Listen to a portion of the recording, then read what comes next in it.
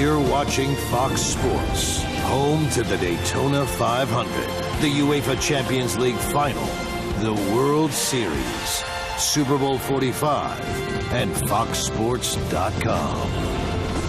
We are Fox Sports! This is Daytona. The fans, the cars, the action. This is our 10th season on Fox. Wow, 10 years.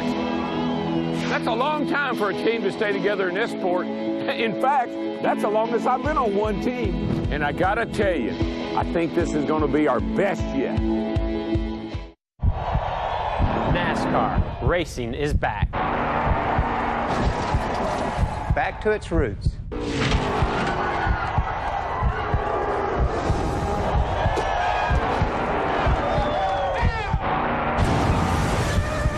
Good old days are back. Good old days are back. Bump drafting is on.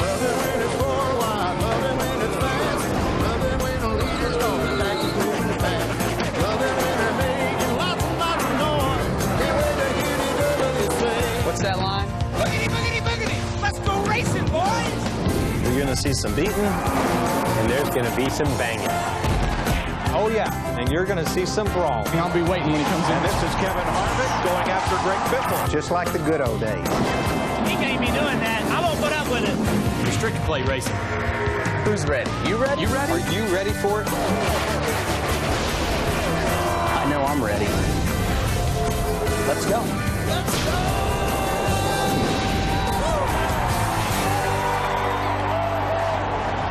It's the start of something big. It's a day we crown a champion. It's the Daytona 500 on Fox. Fans from all 50 states from more than 30 countries gathering here at Daytona International Speedway for the Great American Race. Today we'll see famous names and legends. Athlete of the Year, Jimmy Johnson, going for a 5th straight championship. Carl Edwards, his wife Kate, pregnant with their first child any day now. Kyle Busch, who brings attitude. And Dale Earnhardt Jr. with great optimism. We'll see heroes and heartbreak as racing returns to its roots in our 10th season in the Hollywood Hotel, a traveling roadshow trackside here in Daytona Beach, Florida, to bring you closer to the races. Hi, I'm Chris Myers. We have our driver, 3-time champ Darrell Waltrip. We have our crew chief. He's won a Daytona 500. Jeff Hammond. A happy Valentine's Day, by the way. Thank you. Yeah, and you're sort of like a box of chocolates. You just never know. You never know what. But we know what we're going to have on the show, and we got a lot to cover. I haven't seen you this excited about a Daytona 500 in 10 years. Why? But it's because of the drivers. They're out there having fun. They're racing hard. NASCAR's laid off of them. They feel like they've been let out of a cage. I'm loving it, man. The races are close. This is going to be the best 500 ever. You know what? I'm glad you mentioned the cage because this is the Great American Race, Chris. And the way I look at it, we got 43 lion tamers out there trying to tame the Daytona 500, this track itself. Because if you don't tame it, it's going to eat you. And when you think about guys like Tony Stewart, and Jeff Gordon, and Jimmy Johnson, I mean, it's going to be the greatest show on earth today. It's the year of the Tiger. Well, it could be the year of the driver. That's right. Let's check some of the quick headlines. 51-year-old Mark Martin, oldest driver to ever win a pole for this race. He'll start in his 26th Daytona 500. Meanwhile, his Hendrick teammate, garage partner Dale Earnhardt Jr., starting alongside on the outside pole. And a real adventure in Speed Weeks. From the first day, we counted at least 15 crashes, including Junior flipping and also Danica involved in her first nationwide race. A great finish. And speaking of dramatic finishes, Kevin Harvick in the Budweiser shootout, and in the Gatorade duels, Jimmy Johnson and Casey Kane besting the field. And how about it? The drivers, they're loving it so far. What will the new adjustments, who will that benefit the most? Well, the aggressive drivers, and you say, who are they? There are 43 of them, folks. These guys down here, I've never seen the excitement. I've never seen the guys go out there, they run over each other, they bump draft a little bit, but they're doing it in an orderly fashion. They're doing it kind of like a gentleman's agreement. They know when to push, they know when to shove, and it's really paying off. I mean, it's all been good. I mean, look at the way things have gone so far. I think every crew chief right now feels like they got a little bit extra because of the changes. And some of those adjustments, let's go over the details and just some driver changes as you watch today's race. Jamie McMurray now in the 1 car. Martin Truex Jr. has moved to the 56. The biggest adjustment has come as fans spoke and NASCAR listened. Racing more in the hands of the driver. The gloves are off. It's back to full contact and plenty of attitude is okay. Drivers will get more wow out of the car of now. So you want to know what's new with NASCAR? Well, I'm here to tell you. I've never been shy about my words anyway. I'm still not a very big fan of these things. I can't stand to drive when they suck. These new changes should create some beating and banging and some pushing and shoving. All the stuff you love. Oftentimes, what's old is new again. The rear wing is leaving, the spoiler's coming back. Hey, it's retro, baby. Like the cars we used to run. Ow! Looking good. What are you going to see this weekend? What's new? Bigger restrictor plates. This time, size matters. For the first time since 1989, The restrictor plate gets bigger. If you must know the details, the restrictor plates are now 63/64 of an inch. But what you really need to know is this change means more horsepower. It means more speed. Another retro move is that NASCAR is going to police us drivers less. That's music in my ears. We get to take matters into our own hands. You make me mad, I'm going to let you know it.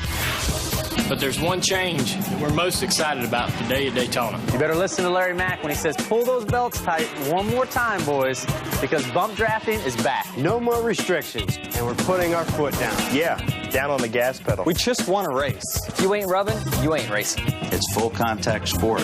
We just want the boys to have at it. We want them to have fun. We want them to be aggressive. We want them to put on a good show for the fans.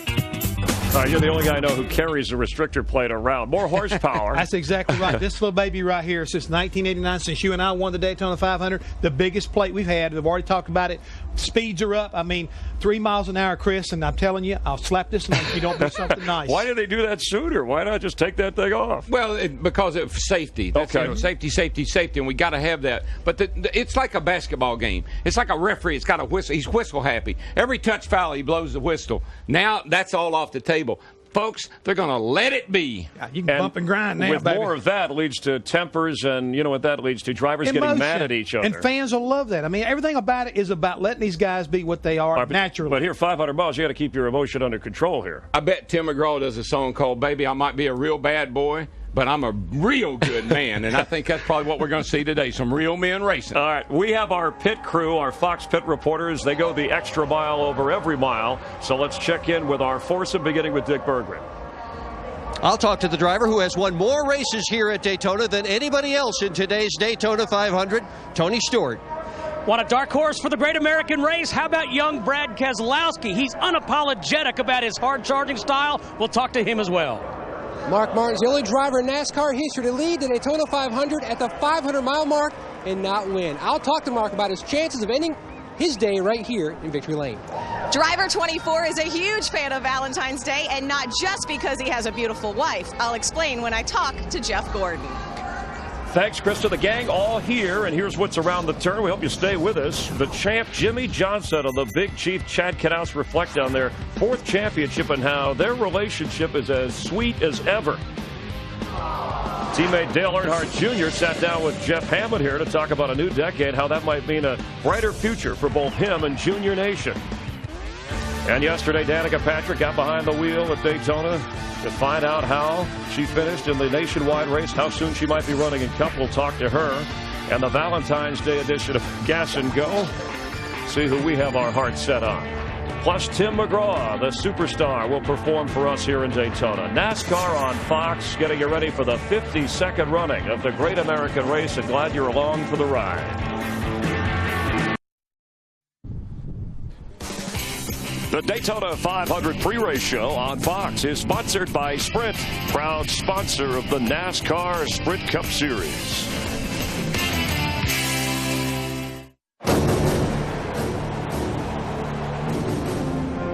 I really don't want to get that close to you. Peasy. Peasy? Too bad. Yeah, that damn Peasy. Peasy. What channel is this on? Peasy. Peasy. Can you believe what that Peasy did?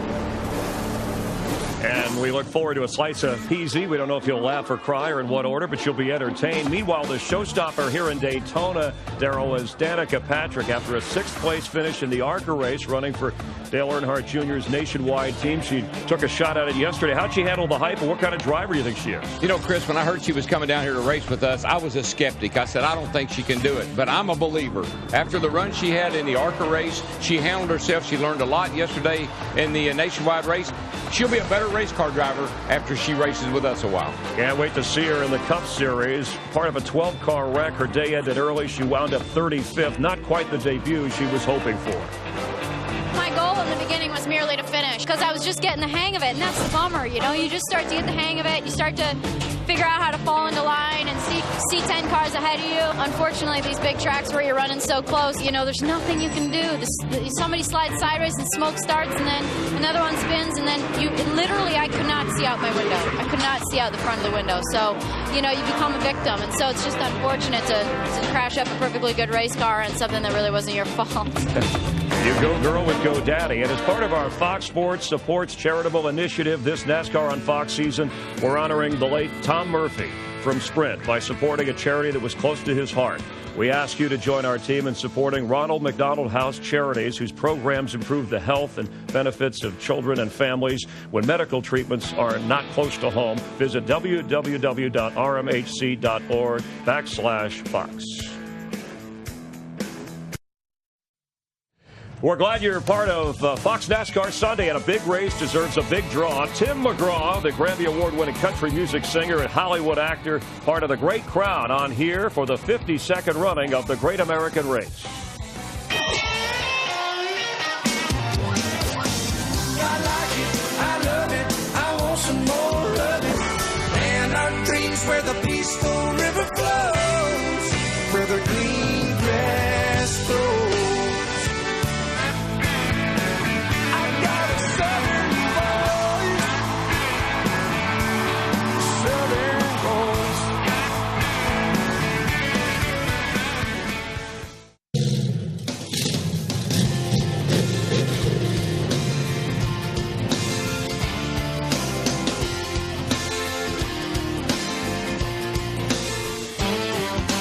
Labor Day weekend, I was 17.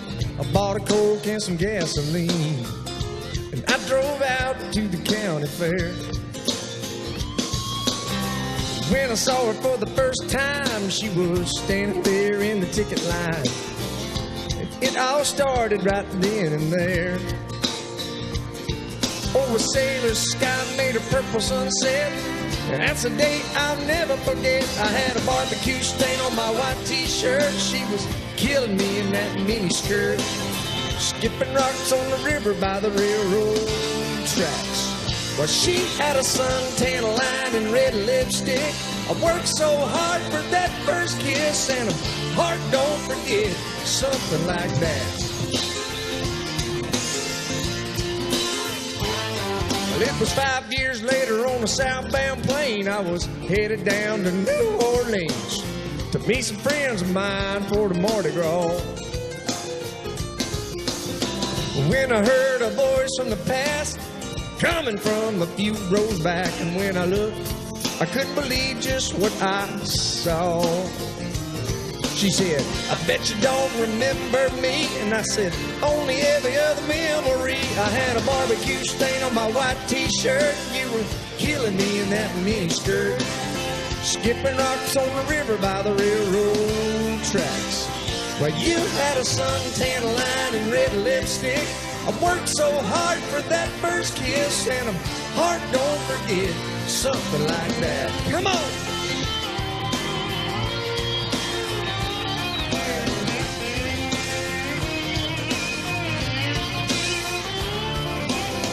Like an old photograph, time can make a feeling fade, but the memory of the first love never fades away. I have a barbecue stain on my white t-shirt, killing me in that mini skirt, skipping rocks on the river by the railroad tracks.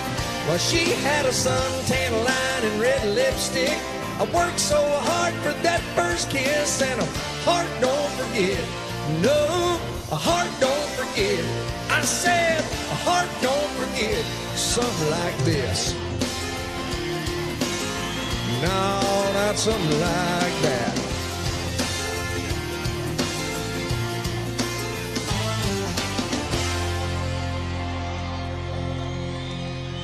Thank you.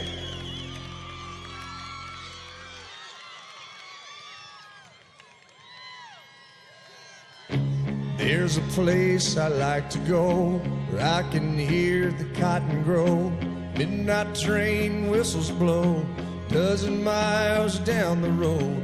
All I really have to do is just be still.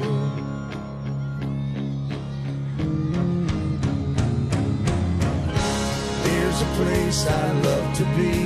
Mama, Daddy, my sister and me. First time I ever saw the beach, back to 1983. All I really have to do is just be still. When this world gets crazy and tries to break me, and I've had all I can stand, I can close my eyes no matter where I am, and just be still. There's a place that I can see where my baby's next to me, close enough to feel the heat, all wound up beneath the sheets. And all I have to do is just be still. When this world gets crazy and tries to break me, I've had all I can stand. I can close my eyes no matter where I am, and just be still.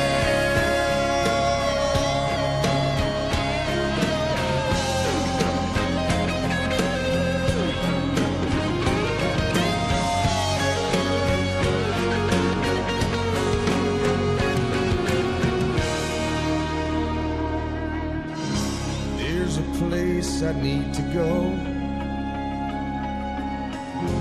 where the stained glass windows glow. Every part of me is known. Thank God I can go there. Thank God I can go there still.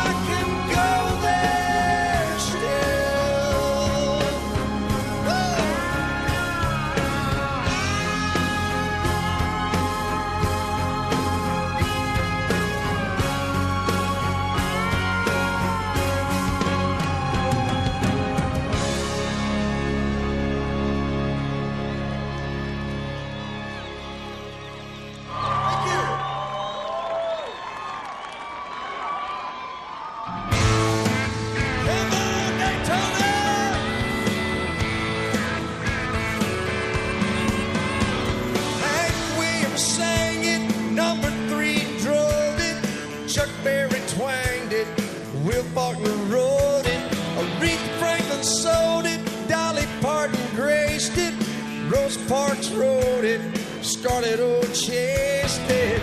Smooth as a hickory wind that blows from Memphis down to Apalachicola. It's how y'all did you eat? Well, come on in, I'm so glad to know ya. Don't let this old gold cross or this Allman Brothers t-shirt throw ya. This cicadas making noise with the southern voice. You got it, man.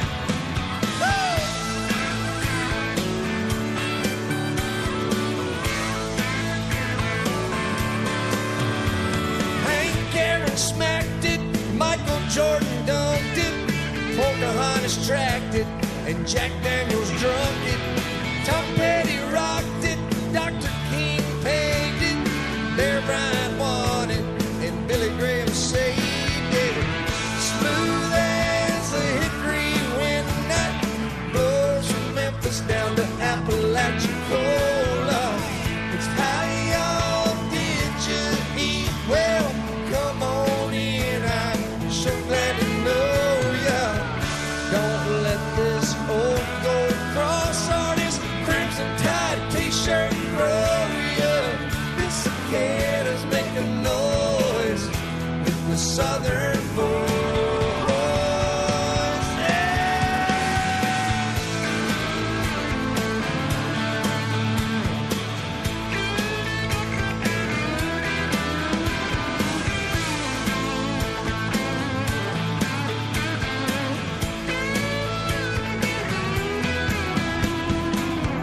Jesus is my friend. America is my home. Sweet iced tea, Daytona Beach. That's what gets to me. I can feel it in my bones. Yeah, smooth as a hickory wind that blows from Memphis down to Apalachicola. It's how y'all did you eat? Well, come on in, child. So glad to know ya. Don't let this old gold cross and this t-shirt roll ya. It's just boys making noise with the southern boys. Yeah, yeah, yeah, yeah. A southern boys. I got a southern voice. Let me hear your southern voice, Daytona Beach. Come on.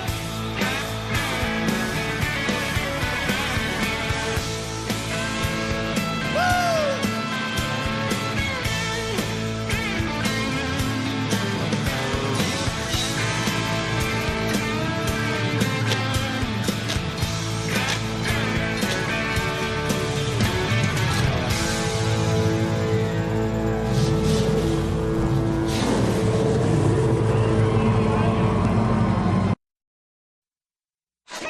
The Daytona 500 pre-race show on Fox is sponsored by Subway Restaurants. Now, any regular footlong is just $5. Any, so hurry in. By DirecTV, it'll change your life. By Lowe's, for all your home improvement needs. Lowe's, let's build something together. And by FedEx, we understand you need reliable shipping options. FedEx. Fox welcomes you back, counting you down to the Daytona 500. People all gathering here. If you're out there watching at home, you have the best seat in the house. And there's the winning car from the Daytona 500 last year. Rolls right into Daytona, USA. Matt Kenseth started 39th, furthest back to start and win the race. It was a rain-shortened race. Thankfully, no rain in today's forecast. But temperatures are in the 50s today. It is sunny. It's the coldest Daytona 500 since the early 70s. And over our decade of coverage, we've had everything at the races, rain, sleet, and snow, to make sure that we're up to speed on all the weather and how it affects the racing that we'll watch. Joining us from our Fox Storm Scout Center is Rick Dickert. He's a member of the American Meteorological Society. At least that's what he tells us. Welcome to the show, Rick. We're glad to have you. It's great to be here. I'm also Larry McReynolds certified, Chris. I spent 3 weeks with him. I've been under his training, so I'm all good to go.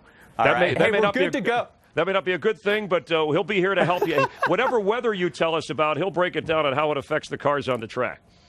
All right, sounds good. Cool air mass in place. You mentioned it, Chris, but the rain is gone. We got nearly an inch of rain on Friday when that weather system moved through, but we had to widen out our radar to detect any precipitation in Mississippi, Alabama, and into Georgia. But the Sunshine State, all clear, sunny skies today, but chilly. Temperatures during the race will only be in the low to mid 50s. The average for this time of year is in the lower 70s. Winds won't be a problem either. On Friday, we had a peak wind gust of 43 miles an hour. Yesterday, 28 miles an hour. Today, I'm anticipating north to northwest winds anywhere from 5 to 10 miles an hour. We saw rain in Daytona on Friday. The last raindrops fell on Friday night, but look what some of the other NASCAR speedways received. That's snow. Atlanta Motor Speedway, 2 inches.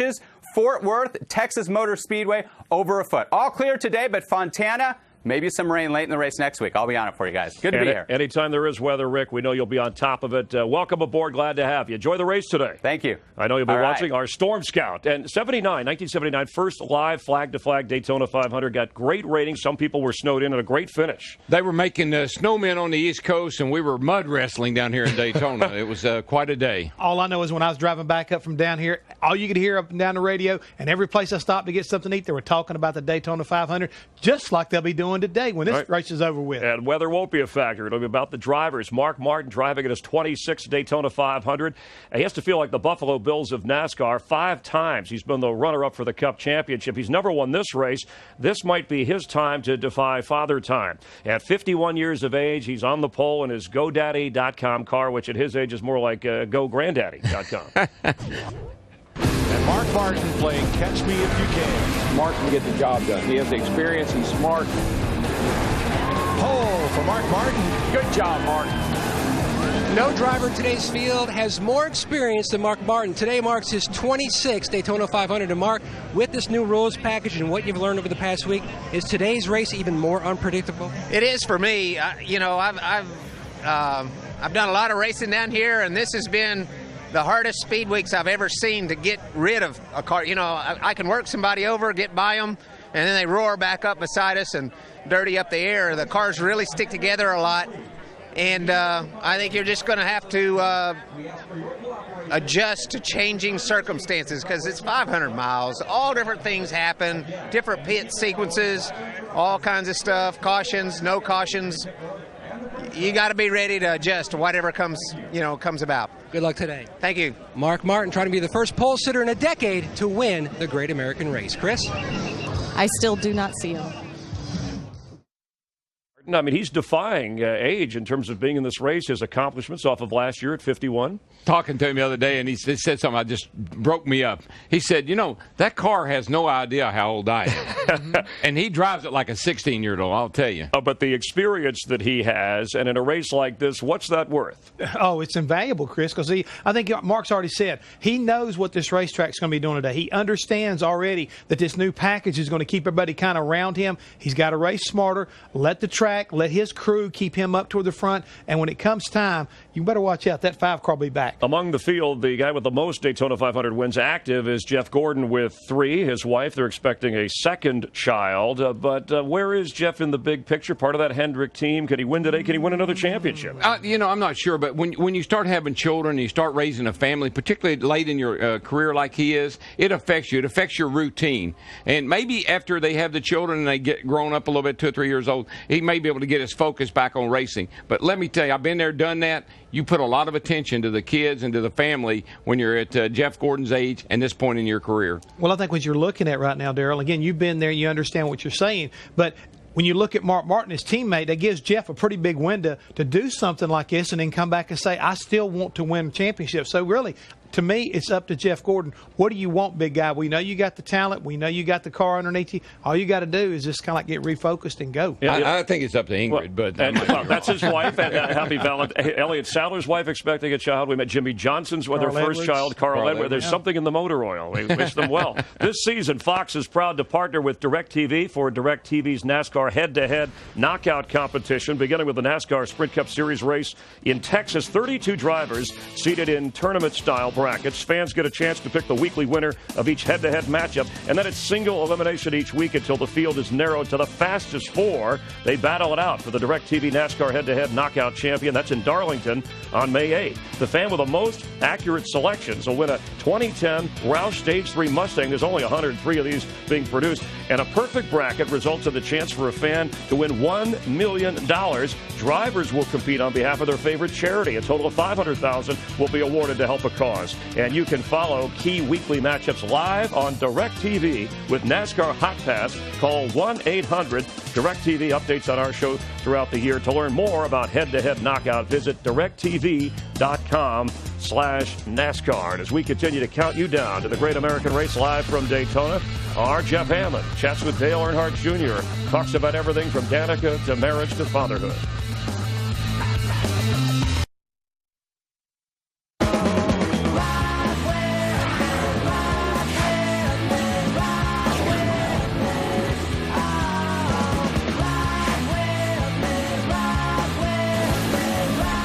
Yeah, we welcome you back live. It all began racing on the sand on the beach in Daytona. And as we get ready for the start of this race, in the last 8 Daytona 500s, we've had 8 different winners. So there are favorites today, familiar names, but it's wide open. And think about 50 years ago to this very date on Valentine's Day, Junior Johnson won the second running of the Daytona 500. He's our Grand Marshal today, one of 68 drivers in a field. In fact, there were so many cars wrecked that NASCAR had to cancel the next 2 events. And there is the last American hero with his car, soon to be made a motion picture. Meanwhile, Dale Earnhardt Jr., he is now 35 years old.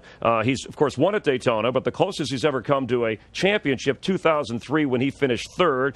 And I know his fans are clamoring, expecting greatness. Jeff, you talked to him. He has a lot on his mind. Where is winning a championship? I think it's right at the top of that list. I mean, I really believe that he came in that interview today at this time, Chris, with a different look. Now, we know about the beard, but to me, he came in with a refreshed and renewed attitude. And I was very much intrigued with some of the things he had to say to me. 2009 was not the year I know you want to remember. Yeah, it wasn't. We have an obligation, to make this a success, and so it hasn't been. I don't have really a difficult time buying into whatever Rick wants me to buy into.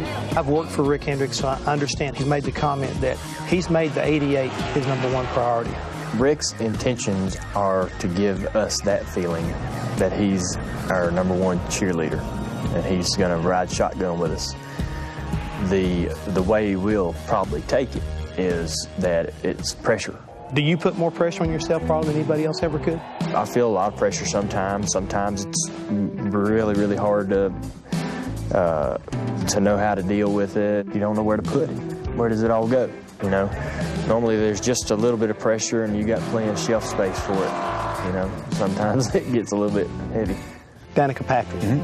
Pretty excited about her making the transition over here? I am really excited about it. I was nervous until we were able to get her in a race car. I mean, she's a race car driver, and race car drivers adapt.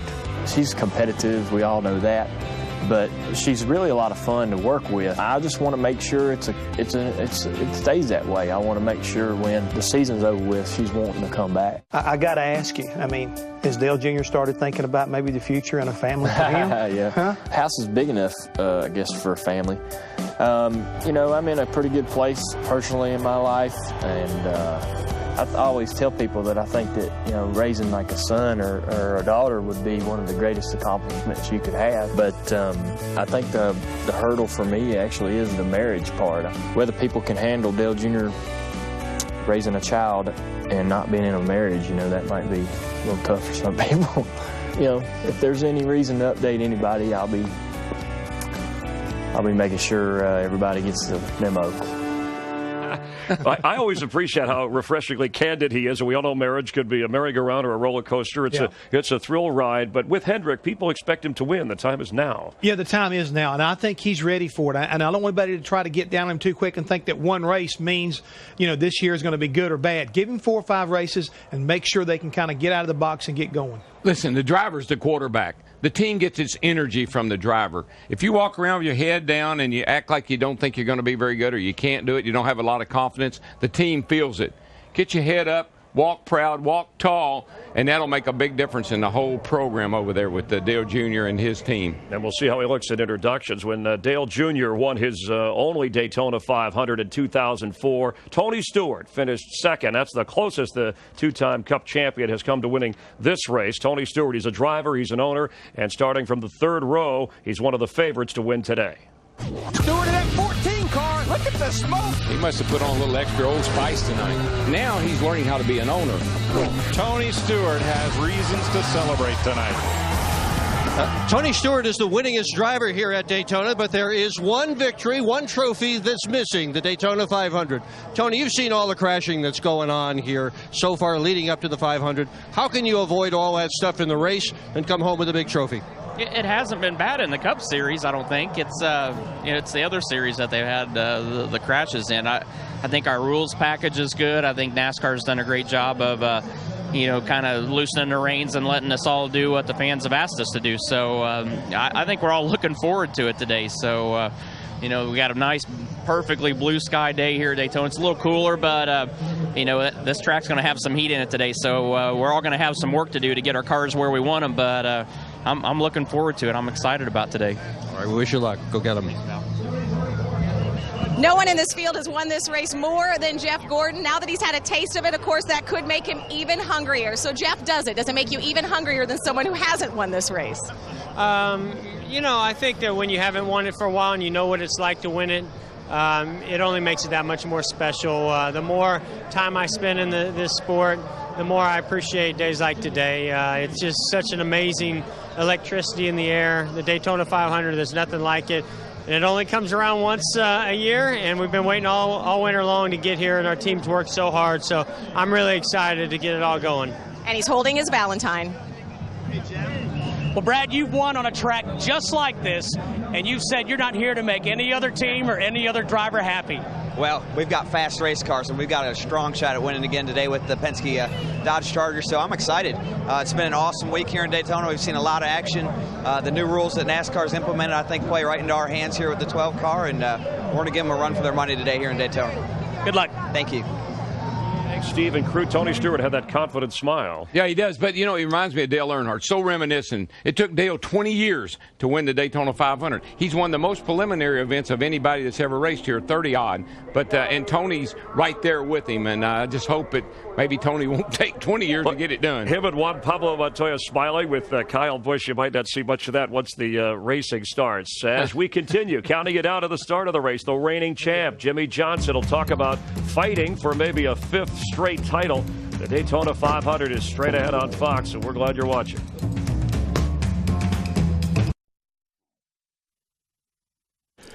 The Daytona 500 pre-race show on Fox is sponsored by Napa. One of the best parts of Napa Auto Parts has been our 10-year partnership with you. Michael Waltrip, thanks for the ride. Live at Daytona Beach, Florida, and the Daytona International Speedway, NASCAR on Fox, counting it down to the start of the race. We could call this Championship Sunday. Look at that. You got Super Bowl rings. You got NASCAR championships. Jimmy Johnson meet Jimmy Johnson. Never mind. How about them Cowboys? How about them Lowe's boys? How about them 4 rings? A lot of rings. Dynasties in sports are rare these days, Darrell and Jeff, but not if you are Jimmy Johnson. Today, he begins a march toward an unprecedented 5th straight Sprint Cup championship. Now, he's won in the old car, the new car, the car of tomorrow, the car of today. Give Jimmy your keys, and he'd probably win in your car. Jimmy Johnson is going to be the 2006 NASCAR champion. Magical. 2nd Cup title. Dedication. 3rd consecutive championship. Historical. Makes history tonight. Drive. His 4th consecutive championship. The last two would be badass.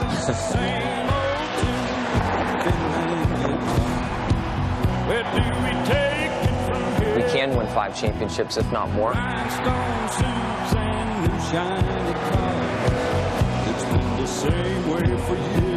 When you do see the little caption that says first ever to win 4 championships, that's really a neat thing. To do what we've done with 4 straight championships, back to Earnhardt, Petty, Gordon, Waltrip, I mean, you go down the list of the greats, weren't able to do it. It is very, very difficult to put it into words what it means to me.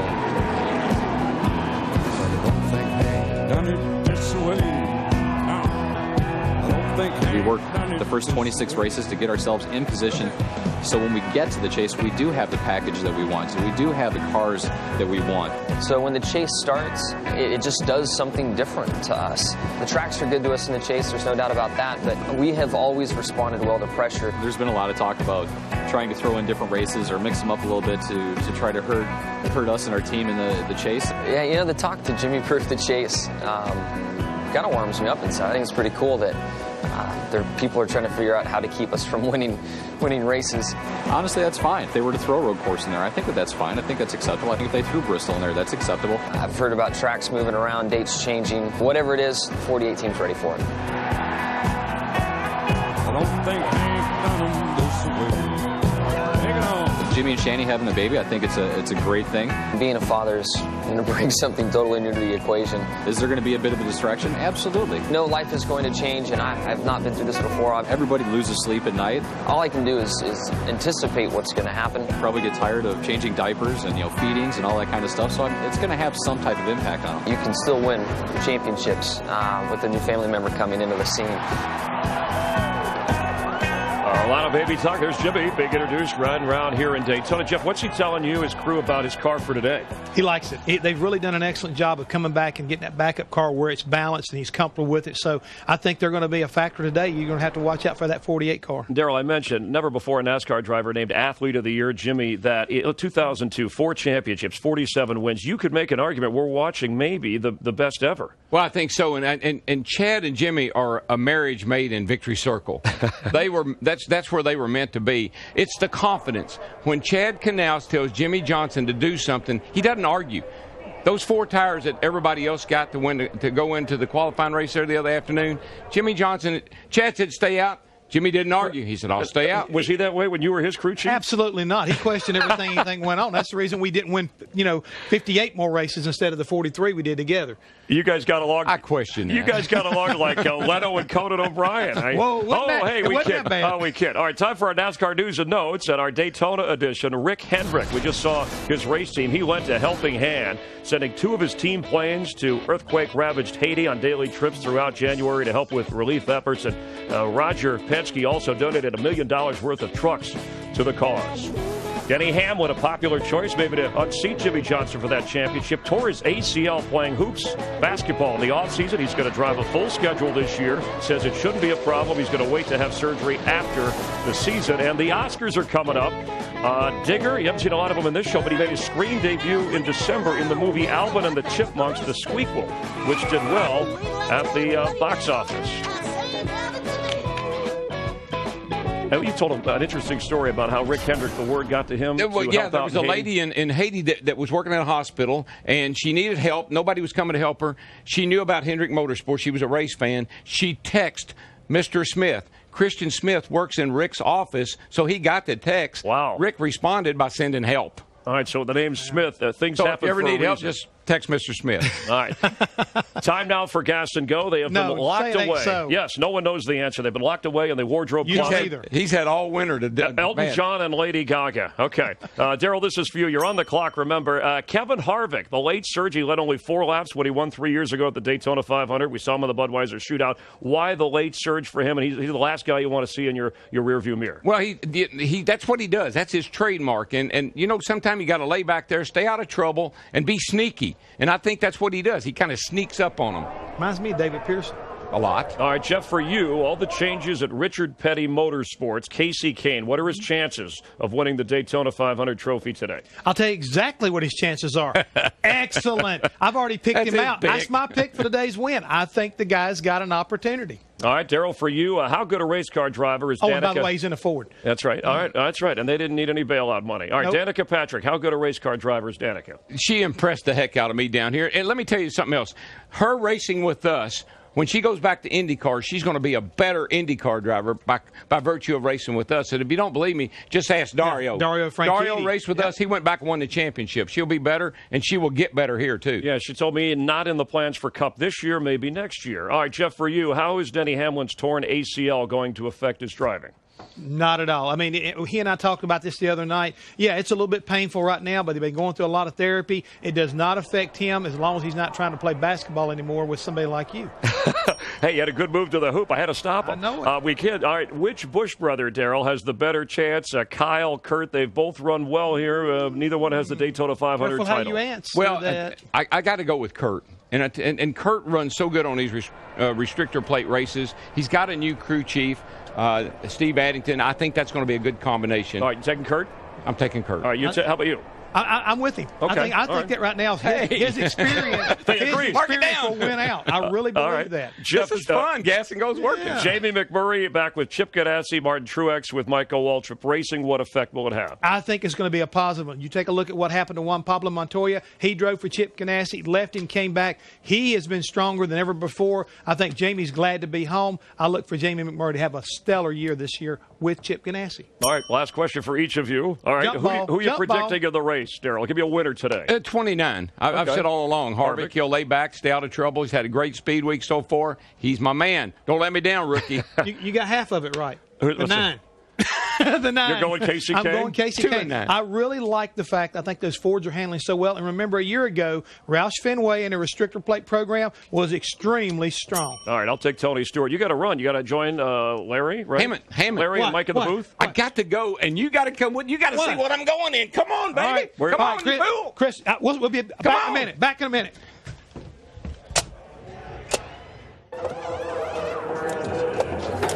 All right, DW, where's this new quick ride at? Check it out. I got the van from the A-Team. Man, it is the A-Team van. How did you get it? All I got to do is promote the movie. It's in theaters June the 11th. I know that movie. It's got Jessica Biel, Bradley Cooper, Liam Neeson. Man, it's going to be cool. DW. I pity the fool who gets in my way.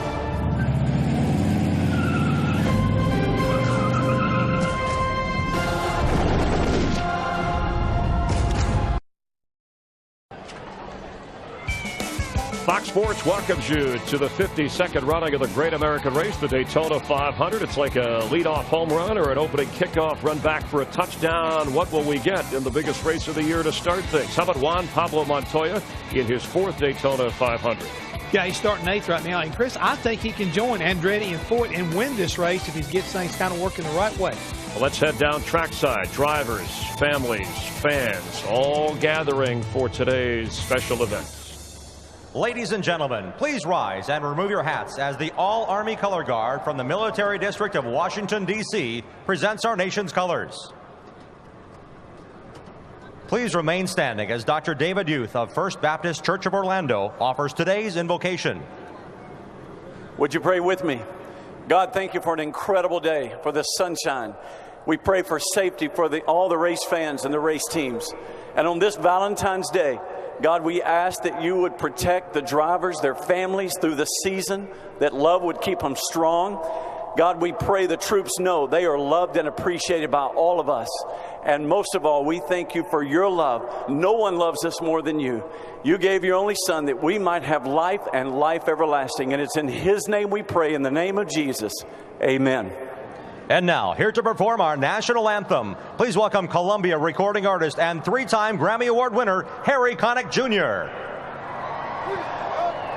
Oh, say, can you see by the dawn's early light what so proudly we held at the twilight's last gleaming, whose broad stripes and bright stars through the perilous fight o'er the ramparts we watched were so gallantly streaming, and the rocket's red glare, the bombs bursting in air, gave proof through the night that our flag was still there.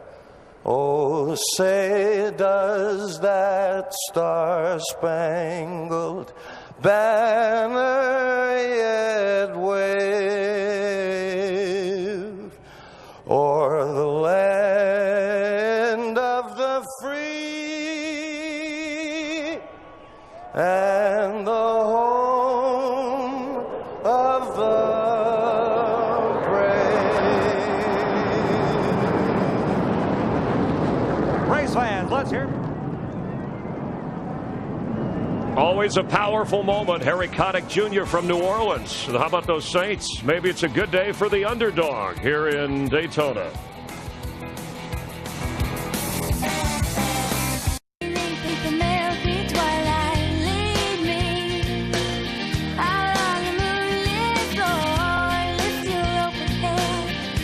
It doesn't have to be Valentine's Day for Kiss Cam to be in focus at a NASCAR race, and a happy one to you. So love is in the air. On your side of the room. All right, love is in the air. What kind of racing is in the air? Give me your Verizon checklist. Well, I think it's going to be real important for a lot of guys today to get off on the right foot, Chris. And the key thing right now, when they drop the green flag, you got to trust your spotter right on the get-go to get you in the right place and keep you out of trouble. Plus, you got to have solid pit stops, and that means the driver's got to get on pit road, don't get caught speeding, get in your box. The guys have got to perform flawlessly. And third, and not not the least of these things, is being mentally tough. 500 miles, nobody's had to run a 500-mile race yet, so you've really got to stay focused and listen to what's going on. Keep yourself out of trouble. Be patient. Coming to a guy who worked on a pit crew. Now we have a great age range in this race in the 43-car field. 19-year-old Joey Logano, 54-year-old Bill Elliott. A guy like Logano, after his first experience last year, he says he's a lot more comfortable this time around. Oh, he definitely is. And I think right now with that guy leaning in the window, Greg Zipadelli, his crew chief, makes so much difference with this young guy. And we have 4 drivers competing in their first ever Daytona 500. So let's head down to the track to hear those words that we love to hear every weekend. And now, race fans, it's time for those most famous words in motorsports. Here to give the command, please welcome our Grand Marshal, 1960 Daytona 500 champion and member of the inaugural class of the NASCAR Hall of Fame, Junior Johnson. Gentlemen, start your engines.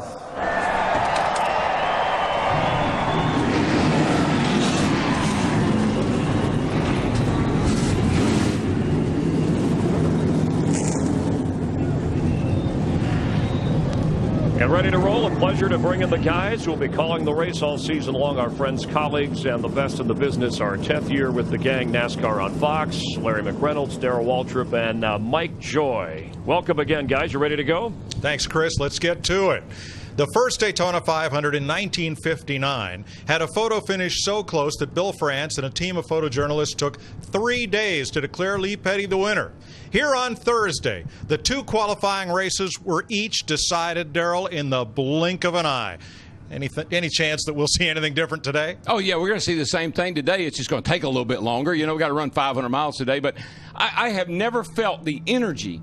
I've never felt the guys, everybody's so confident and so pumped up starting this new year. I've been down here a lot of times when everybody was kind of gloom and doom. Well, everybody's kind of like the day here. Bright, sunshiny future for us, and I'm excited about getting this thing started, man. The racing's been so good, I can't wait to get it going. Well, one little wrinkle about Thursday's qualifying race, Larry, late in the race, Jimmy Johnson was the leader, had the chance to come in and get tires, stayed out. Everybody else got tires, but they couldn't beat him. Yeah, I'm not sure I would go down that format today because we've got a different racetrack. I talked to a lot of the guys in the garage area. The sun is beating down. Already right now this track is 30 degrees warmer than it was in practice yesterday. And we've had 2 races that's been run since these guys was last on the track. So I think when these guys hit pit road, it's going to be for a lot of adjustments. And also you're going to want 4 tires. But here's what I really think. We've been talking about going back to the roots.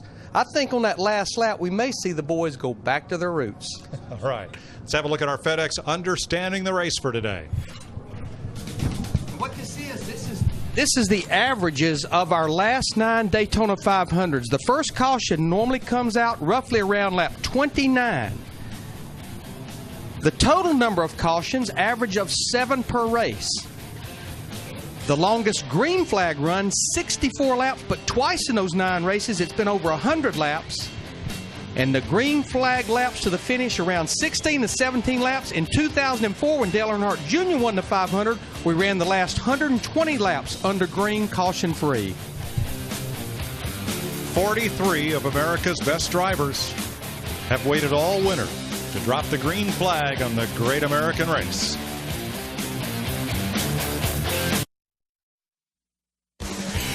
The Daytona 500 on Fox is sponsored by Sprint, proud sponsor of the NASCAR Sprint Cup Series. Let's have a look at the starting lineup for the 52nd annual Daytona 500. Starting out back, Michael Waltrip, who got in on his qualifying speed, as did Bobby Labonte, Joe Nemechek, Bill Elliott, Jeff Burton there. And these are drivers who race their way in or have top 35 owner points from 2009.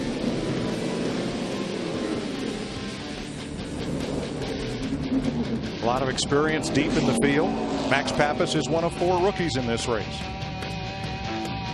along with Michael McDowell, also starting his first 500. You'll see drivers that'll go to the rear. We'll explain that in a moment. Denny Hamlin and Brad Keselowski, not the best of friends. Are they starting in lucky row 13 together? They're teammates and best friends, Kenseth and Biffle. Jeff Gordon will have to go to the back before they drop the green flag. Rudeman, the winner at Charlotte last year. Ryan Newman, a past champion of the 500. And the Aussie, Ambrose. The Rookie of the Year, Logano. A.J. Allmendinger, late to the grid for an engine change. Martin Truex Jr. and Jamie McMurray in different rides for 2010. Elliott Sadler, Regan Smith's going to run the full season. Clint Boyer with past 500 runner-up Kurt Busch. Kurt's younger brother Kyle with Juan Montoya from Colombia. Tony Stewart and Kevin Harvick, good friends, but Harvick's won this race. Stewart hasn't. Jimmy Johnson and Casey Kane, the Gatorade 150 winners. And winning the front row by time trials, Mark Martin and Dale Earnhardt Jr. Let's dial up Casey Kane and see how he's doing. Casey Kane, it's a DW Fox Sports booth. You got a copy, buddy? Yeah, I got you, Daryl. Casey, I talked to a lot of people in the garage area. They say you're the man to beat today. How you feel? What's your opinion? Well, I feel good. I think there's going to be about, I don't know, a few cars that are definitely really good all week long, and I think our Budweiser Ford's been one of them. So I've been anxious for the day. It's exciting to be here. We have a great crowd, and it should be a pretty intense race. Yeah, you got enough Clydesdales in that Ford engine to get her done? Yeah, this Ford engine's been strong, very strong all week. We'll see what happens. It's been good, though, and the car's handled awesome. It'll be handling today. There'll be some spread out times, and we just need to stay out of any issues and be there at the end. That's when you got to go for it. Well, good luck and have a great day, and this Bud's for you. All right, thank you. Today's race is brought to you by Budweiser, the beer that starts with full flavor and ends with a crisp, clean finish. Budweiser, it's what we do.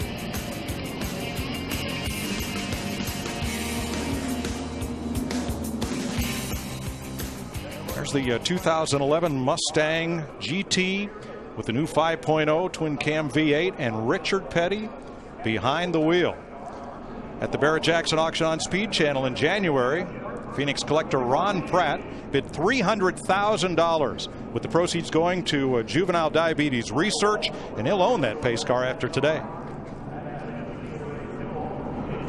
Built Ford tough, and it's the first time since Richard Petty has been in a Ford at Daytona since this picture was taken during time trials for 1969. Richard had just won the season opener at Riverside, California, driving a Ford Torino Talladega. The new Mustang, built Ford tough, and boy, that's a slick, shifting, hot, accelerating car. I was joking with Richard yesterday. He's got to remember to turn left and come on pit road. You'll want to run that thing right to the flag. He checked. He wanted to know how much fuel they put in it, too. He might want to stay out a few extra laps. Let's get out of our NASCAR on Fox All-Star pit crew, beginning with Steve Burns. Thank you very much, Mike Joy. Dale Earnhardt Jr. last year, the only one of the 4 Hendrick Motorsports drivers not to make NASCAR's version of the playoffs, the chase. Crew Chief Lance McGrew saying this week it is critically important to get out of the box strong here at the Daytona 500. Last second instructions, Lance McGrew told Dale Jr., be careful getting off pit road. It's very slick. Dick Berggren. Well, Kyle Busch led the most laps in last year's Daytona 500, but he didn't win it. The year before, he led the most laps in the Daytona 500. Didn't win that one either. Moments ago, he told me he is going to play it very cool this year. Just going to take what the car will give him and nothing more. Kyle Busch starts at 7th. Matt Yoakum. Dick, Kurt Busch has seen some many exciting moments here in the Daytona 500. Unfortunately for his racing resume, he has finished second 3 different times, but he thinks today could be the Blue Deuce's day. What impressed him the most about his race car, it didn't matter if it was new tires or old tires. He could go anywhere. It was a rocket ship, and he thinks that could play into pit strategy near race's end. Krista? Carl Edwards has 2 reasons to be a ball of nerves right now. His wife, Kate, is due to give birth to their first child in 4 days, and he's racing with an engine that hasn't had any practice.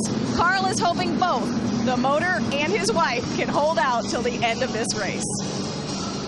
You saw Carl acknowledge the flagman giving the 1-to-go signal. The light is out atop the safety car. Mike, down here already this week, Mark Martin has driven 635 miles, and Tony Stewart has already driven almost 900 miles, not counting today. Mark Martin and Dale Earnhardt Jr. on the front row. AmpUpThe88.com is the new destination for Junior Nation. Dale Jr. fans, join a live chat this Wednesday with Dale Jr. at 7 p.m. only at AmpUpThe88.com. Larry, you sit so low in these cars the driver cannot see any of the four fenders. How do you convince that driver to keep those four fenders intact? Well, we saw in the Gatorade Dual races when you knock just the slightest dent in one of those fenders or in a quarter panel behind the rear tires, it kills the aerodynamics. You've got to convince it, and I totally agree with Jeff Hammond in his keys. Number one, trust that spotter and believe in that spotter. He's your second pair of eyes. And it's sort of a sixth sense, Mike. You just know where those things are. Today's race is 200 laps, 500 miles.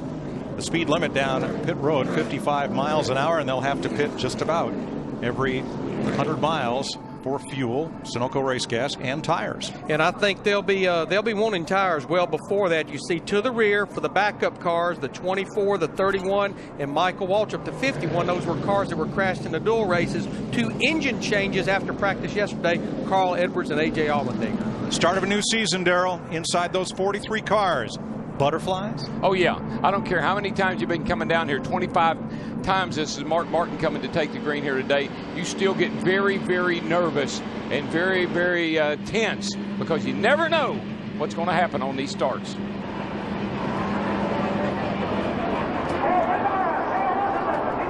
DW, like you said in the pre-race, I've never been on a team quite like our team. Our 10th year of NASCAR on Fox. We're going to be faster today than we've been here in years. Best advice I can give you, reach up there and pull those belts tight one more time. I just want to get this thing started. I know it's going to be so much fun to watch and do. And here they come. Boogity, boogity, boogity. Let's go racing, boys.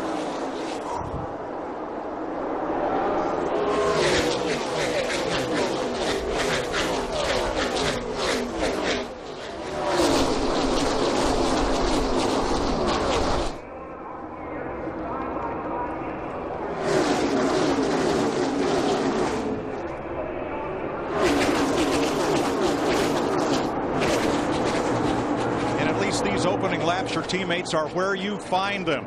Bump drafting will be very prevalent down that backstretch today, and Mark Martin has just gotten a punt and a push into the lead.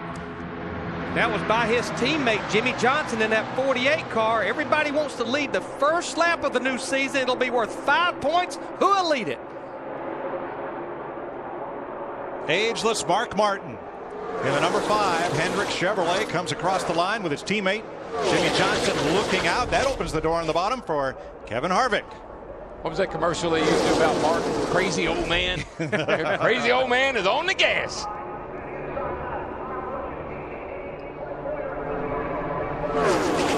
You know, they fanned out just a little bit at the start of that thing, but it didn't take them long to get bunched back up. I already see something kind of odd though, and I think rather interesting. I believe there's a group of guys that maybe are going to lay back a little bit here in these opening laps because the opening laps of all the races we've had down here have been a little bit wild and crazy.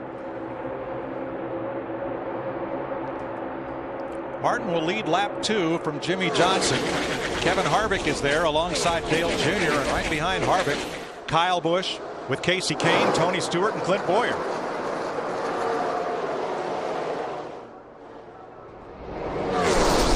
And Mike, Larry, unlike the other events here, 150 milers or the Bud Shootout, we got a long way to go here. We got a long race to run. Don't push the issue right now. Give and take as much as you have to keep the fenders on it, like we said. We know we've got a lot of pit stops to make on pit road. If it's not right now, don't worry about it. We can help you. We'll fix it for you. Give your team a chance. Give your crew a chance. Martin up to the high side to hold his lead. Now, fans at home, I know every now and then we're going to be in the cars. You'll hear the engines. But the thing that the engine is so different this year is you can let out of the throttle, not hit the guy in front of you, and pick the throttle back up and keep going. You don't lose all that momentum like we have in the past. Let's see if we can hear that in the corner here.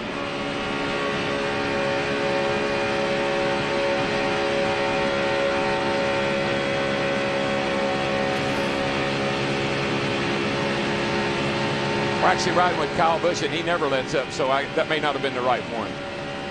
Darrell, you've been talking all week long about the speeds going down into turn 3. You could see right there halfway down the back straightaway well over 190 miles an hour, even in the middle of 3 and 4. And for the lead, here comes Casey Kane, winner of his Gatorade dual race on Thursday that set the field for the 500. And Casey Kane will lead the fourth lap. No, he doesn't. Mark Martin right back by him. Mark got that push on the high side by his teammate Dale Earnhardt Jr. in the 88 and did not let Casey Kane lead that lap. Well, here, that's the fourth lap of the race. Folks, at about 180, 200 laps, so you're going to see that same kind of run to the finish. There will come a point when Martin wants to find out how his number 5 works back in traffic, but he's not ready to give up the point just yet. Safest place to be right now is right out front. Nothing in your mirror, in your windshield. Tony Stewart has moved up to 4th, ahead of Jimmy Johnson's second car on the inside row. And Mike, this is when the cars are at their very, very best. Right now, they're on new tires, full of fuel, pretty comfortable right now, even though you're too wide. Steve Burns is in the pits of the defending Sprint Cup champ. Mike, Chad Knaus, Jimmy Johnson's crew chief on that 48, echoed Darrell Waltrip's comments this morning. He said, there's not going to be any riding around in the back for us. We are fastest up front. They led practice yesterday, ran just 12 laps. He said, we're going to be in the top 10 all day. You know, guys, we've seen that a lot at Talladega Superspeedway because everybody's car drives good for all of the race. But the way this place is so rough and the cars get to handling bad, I'm just not sure running at the back is that good of a strategy. Got to be in the way back. Way back. Yeah, because we've seen guys from, back in the field get into wrecks because they couldn't miss what was happening in front of them. Let's get down to the leaders pit. Matt Yoakum. And Mark Martin echoed exactly what Larry Mack just said. He felt like from all that he's learned from the duels back to the Budweiser shootout last weekend, that if you get stuck in the back, unlike years past when you can drop to the back and ride, you cannot do that with this package. Much more difficult to try to work your way back to the front. Thanks, Matt. Fastest lap of this young race so far as Kurt Busch pokes his nose out down low, and that blue deuce is the number 7, Robbie Gordon. He's up to 21st. Joey Logano inside challenging. The number 7 has the quickest lap of the race, 46.17. Jeff Gordon second fastest, then Keselowski. That's 100. I think that's about 195 miles an hour, somewhere along in there.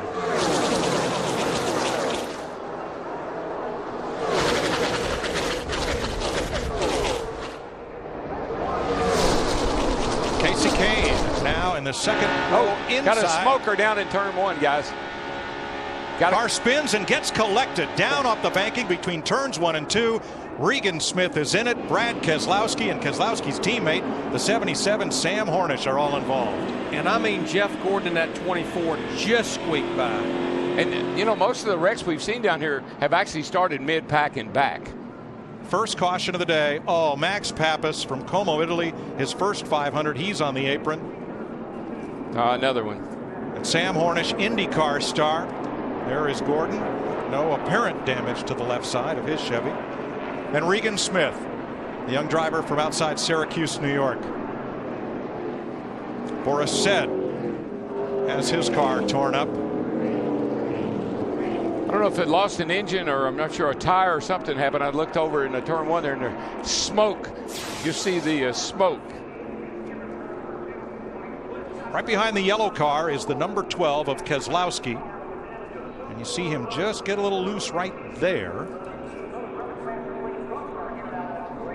Gets up into the wall, collects Smith and Hornish. I believe that 12 car had something happen to it. Like it may have lost a right rear tire or something. There's really no reason for it to step out like that. So Roger Penske had 3 cars in this race, and that gets 2 of them, the 12 and the 77. There you see Gordon just squeaking by in that 24. Remember, Carl Edwards is one of those who had to start this race at the back of the pack due to changes. Right here in front of you. A lot of smoke. Slow it down. And he goes to the apron to ride through this off the 31-degree banking. There's one thing about a car here. It's going to go up the hill, it's going to go down the hill, and it just might go back up the hill. So you got to miss it twice if you try to go low. Keselowski and Hornish have taken their cars to the garage. Some of the others have come to pit road for repair,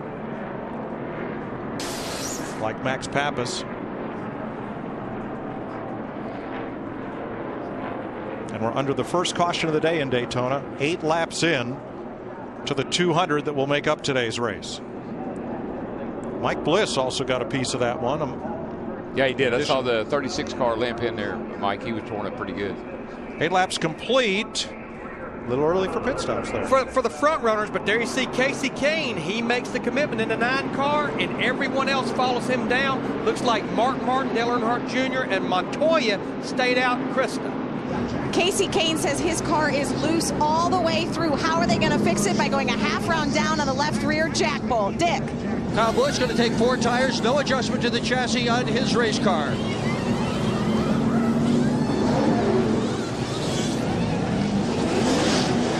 Jimmy Johnson's team fitting 4 tires. Steve? 4 tires for Jimmy Johnson. Chassis adjustment as well, Mike. He said the majority of the time I was on the bottom. I couldn't get to the top. Matt. And the 2 of Kurt Busch service already complete on his car. He was pretty pleased with the balance. Most of the leaders came to pit road. We'll update the running order in a moment. The Daytona 500 on Fox is sponsored by Sprint, proud sponsor of the NASCAR Sprint Cup Series, by Ford F-Series, America's best-selling brand of trucks for 33 years straight, built Ford tough, and by Aflac. Aflac is insurance for daily living. Get to know Quack at noquack.com. Caution out at 10 laps at Daytona as you watch from our aerial coverage provided to you by DirecTV.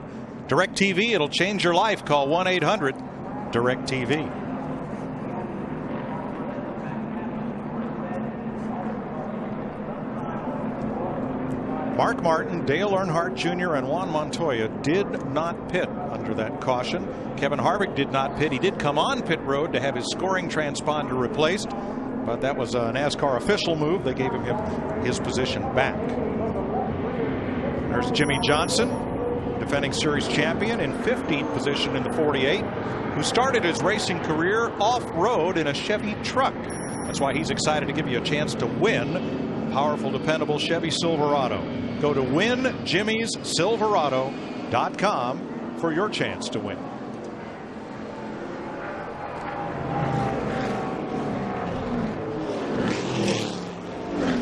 Yesterday, the nationwide race and the Camping World Truck Race, total of 79 cars, 49 of which, more than half of the 2 total fields, caught up in accidents. We've now had the first one, and we now see Carl Edwards back in the pits. Krista? Yeah, Mike, they had to clean off the grill. The water temperature was going way up, so they just came in to get some of that debris off the front end of the car. And Mike, one thing I don't like about not pitting with everybody else, it's okay right now. We only run 8-10 laps here. But it puts me at a disadvantage if we go back green racing and we stay green for a while. These other guys we've seen, 10 laps on tires does make a difference. So I would have liked to come down with everybody else at this point in the race. It's no time to really be gambling, I don't think. There you see our weather, 54 degrees ambient. That track temperature is 79 degrees. I talked about that at the top of the show. That's about 30 degrees warmer than what we had in that final practice yesterday morning. This is our first time NASCAR on Fox to have the double file restart, and Mark Martin's the leader, and he gets a choice, outside line or inside line, and he played around a lot with that in the Gatorade Dual Race on Thursday. He's elected to choose the inside line. Everyone else, the odd number of cars where they're running, is an inside, even numbers on the outside. Most of the time, I'm going to look in my mirror. If I'm the leader, I'm going to look in my mirror and I'm going to say, who would I line up? Who would line up behind me? That's what I'd be looking at right now. That'd be the line I'd want to get in. And who is that behind him? Tony Stewart? That's actually Montoya in the 42.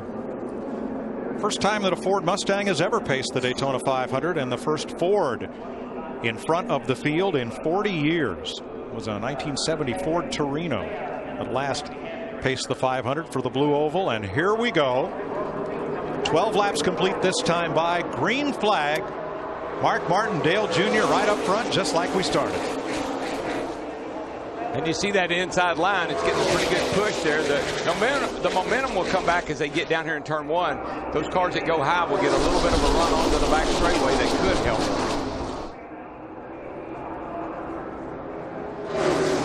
Nothing's going to help you if you jump out there like Mark Martin did. Man, he took off.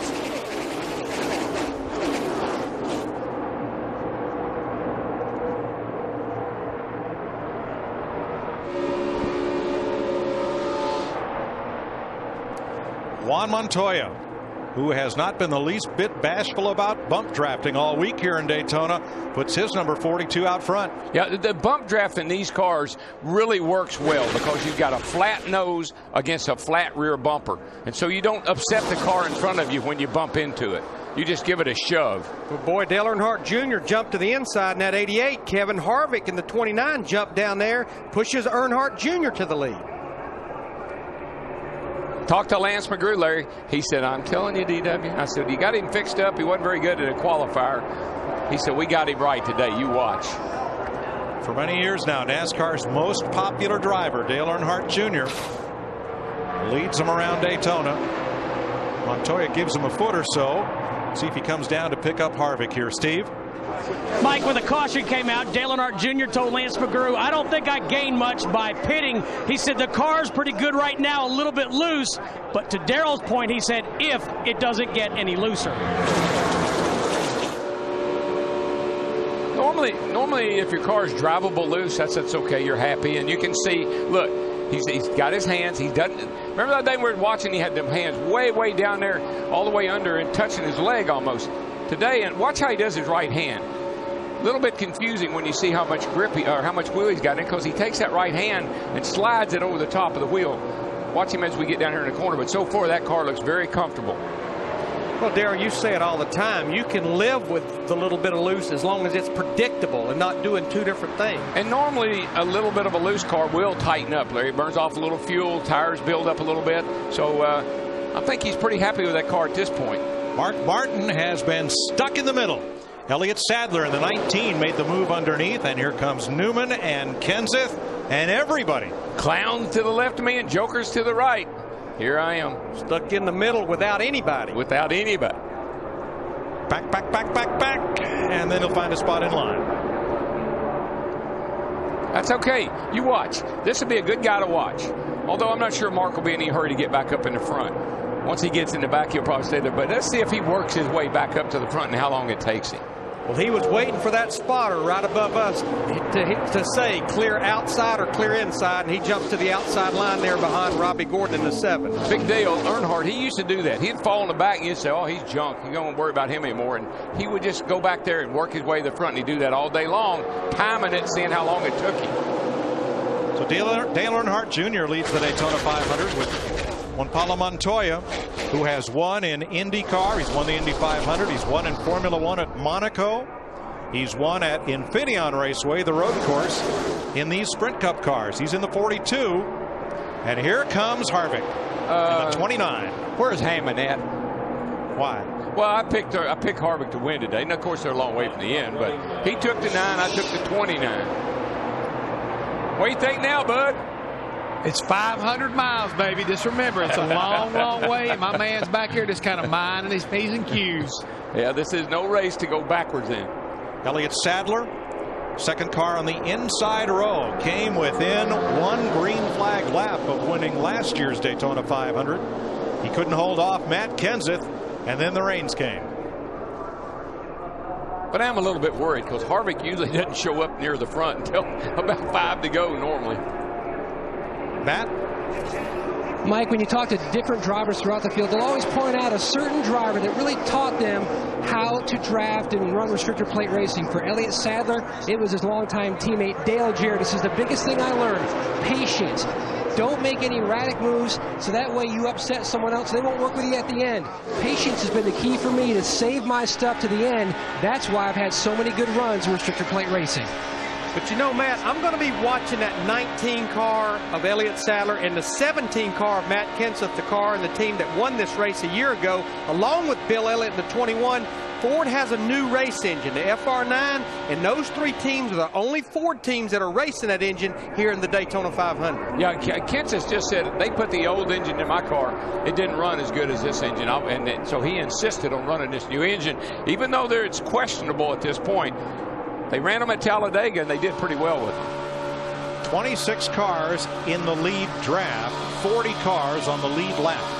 3 in the garage, Brad Keselowski, Regan Smith, and Sam Hornish. There you could hear they're playing with the throttle just a little bit there on Truex. You know what a lot of crew chiefs were telling me, Darrell, we were talking about them rolling out of the throttle. A lot of times to enhance the bump draft, they stay wide open and just sit up there and drag the brake a little bit. Yes, sir. Out front at 19 laps, the 2000 winner of the 500, Kevin Harvick. Get that checkered flag ready. Stick around for more NASCAR on Fox. The Daytona 500 on Fox is sponsored by the A-Team. Coming up in the next break, stay tuned for the world broadcast debut of the A-Team trailer in theaters June 11th. A capacity crowd at Daytona International Speedway, nearly 200,000 strong, watching Kevin Harvick hold the lead at 23 laps. Harvick was the 2007 Daytona 500 winner in a thrilling finish with Mark Martin that saw Clint Boyer going end over end across the stripe. But Harvick has not been back to victory lane in a Sprint Cup points race since February '07. Yeah, 2 Budweiser shootout wins and finished second a year ago, and he won the All-Star race, the Sprint All-Star race in 2007. 3 cars in the garage from that crash at lap 9. Here's Dick Berggren. Okay, Brad Keselowski starting his very first ever Daytona 500 in the garage with the car bent up. How bad is that piece? It's really bad. Tore the whole right side off, broke the brake calipers, and messed up the toe so it doesn't drive straight. You know, just one of the deals. You come here to Daytona and you spend, 2 weeks working on your car and polishing it and making it the best you can, and just little tweaks here and there. And we had an awesome Penske Dodge Charger and didn't even get a chance. Blew out a right rear tire there. By the looks of the carcass of the tire, what we were able to see there, ran over something. So I don't think there's anything wrong with the tires, just caught a bad break. Well, the crew's not giving up. They're working on his automobile, going to try to get him back out again. Regan Smith and Keselowski's teammate Sam Hornish also in the garage. We haven't seen a lot of tire failures or any tire problem necessarily. We saw that on the 31 car and I think the 07, 2 Childress cars. Overall, tires have been pretty dependable down here. Riding with Denny Hamlin, there is Jeff Burton right alongside. Let's check with Matt on the 5th place car, Montoya. Mike, JPM was one of 4 drivers to stay out and not pit for tires. Juan reported to Brian Patty about 5 laps ago. He says, just so you know, we are totally out of control out here on old tires.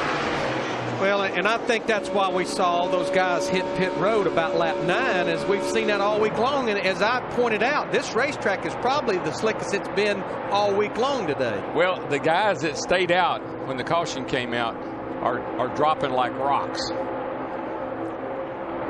So you got to get tires right now. The track might get better and you might be able to pull that off later when it means something. It doesn't mean anything right now. So I'd come get tires every chance I got.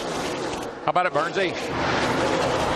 Mike, Kevin Harvick was just asked by crew chief Gil Martin, what you got, Kevin? How's your car? One-word answer, loose. Well, loose is fast because he's leading this thing. And right behind him, Kurt Busch, who has been the runner-up in the Daytona 500, 3 times a bridesmaid, pushed his teammate Ryan Newman to victory lane. And look who's got a run on the outside. They are not teammates, although Stewart's team, the 14, shares technology and engines with Dale Earnhardt Jr. and Hendrick Motorsports, but it seems that these two, the 14 and the 88, if there's a chance for them to hook up on the racetrack, they'll run nose to tail. Been pretty good dancing partners through the last few years here.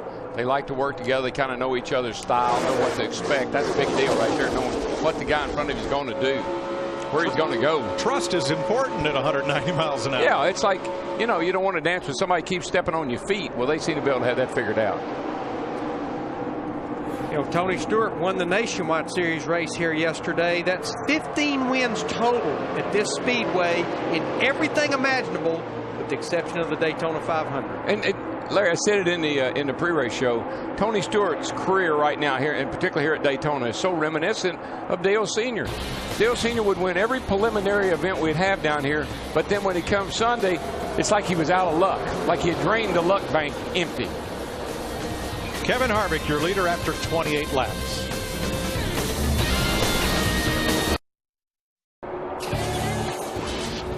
The A-Team comes to the big screen. The movie opens in theaters June 11th. 31 complete in the Daytona 500. Kevin Harvick, Kurt Busch, Elliott Sadler, and now Busch wants the lead up in turn number 4. You know, the only thing I can think about, why would you do that when you're just gapped to other cars behind you? But maybe that 2-car of Kurt Busch, it may be getting a little warm, needs to get a little air, the radiator. Behind them, Elliott Sadler third. His teammate Casey Kane has fallen back to 12th, however. Krista?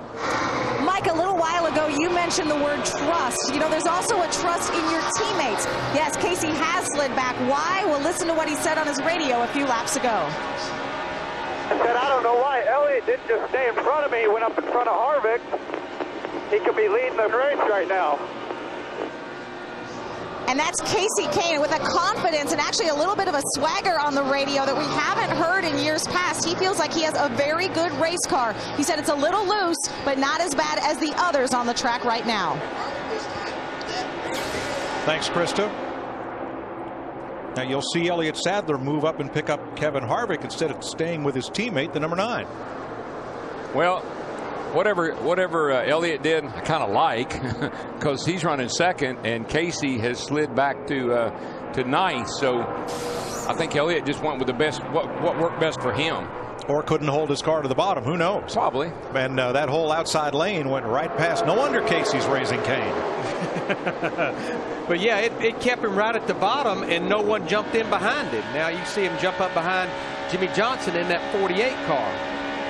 But just in about 3 laps, those first 3 cars had about a 1.5 second lead on Tony Stewart and Dale Jr. Kurt Busch decided to do a little racing, and when he did, it caught everybody back up. I'm going to tell you who's also doing some marching up and racing is Elliott Sadler and Casey Kane's teammate A.J. Allmendinger in that 43 car. Remember, A.J. started telling Charlie because of an engine chain. Looked good the other day in the dual race. He has worked himself to the top 10 in 34 laps. A.J. had 1 top 5 finish last year. It was 3rd right here in the Daytona 500. And he doesn't hold back. He's one of those kind of drivers that gets up there and says, "How you like me now?" Because that's what he's looking for. He don't, you know, he's not thinking about points, purse. He's just thinking about being out front. A big responsibility carrying the king of stock car racing's number. That's Richard Petty's 43. That's one of the Richard Petty Motorsports 4-car team that switched to Ford this year. Petty a 7-time winner, and Petty Enterprises a 9-time winner of the 500.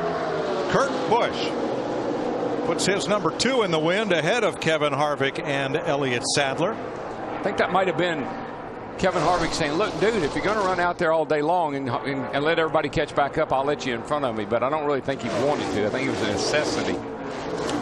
35 laps in. Let's get a little preview on pit stops. Matt?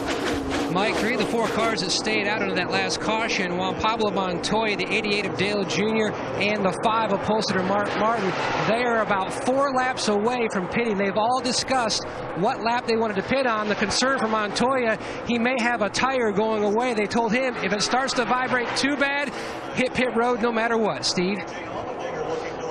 Matt, Kevin Harvick just asked crew, how long do I have to stay out here? I've gotten really loose. They said about 13 more laps. Larry, you mentioned A.J. Allmendinger. What's he got, overdriving that thing? I mean, he was 20th when I first saw him, 10th when you mentioned him, and all of a sudden he's up to 4th place. I mean, he had a good driving race car in the dual race. Qualifying a week ago, it wasn't that fast by itself, but they've got that car driving good for him. Let's take a quick break and then come back for pit stops. 36 laps complete. You're watching the Daytona 500 on Fox. The Daytona 500 on Fox is sponsored by Budweiser, the beer that starts with full flavor and ends with a crisp, clean finish. Budweiser, it's what we do. For more than 50 years, cars raced on the hard-packed sands of Daytona Beach, with NASCAR beginning there in 1949.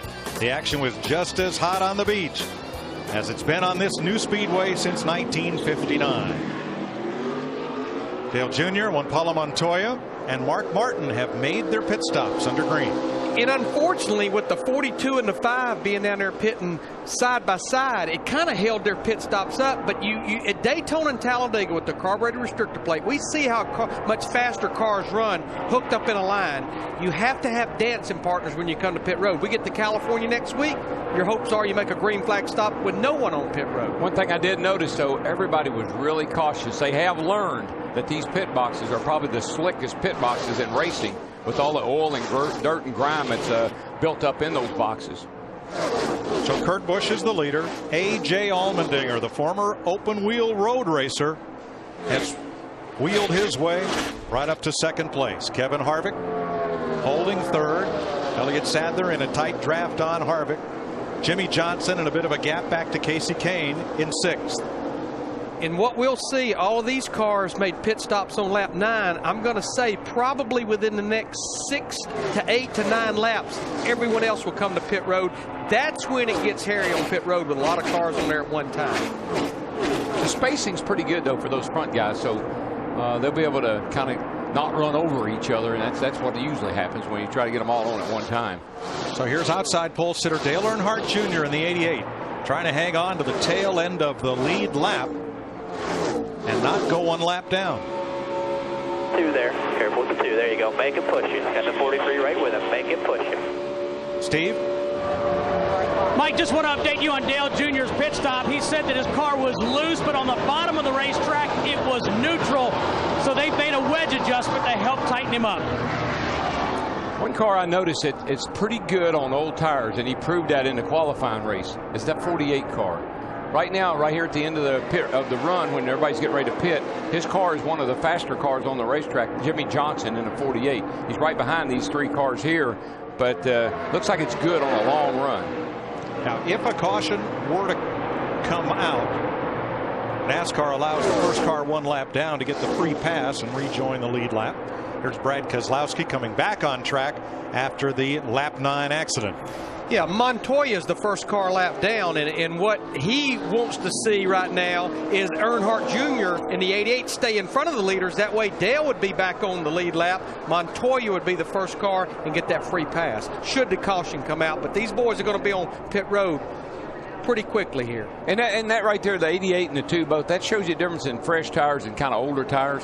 When you got good tires on, you run around the bottom. When they go away late in the run, you start rim riding a little bit.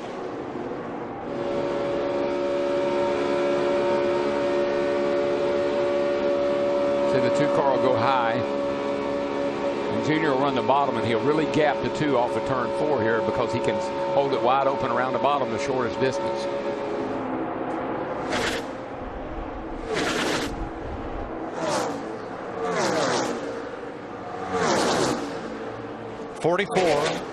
Laps complete.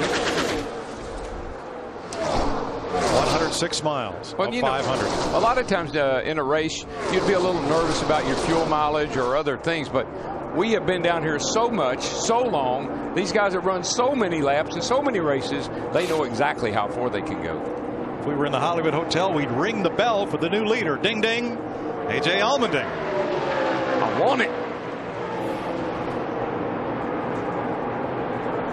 If he can keep that lead and lead this lap at the finish line, start-finish line, it'll be the first lap he's led. He didn't even lead a lap last year in 2009. Getting a lap up. Good job there, guys. There's always a surprise. Every year you come to Daytona, it's pretty predictable. Yeah, this guy's going, that guy's going, but there's always one guy that you say, where'd he come from?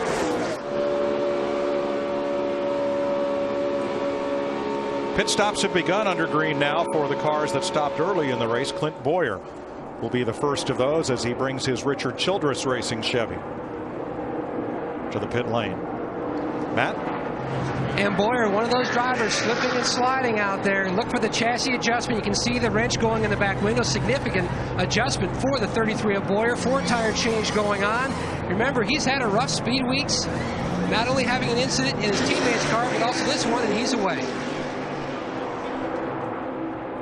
He'll lose a lap to the race leader, A.J. Allmendinger, but that whole lead pack is going to need a pit stop very soon. A.J. Allmendinger is leading the Daytona 500. Steve? And And Mike, A.J. Allmendinger's update to his crew, it's not as bad as it was on the Thursday races, still a little bit tight. Mike, his concern is he's getting a little bit hot, the radiator that is. And that's what blew their engine up in practice. They got it too hot yesterday and they had to change. That's what makes it really fast, too. You take that grill up, that baby's going to be a little quicker than everybody else. The question is, for how long? AJ from Los Gatos, California, outside San Francisco. We're going to the left coast next week. 2 p.m. Eastern on Fox.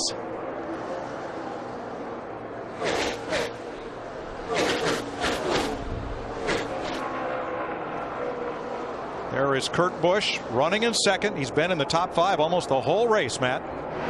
And Mike, they were about 3 laps away from making their next scheduled pit stop. The guys are stretching here in the pits, getting ready to service the car. Kurt said, I'm really not sure what to tell you. It's just on the edge of either being tight or too free. Right now, though, he can still run the bottom or run the middle at will.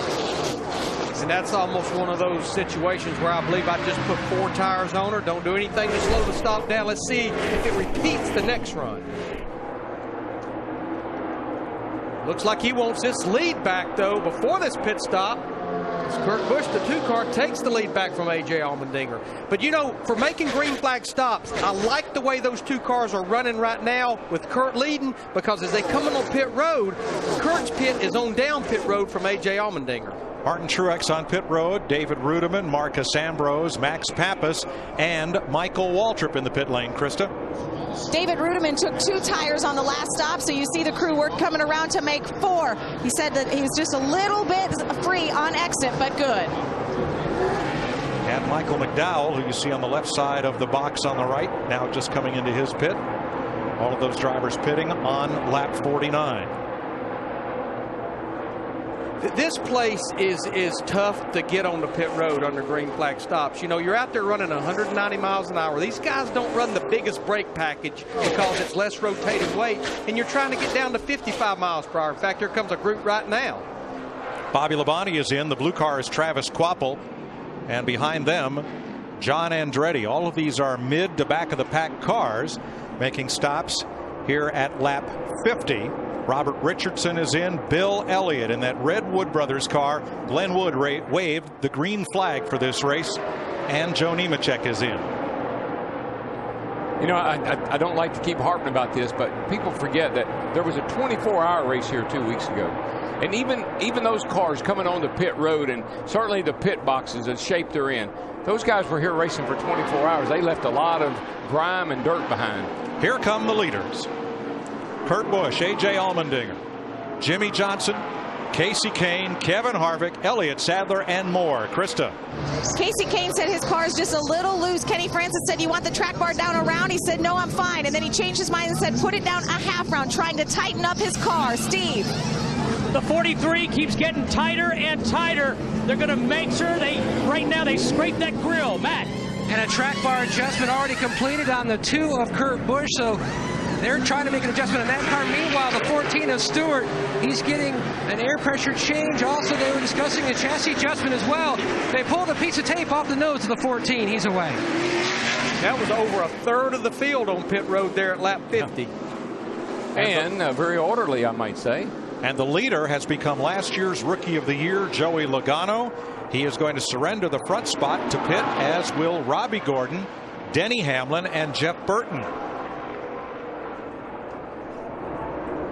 Mike Bliss, top of your screen, coming in with them. Dick. Joey Logano, he's run in 3 different races so far this Speed Weeks, and in all 3 he has finished in the 7th position. Car has been tight, and that's been the characteristic of everything he has run here so far at Daytona during Speed Weeks. Trouble on Logano's car. The hub is on fire as they're trying to get the wheel on. Daryl, I think that was done as he jumped on those brakes trying to get on the pit road. It looks like the left front and the right front had some flame. Yeah, the brake pads, sometimes if you get a little debris in there, like rubber buildup from the tires, it'll get caught in the rotors, and when you heat those brakes up, it'll catch them on fire, but it'll go right back out. Well, we cycle back around after green flag pit stops, and Kurt Busch, driving for Roger Penske, is once again the leader. Richard Petty's driver A.J. Allmendinger in second, and Rick Hendrick's driver Jimmy Johnson in third. Hot time in Daytona today. The Daytona 500 pre-race show on Fox is sponsored by Napa. One of the best parts of Napa Auto Parts has been our 10-year partnership with you. Michael Waltrip, thanks for the ride. Just over a quarter of the way through the Daytona 500, 10 leaders already. The record for this race, 18, and time for an AT&T race break. Your leader is Kurt Busch, who has 3 times been runner-up in the Daytona 500, and a guy who was going to take a job at a drugstore to help his mom out, work at pharmaceuticals, but instead found interest in racing and made his way through. The guy right behind him, A.J. Allmendinger, is a guy whose parents had to mortgage the family home to keep him in racing when he was a kid. So 3 of the 4 Petty cars have led. A.J. Allmendinger did not lead a race last year. He's led 3 already. And right now, Kurt Busch ahead of A.J. And moving up is Dale Earnhardt Jr. and Jimmy Johnson as we're inside the Hollywood Hotel, along with Jeff Hammond. Chris Myers keeping an eye on things. You heard the discussion from the guys upstairs. Jeff, you have tape on your nose. I guess it's the best way to start it. That's the best way to start it right now, Chris, because tape is so important. And the thing is, folks, we talk about the cars running hot, but also when you add tape to the car, this is about a quarter of an inch of tape. Taking this piece of tape off to make the car run cooler could effectively change the handling of the race car dramatically, Chris. A lot of the drivers have told me, especially the guys who have been driving the Fords, have noticed that an eighth of an inch of tape could make it feel like you got 2 brand new front tires on the car, make it have that much more grip. So when you start having heating problems, and Larry's been talking about the way the weather is today and track conditions, if they have to give up that kind of downforce, they could have a handling problem for the rest of the day, and that could be a really big deal. But the key thing is, if you don't keep the engine cool, hey, you're going to wind up blowing the engine and be behind the pit wall. And we'll keep an eye on that. Of course, Jeff bringing this up from the cutaway car down below at the Hollywood Hotel. The AT&T fastest pit crew of the year is back. Last year's winner was Jeff Gordon and the 24 crew. We haven't talked a lot about Gordon today. And AT&T and the winning pit crew, $20,000 donated to Kyle Petty's Victory Junction Camp. You can play your part this year. All you have to do from your AT&T phone, text the car number for the pit crew you think is the fastest and most valuable at each race. Text it 2258. That's 2258, delivered by AT&T, the nation's fastest 3G network. 3-car breakaway, but here's the second pack, including those teammates, Kane and Elliott Sadler in the 19, and that is part of about a 10-car, kind of loosely put together draft. Green flag pit stops have broken this field up a bit. I know you're going to find this hard to believe, but I'm a little confused. I don't understand what's going on here today. It's got to be the weather. It's got to be because the track's hotter, slicker. We haven't seen this kind of separation amongst the cars in a week. Every race we've had down here, they've just been laying on top of each other, 2, 3, 4 wide. Today, you're able to get a couple of 3 cars hooked up and kind of get a little away from the other guys, and I'm surprised. You know, you're looking over there at Carl Edwards in that 99 car. He's worked his way into the top 10, and of course, he was another car like A.J. Allmendinger that had to go to the rear of the field. And they, even on that first caution, they came back to pit road to make some adjustments to the tape, top that thing off with fuel. But Bob Osborne, the crew chief, kept him in sync by pitting him with all those other cars. But another car I've been watching that fell back at the start of the race is that 18 car, Kyle Busch. Now he has made his way, Dick, back to the top 5.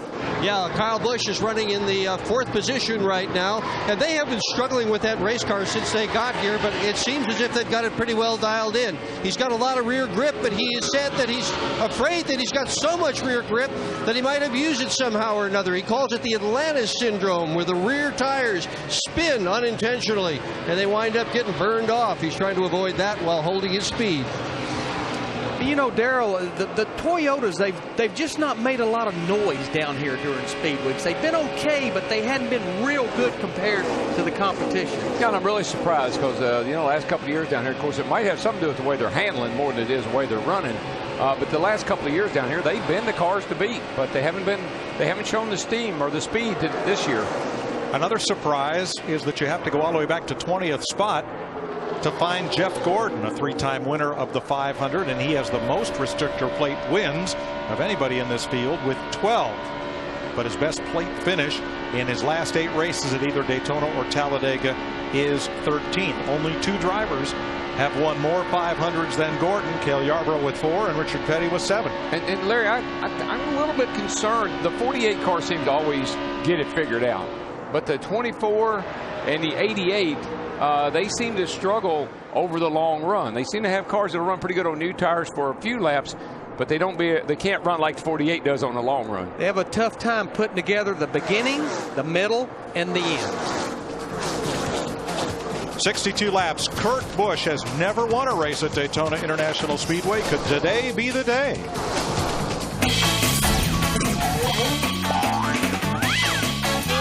Cut. Stay tuned for more NASCAR on Fox. The Daytona 500 on Fox is sponsored by Toyota. Moving forward. Caution is out at Daytona International Speedway. Turn 4 down here. It's the Joe Nemechek car. And Joe has had a pretty hard hit. Right. What was that all about? Sounds like he's not happy. Good question. The unsponsored Toyota of Nemechek. Well, I say unsponsored. He picked up England Stoves there yesterday. Yeah, they heard Joe's car. story, and they really liked Joe, and they decided to jump on his car for the race today. Let's see what happened to the 87. Oh, boy. Is it? I mean, Hornish, the 77, did not get against him. He just got loose. Hornish just went back out on the racetrack a few laps ago after being in the garage. Seen that a little bit down here. If your car's loose and somebody kind of gets under that left rear quarter panel, it seems like it'll almost just blow you around. I think it's that big shark fin, possibly. Well, and you know, Darrell, at the speeds these guys are running, if you're a little bit loose, doesn't take much. he might have even looked in the mirror to see where he was and, like got behind there for a second. You just don't know. Second caution of the day comes out right at 1/3 distance, lap 67. With Kurt Busch the leader, A.J. Allmendinger second, and 4-time and reigning Sprint Cup champ Jimmy Johnson in third. Nemechek also had a short day yesterday in the Nationwide Series race, and in both events, he is not only the driver, he's also the car owner. Well, he got his car torn up yesterday in the Nationwide race, and here he is today with the same problem. So that's not good for an underfunded team trying to make it. But you get a feeling, listen to that radio transmission, he feels like maybe Hornish got into him a little bit. I think when he sees the replay, he'll certainly see it differently. Car gets close behind you and the air moves around. It's like a hand reaches out, just helps you sideways. I always said if you can touch one of these things in the middle of the corner, you can spin it out. Now it's easier than ever to follow your driver's every move on the track with the new look NASCAR.com Race View. Live in-car audio for every driver, real-time race statistics, and you can watch up to 3 different virtual camera angles. Get started at NASCAR.com/raceview now. I know where it's going to be moving around now, Krista, right down there on pit road. You know it, Larry Mack. Casey Kane said the change made the back end of his car better, but tightened the front end up too much. They are reversing the change they made. First it was wedge in, so now they'll go wedge out. Dick. Kyle Busch slid over the line in the front of his pit box. He had to back up. That will cost him dearly. He was running 4th before this round. Steve. Jimmy Johnson in the bottom of the left of your screen says, go back to where we were. I'm twitchy and loose. A.J. Allmendinger says the front end turning better, Matt. Close to the wall for Kurt Busch, but still his jackman was able to get the car up on the left side. No changes for the Blue Deuce. Busch and Allmendinger come out where they started. A gain for Casey Kane. See, Kyle Busch lost 6 spots, and we'll see why. Dick Bergman just talked about it. Just sliding through those pits. You can see the front tires locked up. Jeff Hammond, one of his keys in the pre-race, solid pit stops. That includes what the driver does. I've seen that over and over and over again down here. And if you just look at the pit boxes themselves, this is all oil and dirt and everything. I tell you what I'd have done, Mike, Larry, if I knew what pit box I was going to have. You'd have power washed it. I'd have got me a power wash and I'd have washed that bad boy. I'd have put me some Tide on it and washed her out. Look at that. That's slick. Matt Kenseth, defending champion of the Daytona 500, is posted first across the line last time by. The The Daytona 500 on Fox is sponsored by AT&T, a better 3G experience. By Nationwide Insurance. Call or visit us online for a quote today. By the Home Depot, more saving, more doing. That's the power of the Home Depot. And by Amp Energy. Chat live with Dale Earnhardt Jr. this Wednesday, February 17th, only at ampupthe88.com.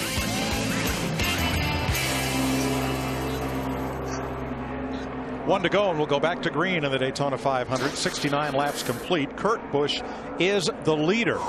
His younger brother Kyle, by sliding through his pit, lost about 4 seconds on that stop. Here it is from his onboard camera. The tires lock up. You cannot make it. Push your back. Stop, okay? You have to go back behind the white line to make that pit stop, or you get a penalty. And let's show you the difference in what it means between the two Busch brothers stops, including pushing the car back by the line. That's about almost a 4-second difference. Kyle Busch came into the pits in 4th position, and he came out 10th. A little bit is so much. The competition's about as tough, if not tougher, on pit road as it is out there on that racetrack. But if you're going to mess up, it's a good time to mess up. Do it early. Get it out of the way. Darrell, perhaps one difference, one reason these cars get a bit strung out, it's warmer than it's been all week. The sun hasn't been out much all week, and you should hear what the drivers are talking about. Let's listen. I feel like I need more grip with the front end through the center of the corner. Seems to be handling with like it's got less grip this run. I got no grip. They're just driving around me. Drivers are always griping about the grip. I don't know why that is. Well, Thursday in the second qualifying race, it had cooled down. There wasn't any sun, and everybody said, boy, track's got great grip. Yeah, yesterday morning. Remember how cold it was here yesterday morning in our final practice? I mean, this is the hottest conditions we've had. And one thing they'd love to do is what Jeff Hammond showed a while ago in the Hollywood Hotel is put some tape on that nose. That'll give the front tires more grip, because as hot as it is, you can't, because you have to have more air flowing to cool the water in the radiator. We'll see somebody slide on the back of one of these things for long, just those rear shocks. 36 cars on the lead lap. Back under green, Busch and Allmendinger. Casey Kane, Kevin Harvick, Jimmy Johnson, Martin Truex.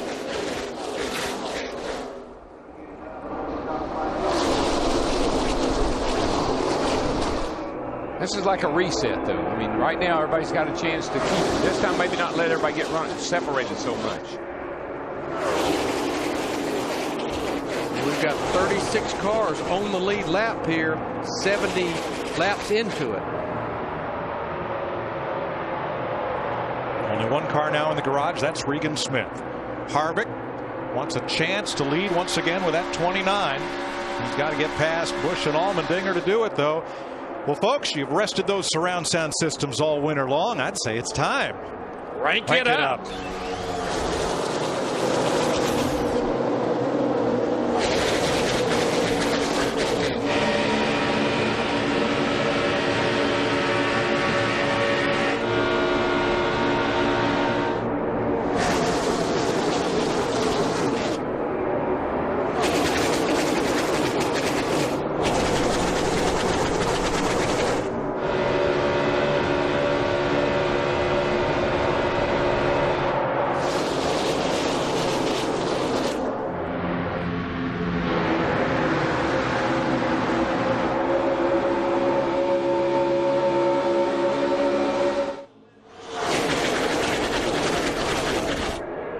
And here comes Harvick. And they got a couple of new players up there, too. You got Martin Truex Jr. there right behind Harvick in the 56 car.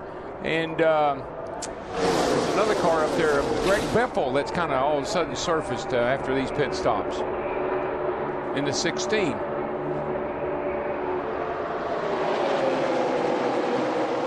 That 29 car is stout. It is stout, but they've just, I think they just like 3 years ago, they've got that car driving good. It's got good power too. We've said this week that to win this 500, it's going to take a driver willing to risk it all on the last lap, and Kevin Harvick has proven he is that kind of driver. And you know, in order to win it also, you got to have a pretty good race. You got to have a pretty fast car to put yourself in a position to win it. That's what Kevin seemed to be able to do. On the other hand, A.J. Allmendinger has never had a strong chance to win the Daytona 500. When you got a driver like Allmendinger, you got to keep him calm. You got to get him to the finish. And add to the mix Martin Truex Jr. Dick? Well, Truex started in the 14th position, Mike. Right now, he has motored his way forward to the 5th spot. The pit stops have been absolutely fabulous. He's thrilled with the way the race car is running. This is a very, very good run for a driver with a brand new team and a new crew chief. Krista.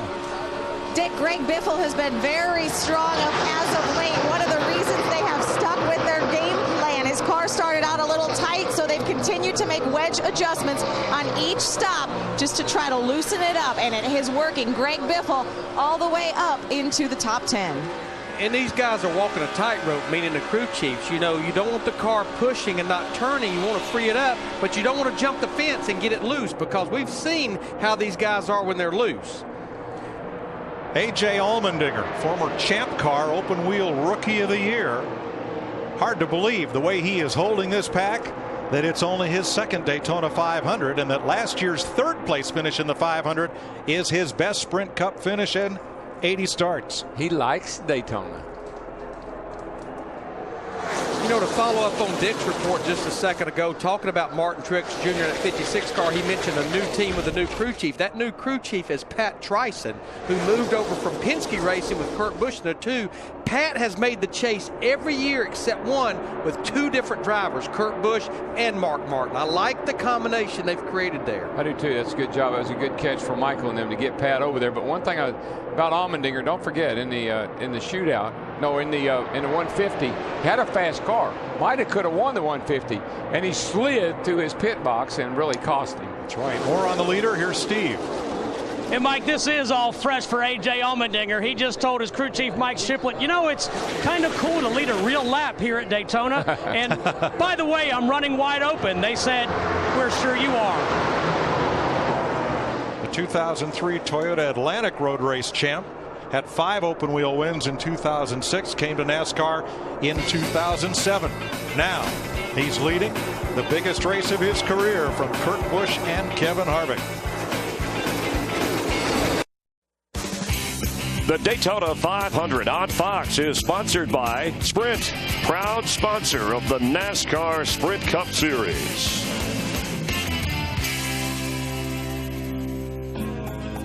That first Daytona 500 on the newly built Daytona International Speedway was a mixture of hard tops and convertibles, and it included a 21-year-old who would go on to win this race 7 times, Richard Petty.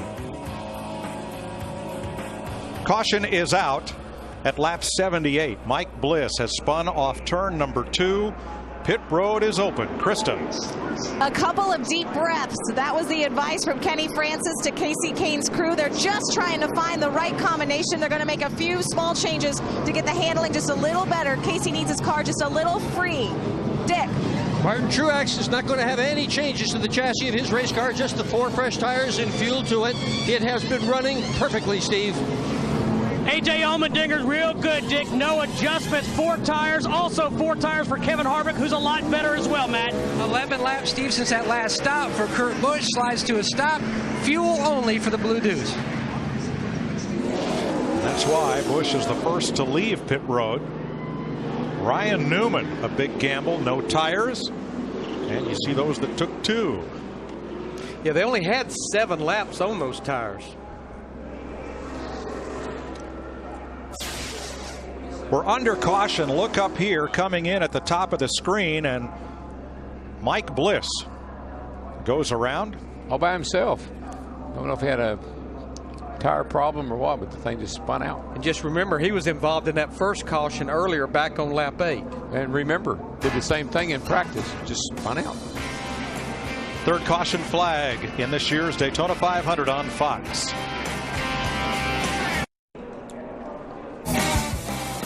Ready for the restart in the Daytona 500. The game has changed. A.J. Allmendinger's pit crew hung a lug nut on the left front of the car. Took them a long time to make their pit stop. And Marcus Ambrose has gone behind the wall to make repairs on his Toyota. Green flag.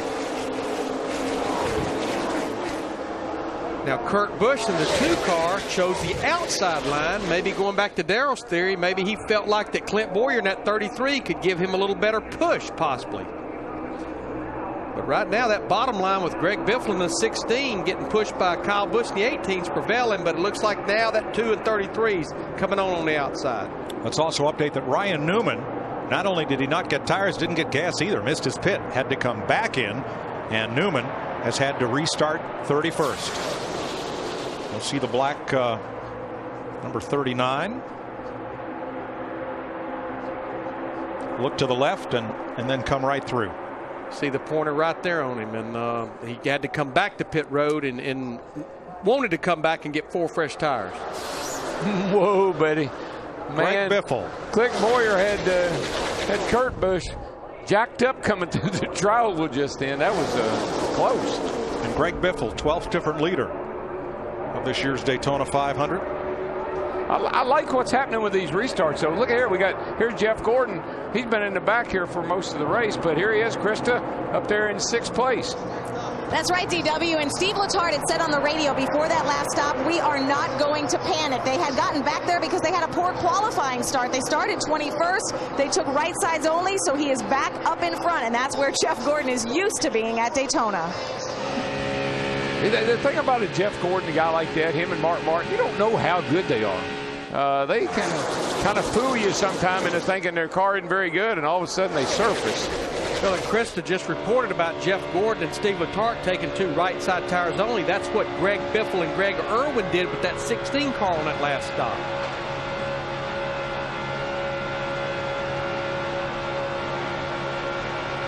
But I like these caution flags and pit stops certainly have mixed up the front of the field. We got people up there now that we hadn't really seen all day. Yeah, a guy that's having a good run. He's right up there in the top 10 in the 9th position. Started back in 32nd is Paul Menard and that number 98 Ford. Sprint brings you an inside look at what's happening now inside the Sprint Cup Series.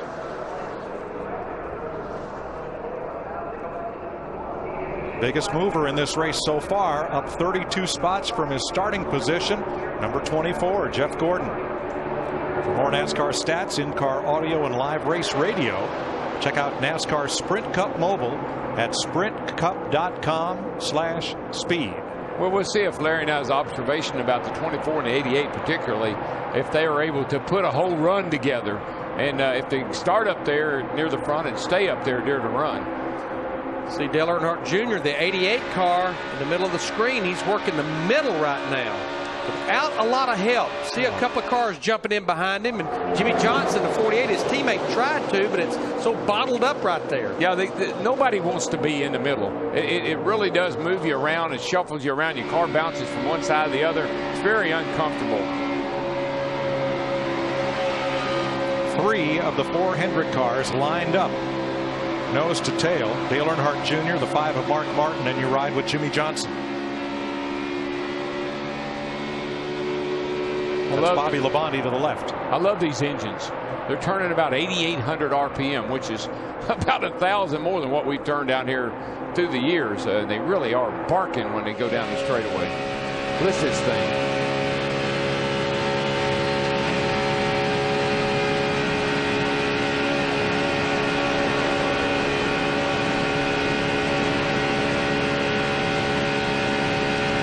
Busch last year won the Nationwide Series championship, and many think that the maturity he gained in that title run will put him into the chase for the Sprint Cup and perhaps make him a threat to win it this year.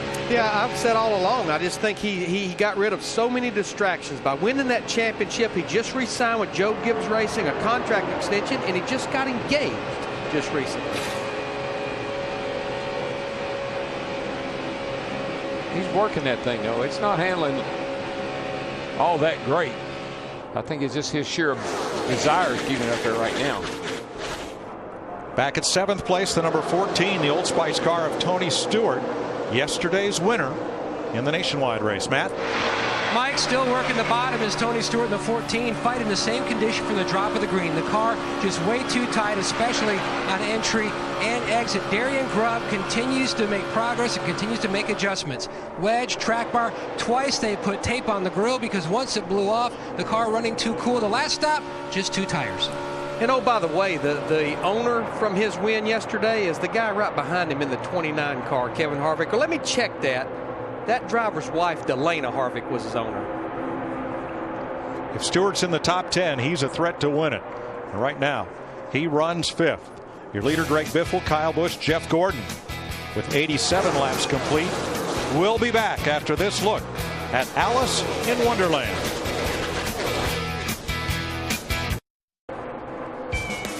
10 laps to halfway in the Daytona 500 on Fox as you enjoy our aerial coverage brought to you by DirecTV.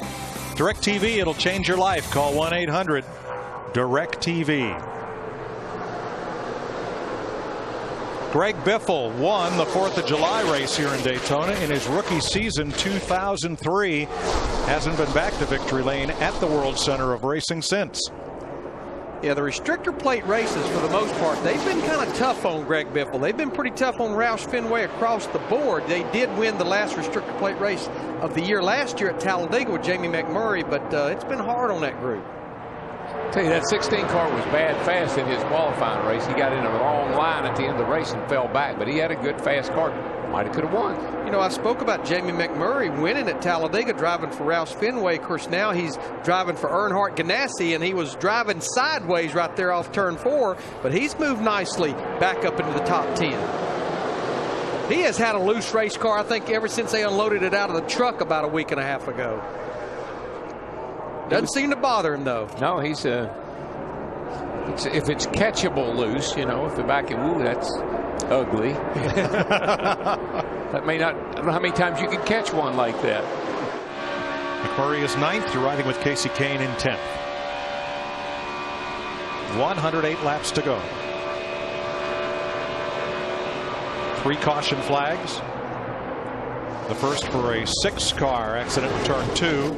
Then Joe Nemechek's bowed into the wall in turn 3. And finally, Mike Bliss coming off turn number 2. Those are the 3 caution flags so far. Nemechek and Regan Smith are out of the race. Marcus Ambrose and Mike Bliss under repair behind the wall. Now, Jeff Gordon just jumped up on the outside there. I think he thought he had a good bit of help from Clint Boyer. We'll see how that works out for him. Well, almost 3 wide. Harvick about got caught in the middle in his number 29. Elliott Sadler tried the outside on him. Gordon looked to be pretty content riding on the bottom right there, running along in 3rd place, but he jumped to the outside. Let's see if it works. Getting a pretty good shove off into turn 3.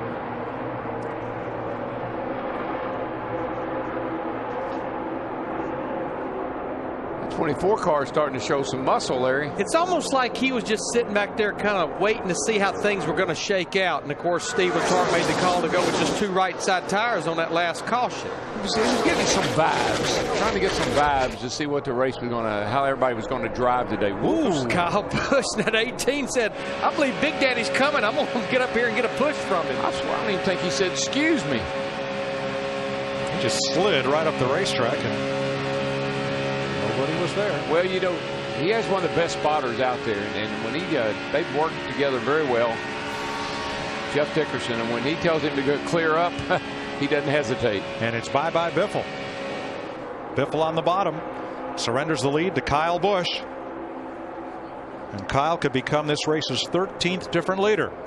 Yeah, I couldn't help but listening to the pre-race when Jeff Hammond talked about one of the keys being trust your spotter. Kyle Busch and Jeff Dickerson's who I thought about. Exactly. Right in the middle of that pack on the bottom, A.J. Allmendinger in the 43 was leading this race, made the pit stop, had problems, came out toward the tail end, and he has fought his way back into the top 15. Well, he told the guys, you know, settle down in there and I'll get it back for us. But sometime a driver like Allmendinger, you don't want to put him in a situation where he tries to overcome a mistake in the pits. I think that's where you have to be a salesman and convince him we still have over half this race to go and we got a good race car. Steve Burns is in Allmendinger's pit. Mike, here's the other part to that. AJ just told his crew, come on, guys, you have to work hard in the pits. This car is not as good back here in the pack. Well, and I can't help but think the fact we have documented about how it runs hot back in traffic, and when he was out there leading, you're getting all that fresh air flowing through those openings, and it stands a chance, I'm sure, of running a little bit warm back there in traffic. I think traffic also is a problem for this car down here this year because of the addition of the shark fin back on the that runs along the deck lid. I think that really moves the car around when there's a lot of turbulence and a lot of cars around it. That thing is huge. It helps the car when it gets around backwards, keep it on the ground, but I think it's affecting it side by side, a little side drafted.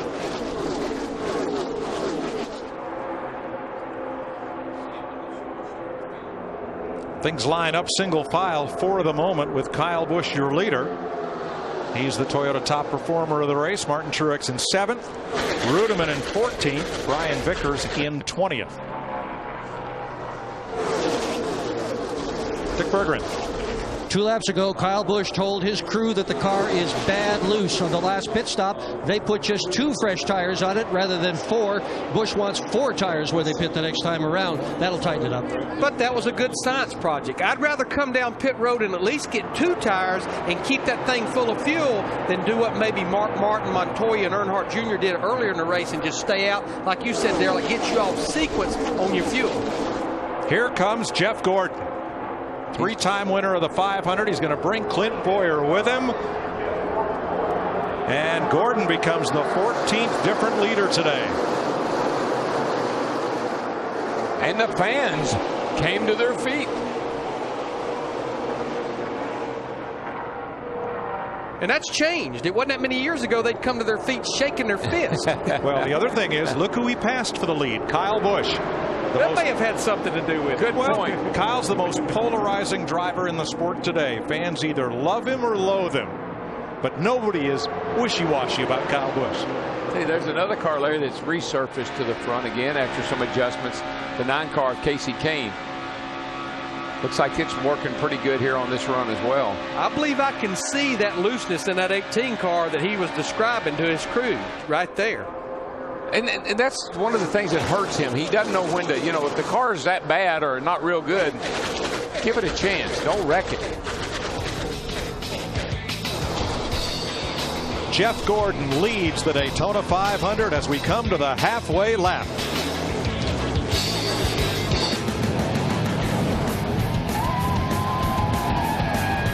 You're watching NASCAR on Fox. The Daytona 500 on Fox is sponsored by DirecTV. It'll change your life. By Disney's Alice in Wonderland, opening March 5th in theaters everywhere, rated PG. By FedEx, we understand you need reliable shipping options, FedEx. And by Chevy, every model is backed by a 5-year, 100,000-mile powertrain limited warranty. Live at Daytona and Clint Boyer, we've had our 24th lead change as he becomes the 15th different leader and just passed the halfway point of the 52nd running of the Daytona 500. Chris Myers, Jeff Hammond, and Jeff, the last 17 Daytona 500s, the leader at the halfway point has failed to win the race. I don't like those kind of statistics. I don't believe in them. I'll tell you that much right now. And our AT&T race break as we check on some of the movement here. Kevin Harvick moving up into second behind Kyle Busch. Now, Jeff Gordon, let's go through some of the guys over the first 100 laps or so. I've been pretty impressed right now. Jeff's been working on his race car. He finally got up toward the front, good call out there by his crew chief. And now he's kind of checking everything out. He's been back about 5th or 6th. You see him in 3rd place right now. He's led this race. You better not count this guy out. Carl Edwards had to start at the back of the pack, survived an earlier caution, got through some wreckage. Yeah, he's been very patient. I think he's got a really solid Hamlin race car. They were very confident down in his garage area. I think he's just kind of pacing himself again, and this new engine seems like it's performing pretty well. And Dale Earnhardt Jr. started on the front row, dipping back to 14th. He has led 4 laps in this race. He's been back and forth, but I think they're still fighting that handling package. But the cool thing about it right now, I've seen a lot of fight out of this 88 car today. Even though he gets shuffled back, you see him right here behind his teammate Mark Martin. He's trying to battle his way back up. And speaking of Mark Martin at 51, the pole sitter has come in. And he said going into the race, Jeff, we have a very good car. We're going to sit back and wait to make our move. Well, I think that's what you're seeing right now. And he's kind of keeping in contact with that front pack. But I think Mark is letting his experience kind of dictate to him what's going on. So it's wide open. All three Joe Gibbs cars have led today. Tony Stewart, Denny Hamlin, and Kyle Busch. This is an AT&T Race Break. Text your opinion on who you think is going to win the AT&T Fastest Pit Crew of the Year award. Points awarded for fastest pit time. Jeff will have his selection. Winning the race, most importantly, your vote along with Jeff's. The AT&T Fastest Pit Crew of the Year award delivered by AT&T, the nation's fastest 3G network. We rejoin Darrell, Larry, and Mike. And for the lead, Jeff Gordon gets under Clint Boyer and comes back to the front. Greg Biffle in third, Elliott Sadler in fourth. During the break, Darrell, we're talking about Dale Earnhardt Jr. He's got a lot of straightaway speed. He wasn't that comfortable getting into turn 3 a couple of laps ago. And last time off turn 2, he just about had to shut the car down. Lost a bunch of spots. Yeah, the car took off with him. He had to really get up out of the throttle when he did. Everybody drove by him. But I love this restrictor plate. They come off turn 2 over there, and it's like a drag car going down the back.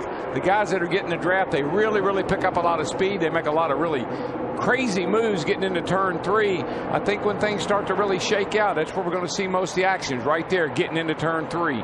And here comes Junior. You can see he's got that great speed down the straightaway, but he's having trouble holding the car on the bottom. Just 83 now, just 83. Up front, Clint Boyer, who finished 4th here last year in that yellow number 33. Greg Biffle trying to beat him to the line, and does. And Biffle is doing it without a lot of help, because it's quite a ways back there to that 24 car of Jeff Gordon. Jeff Gordon's car is a little weird to me, Larry. He's the best on the very bottom, but he doesn't get anybody down there to work with him. He tried to move up, and he made some pretty good moves up there, but I don't think his car is happy up high. How about Greg Biffle, Krista? Well, Mike, if folks at home are looking for someone to cheer for and they like loyalty and consistency, Greg Biffle is your guy. Greg Irwin, speaking with him this morning, Greg Biffle's crew chief, said this team, this group has been together for over 2 years. The 3M Pit Bulls, as their over-the-wall crew is called, is back. They haven't lost anyone. And Greg Irwin, the crew chief, thinks that is what will get them to the front. And that's where Biffle is right now. And there's no question, they lost some races early in the year last year because of mistakes on pit road with the 16. Junebug is all over the place. He's got a fast car, but he doesn't know where it's going to go next, I don't think. Now watch the 88 come off the corner way up near the wall. Here he is right here sideways. Woof. And he hangs onto it, does not cross the double yellow line, which is out of bounds. Steve. Mike, Dale Earnhardt Jr., it's really funny on the radio. He said, boys, it's fun being that loose, but I'm not sure it's very productive. It won't be very fun for long. No, that move he made off turn 4 then was not a thing of beauty.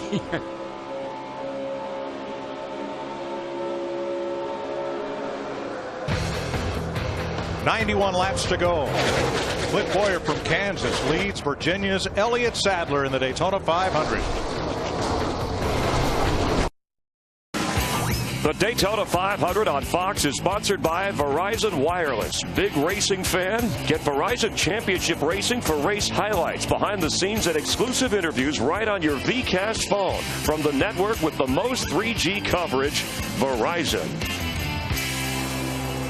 1979, Cale Yarborough in the 11 tried to slingshot Donnie Allison. That didn't work too well. They ended up in a fight along with Donnie's brother Bobby in the infield after the checkered flag, as Richard Petty led Darrell Waltrip and A.J. Foyt to the finish line in the first Daytona 500 on live flag-to-flag coverage on national television. Mike, it was a perfect storm. You know, the whole East Coast snowed in. We started to race in the rain. The track finally dried up. That's why it was so muddy down there. I think if the track hadn't been muddy, but when Cale got off the track, he might have been able to save it. But the track was wet, or the grass was wet, and it shot him back into Donnie. I'm going to tell you what, it didn't last long, but he got up there and led him a lap. David Reagan in that 6 car, another Roush Fenway car, led the last time by the start-finish line. This is the last year I'm going to wait for him to have a breakout year. All right. He's trying to break out into the lead at the start-finish line, and he leads this lap from Clint Boyer, Elliott Sadler, Jeff Gordon, and Greg Biffle. Let's get down to our Ford Fusion 360 and Jeff Hammond.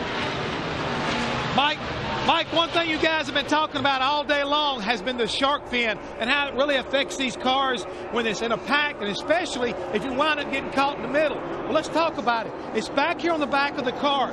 This is what they call the shark fin itself. This is something that's been on the car all of the past years, but what NASCAR did this season, they doubled the thickness of it. I'm talking about the overall width, plus they've also added another piece to the deck lid. And by adding this, all of a sudden you're keeping air from getting up on the back of this rear wing the way it did a year ago. A lot of the teams have been complaining about the fact the cars have been loose, entering the corner, having to work on this handling package to try to compensate for this, on top of the fact that when you get into traffic, as tall as these are, as the air works around, it moves the back of this car around, just like the rudder of a boat. You've got to be concerned that when you get into a pack that you do not open yourself up for somebody to use this shark fin against you. Now, guys, it was put on here to help a car when it spins around backwards. It was a safety improvement for that alone, but right now it is a handling issue. Thanks, Jeff. Now, as they went into turn one, the 19 of Elliott Sadler had his hand out the window, waving to the drivers behind him, stayed up near the wall coming off that corner, but has not fallen off the pace. Yeah, I'm not sure if he thought he had a problem would be my guess. And normally you do that if you're going to I think what he's really trying to tell the guys is I don't want anybody up tucked under the back of me. I'm going to get down out of the way, and you go by me on the outside. Normally that would be something you'd do when you're getting ready to pit. You'd let everybody know that you were going to pit. That might be the other thing as well. That'll be happening pretty quick here now. 116 laps complete, 84 to go in the Daytona 500 on Fox. The Daytona 500 on Fox is sponsored by Coca-Cola. Open a Coke and enjoy the race. Open happiness. John Andretti has slapped the wall and put us under caution for the fourth time today. The pits had not yet been open, but Jimmy Johnson came in to take care of a flat right front tire. Now pit road is open. Krista. Casey Kane says his car is pretty loose, but it's fast. He just has to find the right line. It's going to be 4 tires, and that's a no-go fuel for Casey Kane in the 9. Steve. No adjustments for Kevin Harvick in the 29 car. He said this car is good. If I get by everyone, this race is over, Matt. And Clint Boyer, they've made a track bar and a wedge adjustment. He said the car was pretty good. They're just trying to keep up with the balance as this racetrack continues to change, and he's away. Here's the race off pit road. Advantage Boyer. And as you'll see, everybody did about the same thing because we were right there on top of what was about to be green flag pit stops. Now watch for the beige colored Window World Foundation car of John Andretti just coming into view, and you can see the smoke where he cut down a tire and pounded the wall. Boy, Larry, all of a sudden, you know, the 48 had looked like a tire issue. The John Andretti did. Those are long runs we've had here, and looks like we might be wearing those tires out a little bit. Of course, if they're a little bit tight and pushing, they'll wear that right front tire out. A lot of activity under this, the 4th caution flag of the day.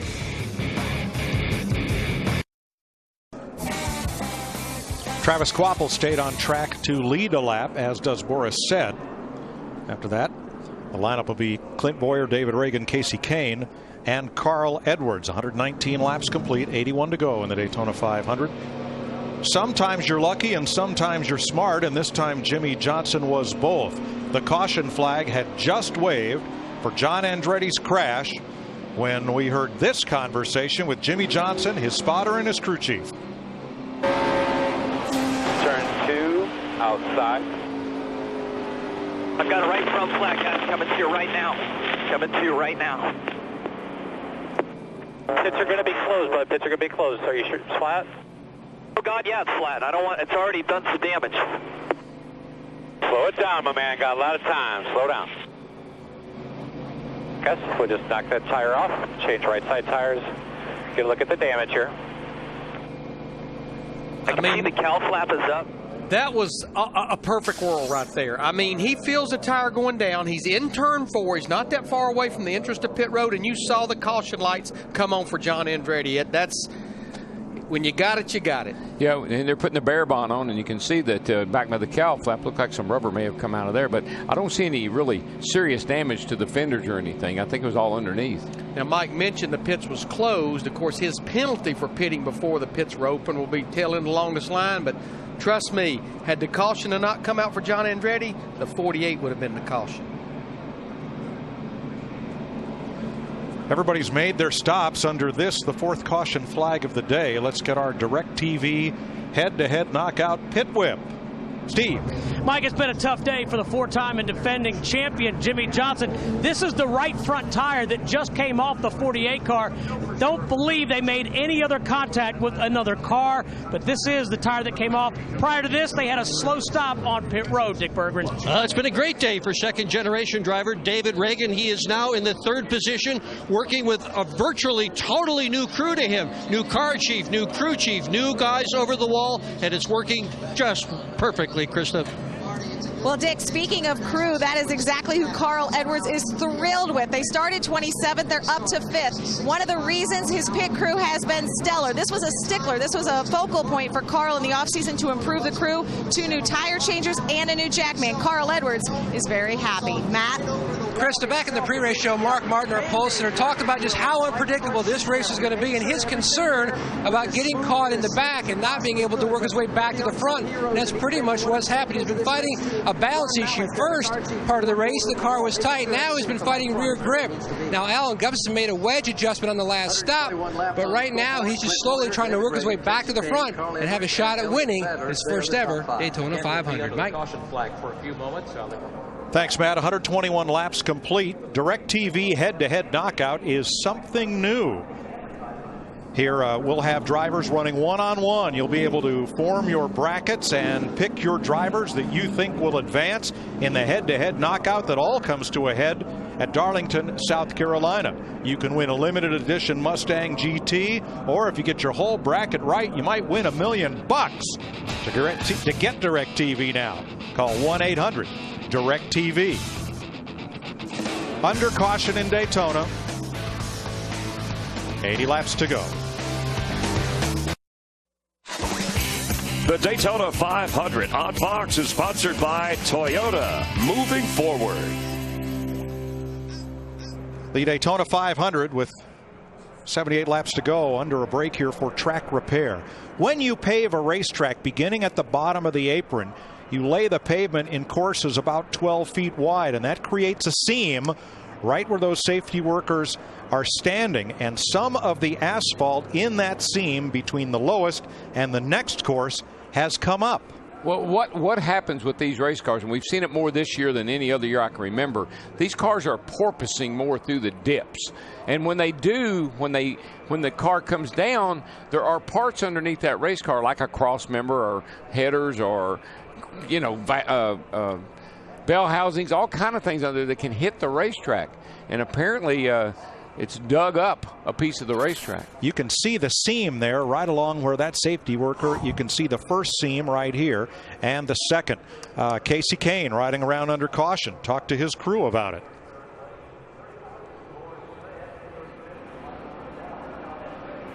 Yeah, it's a big chunk. Like the track's gone right there.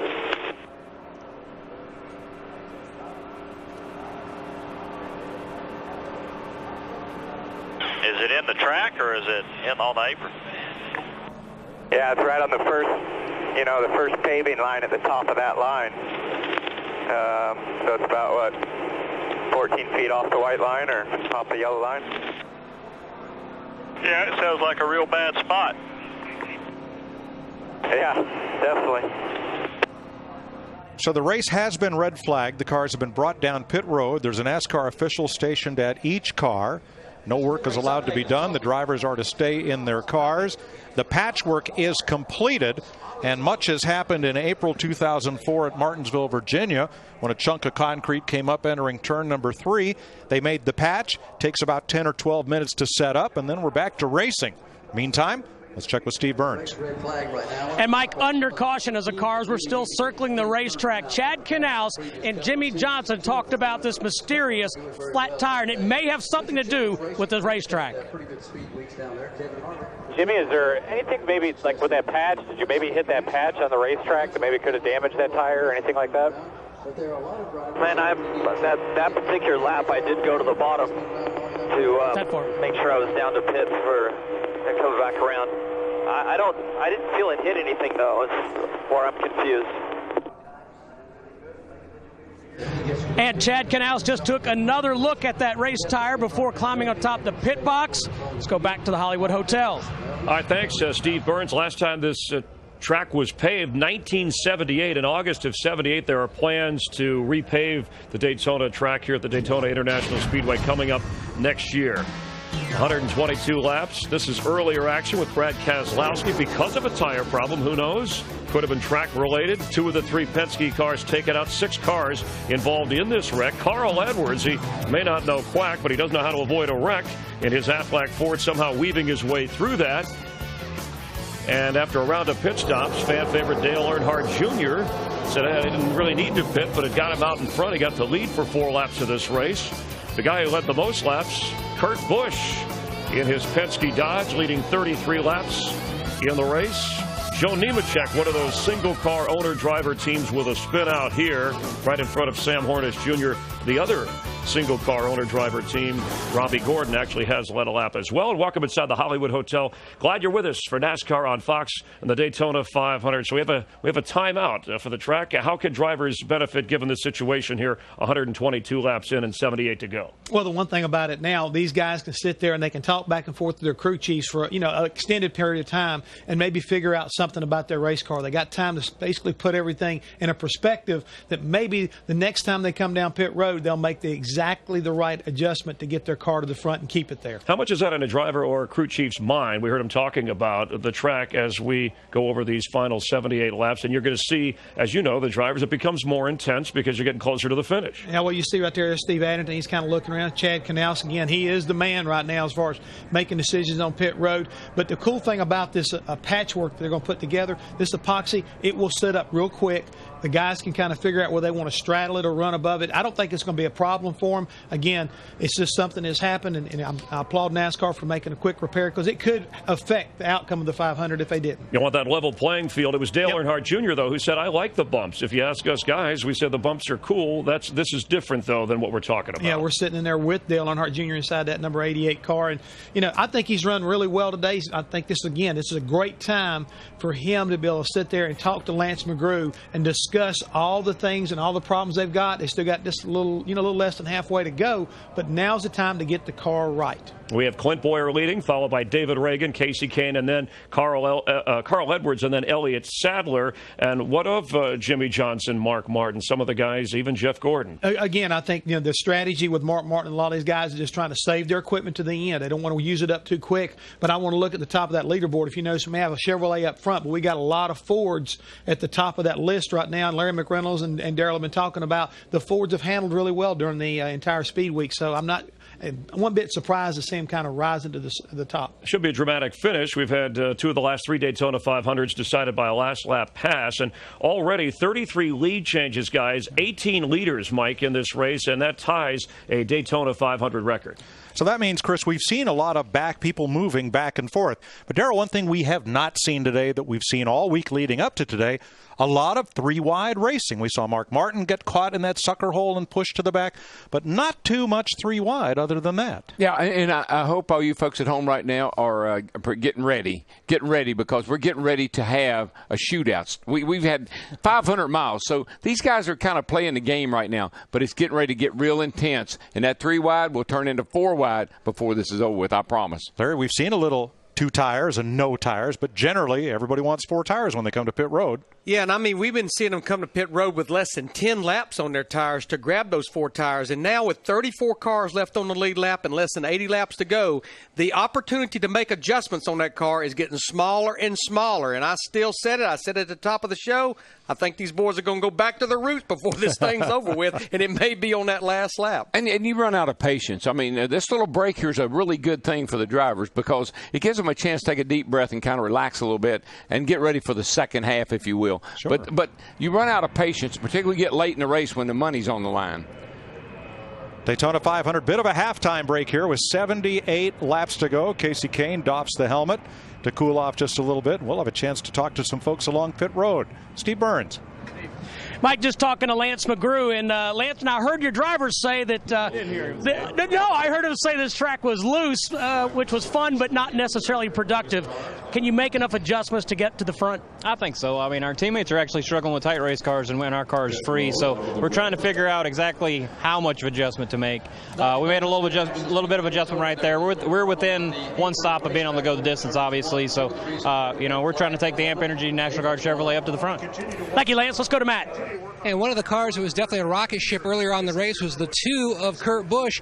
And then the last run, he said it's the tightest it's been all speed week. Was that more of a product of just gas only? I think so. And plus, he slid the tires pretty hard coming in on that gas and go there. And I don't know whether that had anything to do with it, but that's the first time we've been in that situation since we've been down here, and we put fuel only in it, and it got really tight on us. So we got it straightened back out here. We did a little bit of wedge here and put 4 new Goodyears on here, and we'll see if we can get back to the front. A little top off too, fuel mileage wise. What are you looking at? Yeah, I think we're good to go on one more stop, and that'll cover us on the green white checkers, I believe, and we should be in good shape. Miller Lite Dodge has been flying down here this week, so I'm real optimistic that we can get back to the front and go for the win. All right, thanks, Steve. Thank you, Krista. Well, one of the other cars that's been a player all day long has been Casey Kane in that number 9. Kenny Francis, crew chief. Casey said his car is loose but really fast. What do you need to do from here on out to that machine? Well, he's pretty happy with how the Budweiser Ford's handling. It's just a little bit free, but he kind of likes that. We tried to tighten it up a little bit earlier, and then we kind of went back to where we started. So, I think it's just going to be a matter of getting in the right place at the right time, kind of survive to the end, and then, just try to be in the right place at the right time. Because he said, earlier there he got kind of shuffled back a little. He said the car is still fast. It's just a matter of getting in the right place and working your way back up. But, I imagine as we get closer to the end, it'll get a little more intense racing. But I feel like it's been pretty good so far. All right, thanks. Dick Bergeron? Crew Chief Donnie Wingo turned 50 yesterday, and so far his driver, David Reagan, and his pit crew have given him the best possible birthday present. You are all the way up to second spot, but we have a lot of laps to go, Donnie. How will you play your cards for the rest of the event? Yeah, it's a long way to go. I mean, the car has been really good all day. The UPS Ford Fusion is, the balance on the car has been really good. We've just made some minor changes all day, and it seems like it gets a little freer as the runs go on, so we've been kind of creeping up on that a little bit. But right now the balance is real good, just trying to stay up front. Things look very good for him so far, Mike.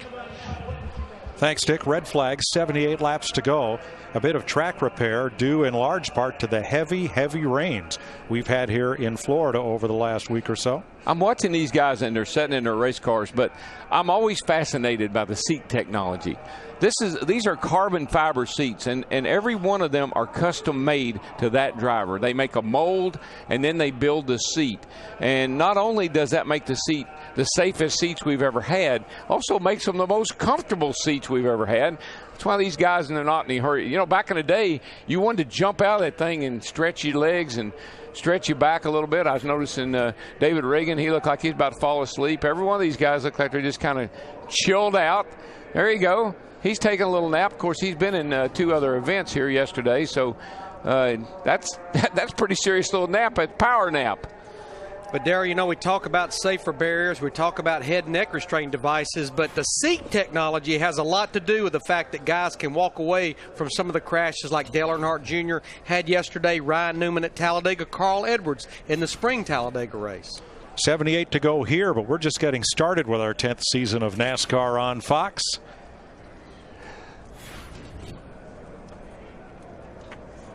You are watching NASCAR on Fox. Drama in the end. Let's go! Oh, no! He turns it! No! Turn 3 gets sideways and both go up the racetrack! We're going to have an action-packed race. It's live. It's NASCAR on Fox.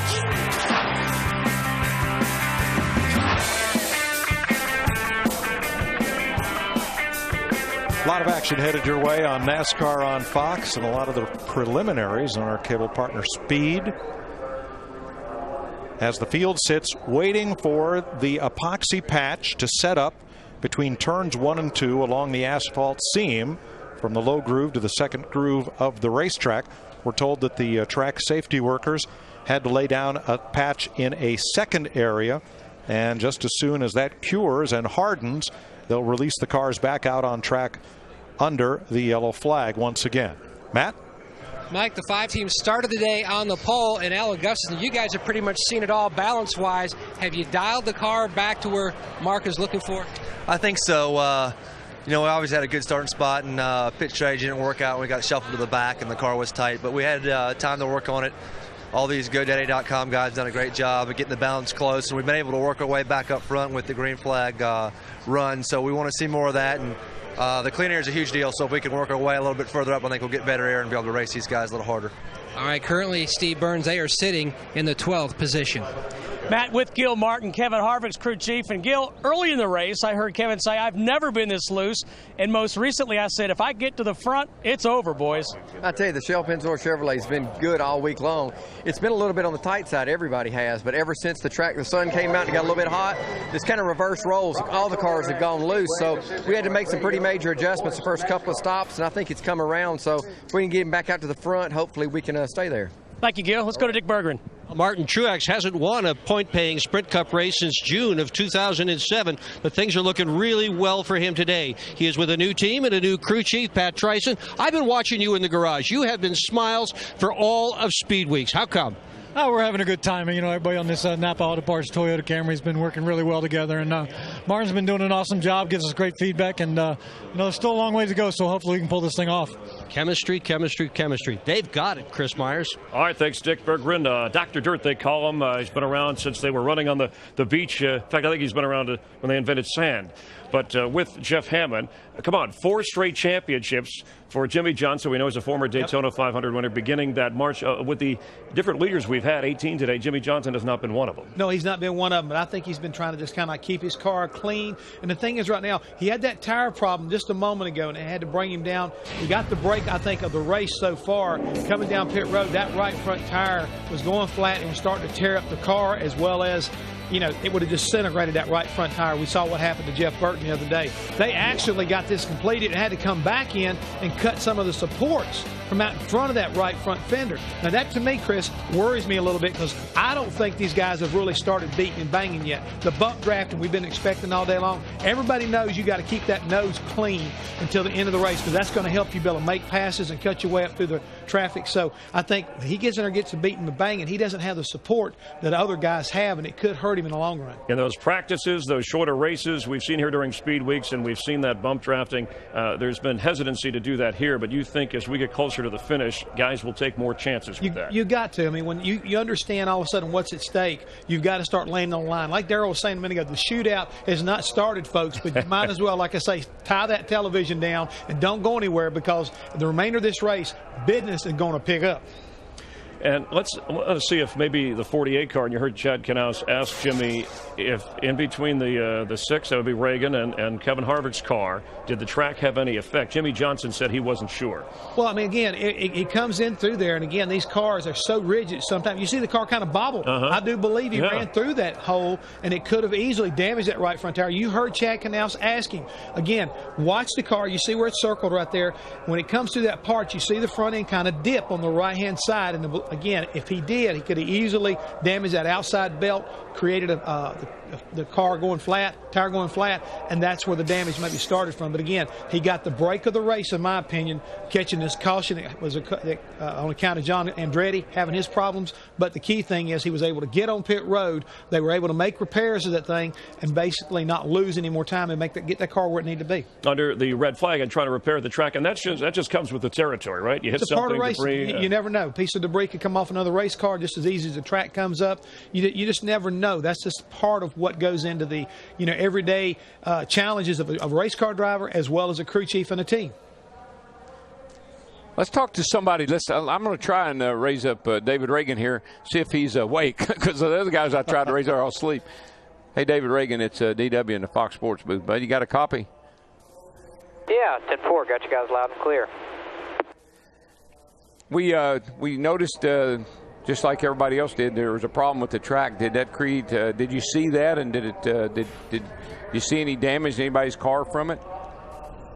No, I didn't know there was a problem at all until under caution, and I noticed that there was a very small chunk just out of the track getting into, I guess, turn 2. But no, I don't think that's any issue. As fast as we go over, I don't think that's hurt anybody. I don't know where the chuck went.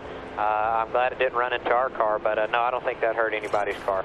David, we'd like to put you on camera. Could you pick up that glove that you just set over the camera lens for us, please?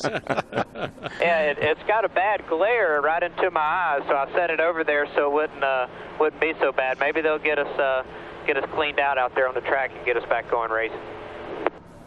All right, 10-4. Well, if you would like to, if you wanted to be on TV, you had to take the glove off, see? So now you got the glove off. Now we can look at you in there. Want to be sure you wasn't asleep like some of these other guys are. There you go. Now we see you. Yeah, you guys got a pretty good eye. I was thinking about that, all the millions of people out there watching on TV, and I said, I'll get that sun out of my eyes for a few seconds. But since you caught me, I guess I'll take it off for you, DW. Thank you, buddy. How's that new crew chief working out for you? Well, so far so good. We've made a few pit stops. Our UPS team's done a nice job at the pits and picked up a few spots, and our old UPS Ford's handling pretty good. So still a long ways to go in this race, so we just got to be patient and be around at the end. All right, 10-4, buddy. You take care of old Wingo. He'll take care of you. Yeah, 10-4, guys. They continue to work on that asphalt seam between the two courses of pavement. On the 31-degree banking, we are told by NASCAR that within 10 minutes or less, they'll release the cars back on track. Cop Out, starring Bruce Willis and Tracy Morgan, in theaters February 26th. Let's go back down to pit road, and Matt. And catching up with Shane Wilson, crew chief for Clinton Boyer. It was a work in progress for you guys. You worked out the loose condition. He's pretty pleased with the car now. Yeah, no, the car, started out a little too free today with the sun, but, we fought tight in the 150s. So just proud of everybody. We worked hard and kept after it, and we got it pretty good now. When you look at the fact we've got this delay, and they're saying about another 10 or 15 minutes before we'll go back racing, do you feel like that the track may change near the end of this race due to the time of day? I mean, it could a little bit. I was hoping that it wouldn't change, obviously, now that we're pretty good. But, it should cool down a little bit for that last run, and we just got to try to make the right adjustment and keep his speed good. Mike? Thanks, Matt. We're under a red flag for track repair here with 78 laps to go. Shouldn't be too long before we get back under green. Well, we're going to try to get Kyle Busch. Now, okay. I hate to wake him up. Kyle Busch, it's DW in the Fox Sports booth. Buddy, you got a copy there? Are you awake? You woke me up. I know. We were watching you take a little cat nap there, or I would call it a power nap, I guess. How's your car? You back in 14th spot? You've been up front all day. Are you got anything for these guys? Yeah, we're not bad. We've been fighting a little bit of the handling stuff. When we go down the bottom, it feels like it's pretty good, and then kind of got to run up top sometimes, and it just gets really loose up there. So we've been back and forth. We've been trying to find a good handle on this thing. These cars are way different than anything I've ever had around here. So, just trying to work around that, trying to work through traffic, and trying to be in the right lane at the right time seems to be the best scenario. Did you notice the problem with the track? Did you see that? Vaguely, yeah. I just saw it a little bit. It looks just like a piece of asphalt chunk came up about 6 inches in circumference, about 3 inches deep or so, and I don't know what they've got going on over there to fix it, but maybe somebody ran to Lowe's or Home Depot and got something for us so we can get going. All right, buddy, 10-4. Hey, how about last night, the truck race, the first night out as a car owner or a truck owner? Are you sure that was a good idea? Well, it probably wasn't a good idea at Daytona, but that's our season, so we started it. A hell of a good Tundra. It was awesome. I mean, that thing was just fast, but we got tore up before it even got started. So if I could have just missed that wreck by 6 more inches, I probably would have been okay. But we got in it, and there'll be a couple more checks written on Monday, but we'll be rearing to go at Atlanta with the truck stuff. But, you know, we got to try to win the Daytona 500 here. We're close. We got a good car. Dave and I will just keep communicating and talking, trying to get it right. We'll get this M&M's Camry up front there. All right, my friend. Well, good luck to you, and have a good finish here. All right, thanks, guys. Let's go down and get a word with Kyle's crew chief. Here's Dick. And that's Dave Rogers, and you've been listening to your driver. What can you do to fix that car so it's consistently fast and consistently handles the way he wants it? Well, we got a little bit behind because we took 2 tires last time, and I think the 2 tires freed us up a little bit, but we're pretty free. We lost a lot of track position at the end, so we tightened him up a little bit. This Toyota Camry's been pretty good. I know it's not exactly where Kyle wants, but we've been a couple tenths of air pressure here, there all day, so we're pretty happy with it, but we'll keep working on it. Well, Dave Rogers has a wheelman there, and he could do a lot with a car that's not perfect, Mike. Sure does. And if you look at just above the Fox ID on Dick's jacket, you'll see the little Ronald McDonald House pin that we are all wearing as part of our Fox Sports Supports charitable initiative.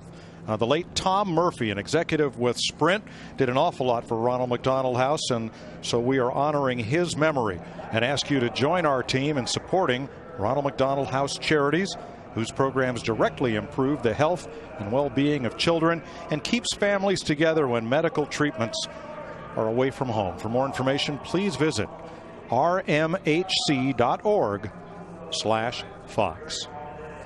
Here's Steve. With Chad Canals, Mike. And Chad, have you guys solved the mystery of that tire? No, not yet. We put some new ones on there. Hopefully it doesn't do it again. We don't really understand what happened. Goodyear really brought a good tire this weekend, and we hadn't seen any issues whatsoever. And then the first run of the day, we saw just a little bit of chunking issue, and really hadn't seen anything since. And then this last pit stop, we kind of got kind of a slow stop, got pushed back to the back of the pack a little bit, and Jimmy had to fight his way back up through, and that tire ended up coming apart again on us, and a little bit more than what we've seen the first time. And thankfully, the caution came out just before that, so we weren't caught up in any accident or didn't hit the wall or anything. But we think that the car's okay. We just got to get it back up towards the front, get some clean air back on it. The car's really fast. We've been able to drive from the back to the front a couple of times today. And, the low Chevrolet's running great. These guys have been doing a pretty decent job here on pit road. Got to get a little bit better, get the bugs worked out of them, but I think we'll be just fine. Thank you, Chad. Yep. All right, we're going to try another guy here. Let's see if we can get Dale Jr. Hey, Junior, it's DW in the Fox Sports booth, bud. You awake in there? Yes, I am. I got to tell you, you got the fastest car here down that back straightaway into the third turn. If you can corral that thing up, I believe you can get back to the front. What do you think? Are you serious? What, about it being fast or about you getting back to the front? I didn't think it was too fast from where, I'm sitting about 21st or something, but if we can tighten it up, man, that last run I was so loose. All I could get around the track was laid a right rear quarter panel on the wall, and I don't know. I was having fun, but we weren't very productive, so we'll tighten it up a little bit and see what we can do. Yeah, Roger, that's what we were noticing. You were just flying into the third turn, and, of course, it took the whole corner for you to get off of turn 4 over here, and you made a couple of big moves. But I didn't know if you were just messing around or if the car was that loose. Yeah, the car's really, really loose, and we've been working on that a little bit, so we'll hopefully find something that's going to help it. But I'm really happy. I'm happy. We're not running where we want to run. We need to get up there and challenge them boys up front. But I'm happy with how things have went, and I've had some pretty good fun today driving this thing. But we need to move forward a little bit, get it to handling just a little bit better. Did you have any fun yesterday going down the back over there? That was, people always say, or I guess I flipped one time when I was a rookie, and I'd never even thought about flipping over in my whole career. Never been in a car that was capable of doing it. And I got out of that thing in 1998 when I flipped over, and I was like, that was not a lot of people who can say they've ever been through that experience. And I was proud to, not have flipped over. Obviously, I wasn't proud of that, but I was proud to know what it was like. And yesterday, I got a refresher on all that because it had been a while, but I spent about $650,000, so I wasn't too happy about that part. But the racing was good, and up until we got upside down, we were kind of running. We weren't in the red yet in our pocketbook, but that surely put us there. Spoken like a true car owner, my friend. Stand on that thing, man. Crowd her up, get her tightened up, get on up there. Yeah, we're willing. We're ready and willing, trust me. We've been making some crazy moves trying to figure out what we could do to get that track position we lost early. But that long run was a lot of fun, seeing who had what and how cars were handling and stuff. But we'll see what we got. We got plenty of laps left to go make an adjustment or two, probably another pit stop, and we'll see how it shakes out. All right, 10-4. Have at it. Dale Earnhardt Jr. has been in a good mood this weekend. Yeah, even after turning over yesterday and Danica having trouble, he still seemed pretty chipper today. Yesterday he said, I hope it looked spectacular because I wanted to make the most of the opportunity.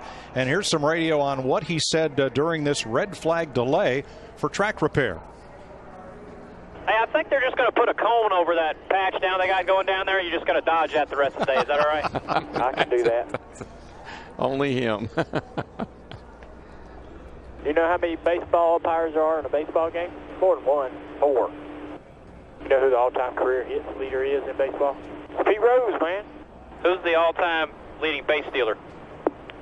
Ricky Henderson. I guess that was trivia hour. I was waiting for Joe Buck and Tim McCarver to break in. All right, let's take a break. They are repairing turns 1 and 2. A short area of asphalt has come up. Little pothole repair. We'll be right back to the Daytona 500 on Fox.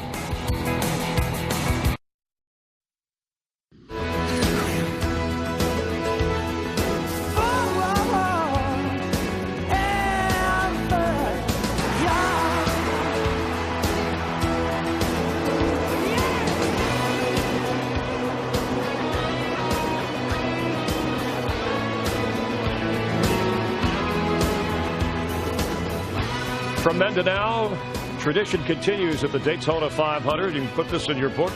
Red flag for track repair. We're 78 laps to go. Clint Boyer, your leader, followed by David Reagan, along with Jeff Hammond, Chris Myers, the gang all here from our Hollywood Hotel trackside with Jeff Hammond's garage and the Ford cutaway car down there. How about, it's amazing to me. I'm sitting here watching this. You see how intense guys going 190 miles an hour, spinning around. And you got Kyle Busch got to doze it off, catching a snooze when he can, very relaxed. And then you have Dale Earnhardt Jr. promoting Fox Saturday Baseball coming up in April. You got to be mentally tough. Remember what I said about our checklist earlier on? That's what guys do when they work so hard and you got to focus so hard inside that race car. What do? You have to kind of take it easy when you got an opportunity to take a break. Kind of rest yourself up there. You see Kurt Busch. Who's led 33 laps the most today. Everybody's just kind of taking a quick break, have an opportunity to kind of talk amongst themselves. There's Dale Earnhardt Jr. You know, he was talking about the nationwide race where he was upside down. Matt Kenseth, the one with Jimmy Johnson. Matt won the race last year, rain shortened. Different type of pit stop. Let's go to 2007, and this was Kevin Harvick, who also has led 17 laps in today's race, more than he led here when he shot past under a caution, Mark Martin. But watch the pile up in the wreck because our current leader, Clint Boyer, at this moment, finished 18. He was on the lead lap, but he said, you know, I've been upside down going across the finish line, but never upside down and on fire before. Yeah, I'm telling you right now, that was a really wild ride right there. So, Matt, what's going on with our leader right now, Clint Boyer? Well, Jeff, like so many other drivers, have gotten out of the race car, stretched. Mark Martin grabbed a protein bar. For you, you've grabbed a Coke. How would you describe the racing so far that you've seen through the pack and now out front? Pretty much exactly how my boss just described it on the radio. It's a calm before the storm. But Cheerios, Hamburger Helper Chevrolet's fast. I'm excited about our chances still. RCR motors are very strong. Kevin's been up front all day long. Just been working on handling.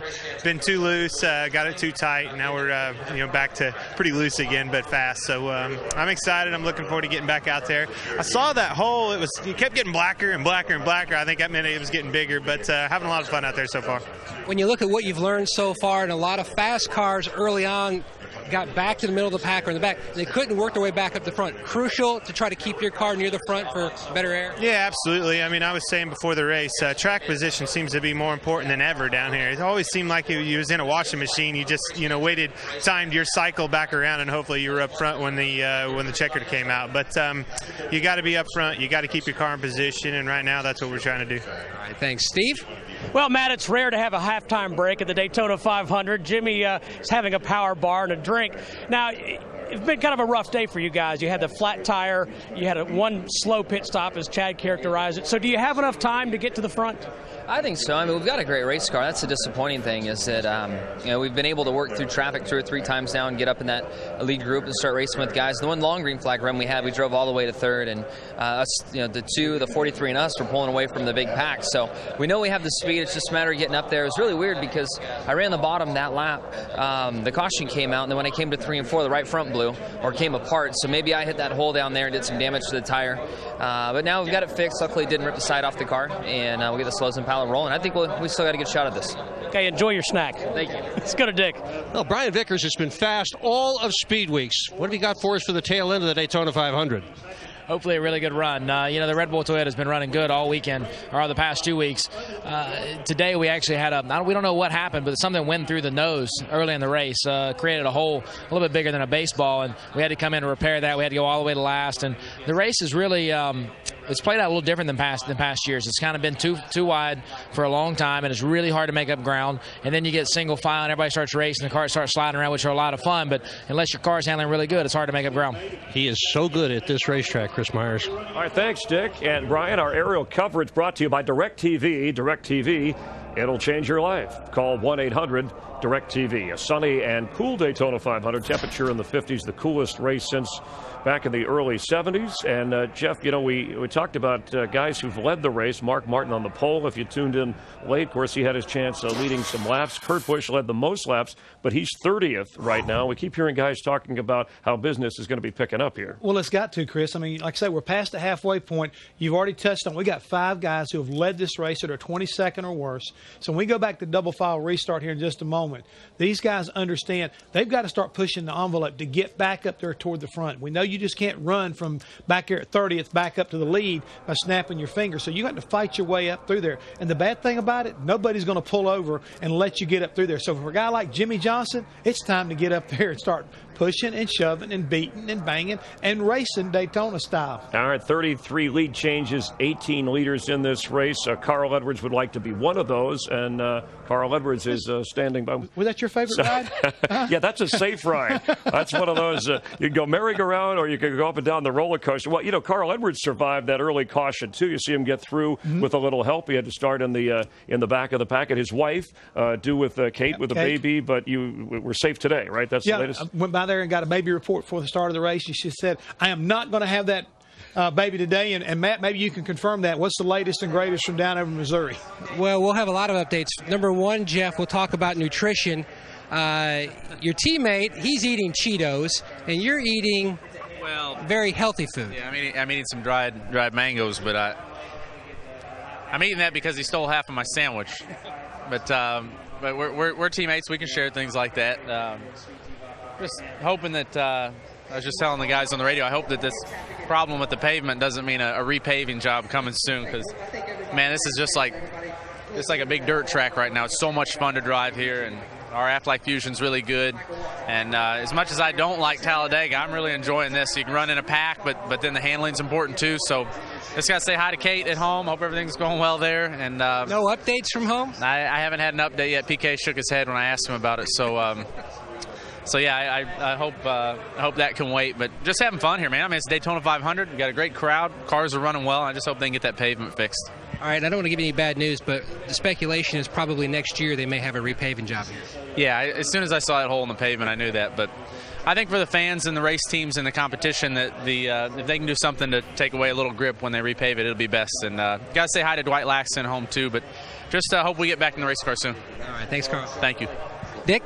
Well, to finish first, to win the race, you first have to finish. David Ruderman has done a terrific job at that. 42 consecutive point-paying races. You have been around at the end. But this is the Daytona 500. What's this thing going to look like as we get closer to the checkered? Are we going to see some people slipping and sliding and testing the wall? Yeah, well, it's already kind of getting that way a little bit. It's a lot hotter than it has been since we've been down here, really. So this is the first time we've actually got a chance to get on track with it being as hot and slick as it is. But depends on what the sun's going to do here. I mean, we're a little bit later in the day. I think we'll end up obviously ending later than we planned on. So probably the track will maybe cool down a little bit and maybe get a little grip back. But as it is now, a lot of guys sliding around.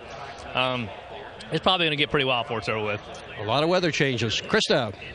Well, pretty wild. That's exactly how A.J. Allmendinger likes it. And I want to ask you what it was like. You were leading the Daytona 500. Doesn't mean you can't still, but what was that sensation like? It was really good, and I enjoyed being up there, and I hate being back here now. So I'm like a spoiled little kid. The Best Buy Ford is so fast, and we just had a hiccup on a pit stop, and it's when you get like 10th on back, it is wild. Everybody's sliding. You try to go one lane, somebody goes that way. You go another lane, somebody goes that way. I mean, it's just everybody's got a handful, and we got a fast race car. Roush Yates horsepower. I just want to get back to lead because I think when we get back to lead, we can hold them off. But it's tough getting back up there. All right, thanks, AJ. Steve? With Kevin Harvick, and Kevin, I guess it's been kind of an up and down day for you. I heard you earlier say, I've never been this loose at Daytona. Then one of the last pit stops, I heard you say, if I get in front, it's over, boys. Shell Pennzoil Chevrolet is really good, and it's handled. We got it handled really good now. So just gotta see how it all works out. We're trying to figure out how we're going to get by 5 of those Roush cars there, all lined up together. So we'll see how that works out. But guys have done a great job in keeping us up there all day and making the right calls and doing the right things. And they've got my car handling good, so it's fast, and see what happens. Thanks, Kevin. Good luck. Let's go to Dick. Tony Stewart, we expected to see you up front a whole lot. Hadn't been there yet. What you got to do to get up there? I got to get freed up. It's just really tight right now. Can't make the front stick to the ground, and can't make the front of the car cut. So we're trying to come up with a plan and a strategy of what we can do here during these. We're not going to get a lot of caution laps probably when they put us back in and get us going. They're probably going to get us going here pretty quick, so we won't have much time to work on it. But we got to take a swing at it because we're not getting any better, and the rest of the field is. So we're starting to lose ground on it. Okay, wish you well in the rest of the race, Krista. Dick. Helped us to rejuvenate that. It's going to be close enough. Close enough. How about your eyebrows went up when we heard A.J. Allmendinger, who has led more laps today than in 80 career races. He's led 11 laps today, 10 laps previously, when he talked about feeling spoiled in that 43 car. Yeah, He wants to get a spoiled little kid. You got to understand something, folks. We got 34 spoiled little kids out there. They all want to have it their way. And somebody like A.J., who's trying to work his way up there in that 43 car, just remember, 43 is pretty synonymous with winning here at Daytona, so don't be surprised that car knows what direction to go in. But all these guys we're taking a look at right now, including our leader right there, he's going to try to hold them off, but everybody's trying to take it away from him. So you can imagine what happens on the playground when they all start fighting over the ball. And one of those veterans on the playground is Jeff Burton, who is currently 13th. Liked his car coming in. He's with Krista Voda. Yeah, Chris, he has liked his car really in all of the races this week, and this feels like the Bud Shootout. That's usually when we talk to you guys in between. We're not used to this, but how is the car right now, and can you get up front? Well, we're really nervous getting coming into the race about tires. We broke a tire in the 150, and then we also hurt a tire yesterday in practice. So we really just rode around and made sure our tires are good. And then the start of this last run, we said, all right, let's roll. And we got up to I think we got up to 12th when we came into pits. So I'm pretty optimistic. It's going to get wild here. I was hoping it was going to stay green because things are starting to get like we need them. We need them to get stretched out because we can really hang the bottom and make a lot of time there with our Cat Chevrolet. So if we get the right kind of race, I think we can get it done. It's going to be interesting. I mean, if we get a lot of greens, a full green, it's going to take a different kind of car to win the race. And if you get a lot of caution, you get a lot of cautions, some of the cars that aren't good at all in the long runs are going to really, really stand out in the short run. So typically we get a lot of cautions, and hopefully we don't today because I want it to stay green. Yeah, it's going to get wild because you guys are all hyped up on that caffeinated Coke. That's right. Steve? All right, thank you, Krista, with Elliott Sadler. And Elliott almost won this race a year ago. And a little known fact, I think you have the record for most consecutive top 10s here. And looks like your car is able to go wherever you want it. Yeah, the Stanley car is really good, and these guys, a lot of hard work this winter, switching everything over to Ford and moving shops and doing all these things, and it's paying off here today. All of my teammates are running really good, but man, I'm excited. We've been running the top 5 or 6 all day long. We're just trying to make it to the end. The longer we go on the green flag runs, the better my car gets. So hopefully we can run green from here on out. We should have a good chance at it. And more importantly, how is Miss Amanda? We know that baby's due soon. Well, I know Miss Amanda's probably at home watching us right now, and the baby's due next Monday, only 8 days from today. So that's the best Valentine gift I think I ever got is next week to become a dad and start that chapter in my life and start a family. It's going to be amazing. So she's doing great. She's at home, and we're looking forward to that day to come. You did cover Valentine's Day. Of course I covered Valentine's Day. I learned from the best, from you. Mike Joy had to help me. Okay. Let's go to Dick. with Michael Waltrip, whose career as a driver is winding down. This could well be his last ever Daytona 500, two-time winner. What are your emotions when you're out there in the race car? Can you think at all about what's happened in the past and what's happening to you today, or is it just focus on four wheels and cars around you? Well, I was fast when I won, and it makes me frustrated is what it is, Dick, running around 25th or 30th. You can't win from there. My car's bouncing. I can't seem to get a handle on it. So it's frustrating is what it is, knowing that this might be the last one, but it's been fun to get the victory lane in Daytona for the 500. This is the greatest place in the world for a race car driver. You've been doing some television, so you've been watching other people race. Is it difficult or is it fun to be in that role? I love it. I'm a big fan, so I like to tell people what I see and how fun it is for me. This delay is a bummer for TV. I know you guys are probably running around circles trying to figure out what to do, so it's going to give me a chance to say happy Valentine's Day to all the loves of my life, moms, daughters, sisters, you know, so on. Good for you. That was a good thing to do. Yeah, Steve? I love Napa. Matt. Dick, from one Daytona 500 champion to another, Ryan Newman, you won this race 2 years ago. How would you describe your car today so far? I think everybody's had a handful. We have for sure. The U.S. Army Chevrolet's been pretty tight, and just trying to get it freed up and work with what we had to work with. We've had some pretty long pit stops, just trying to take our time and get it right, so that at the end we could do a quick stop and you know, go for the gold. But didn't really expect the whole track situation down there in 1 and 2. So I didn't know if he knew we had enough time, I'd take these Army guys over to Lake Lloyd and go fishing for a little bit. It's the nicest day we've had since we've been down here. You got a big posse behind you. Yeah, we do. We're proud to represent them. All right, Army strong here in the 39 pit. Chris? It's Matt Wright. You never go against the U.S. Army. And look, I've seen a lot of pit boards, but is that is he concentrating on those 2 Daytona 500s of the past? It looks like E.T. with hair. Michael Waltrip is staring at that guy, saying, "Wait, if I had him in my pit crew." Sometimes I think Michael's from the planet that guy is from. I know exactly what you're saying. All right, so it's just past 4 o'clock. The same thing about you. On the east, yes. We have, in case you're just tuning in here, 122 laps in. It's been, 43, 44 minutes now, so it's like a halftime. Steve Burns mentioned, I'm waiting for the Who to come out. But make sure they understand something. We're not delayed for rain. We're delayed for track repair. We will get back underway. Yes. And we will finish the 500 today. Yes, we will. And we have our first Daytona 500. Of course, we broadcast on Fox when Darrell was up in the booth with Larry and Mike. Michael Waltrip, his brother, obviously wins in a Dale Earnhardt Incorporated car. Of course, Waltrip has won 2 since. And we're glad that this is the 10th year of NASCAR on Fox. We still have a great race to go here, but let's reflect back on the past decade of NASCAR on Fox. Congratulations, congratulations, congratulations. Congratulations to Fox on 10 amazing years. 10 years. 10 years being a great ride. Father, we thank you for giving us a great day for racing. Protect each and every driver tonight. We pray in your name, amen, and Godspeed.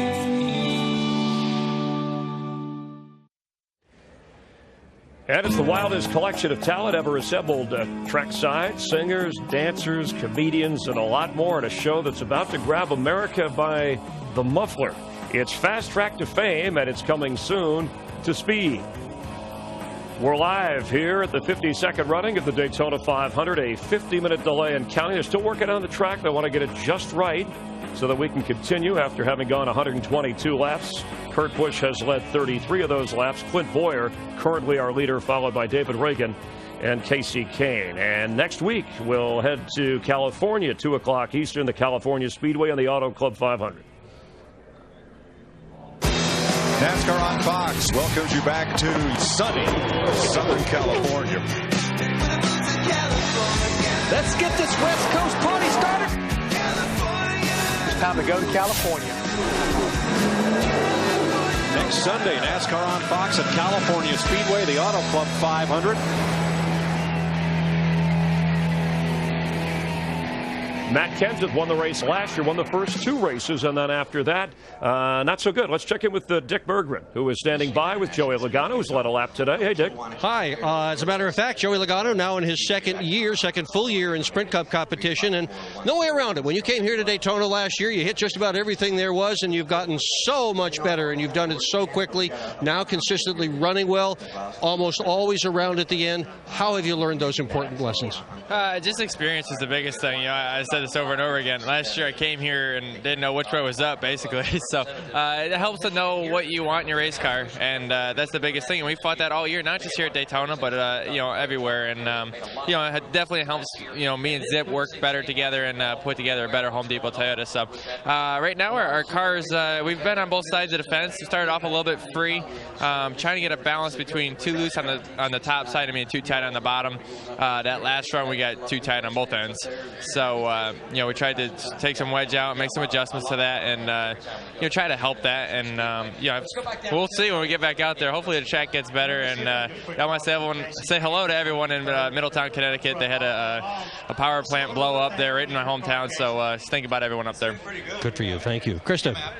Thanks, Dick. Well, Jeff Gordon loves Valentine's Day. You won on Valentine's Day in 1999, and the last thing I heard you say in that last run was your car's driving really well right now. Yeah, I was impressed. Steve Letarte put 2 tires on right there, the DuPont Chevrolet, and that was the best it's driven all day long. Of course, we finally got some good track position, and then I made a mistake on that last pit stop and stalled it leaving, so we lost a few spots, but it's been a good day for us.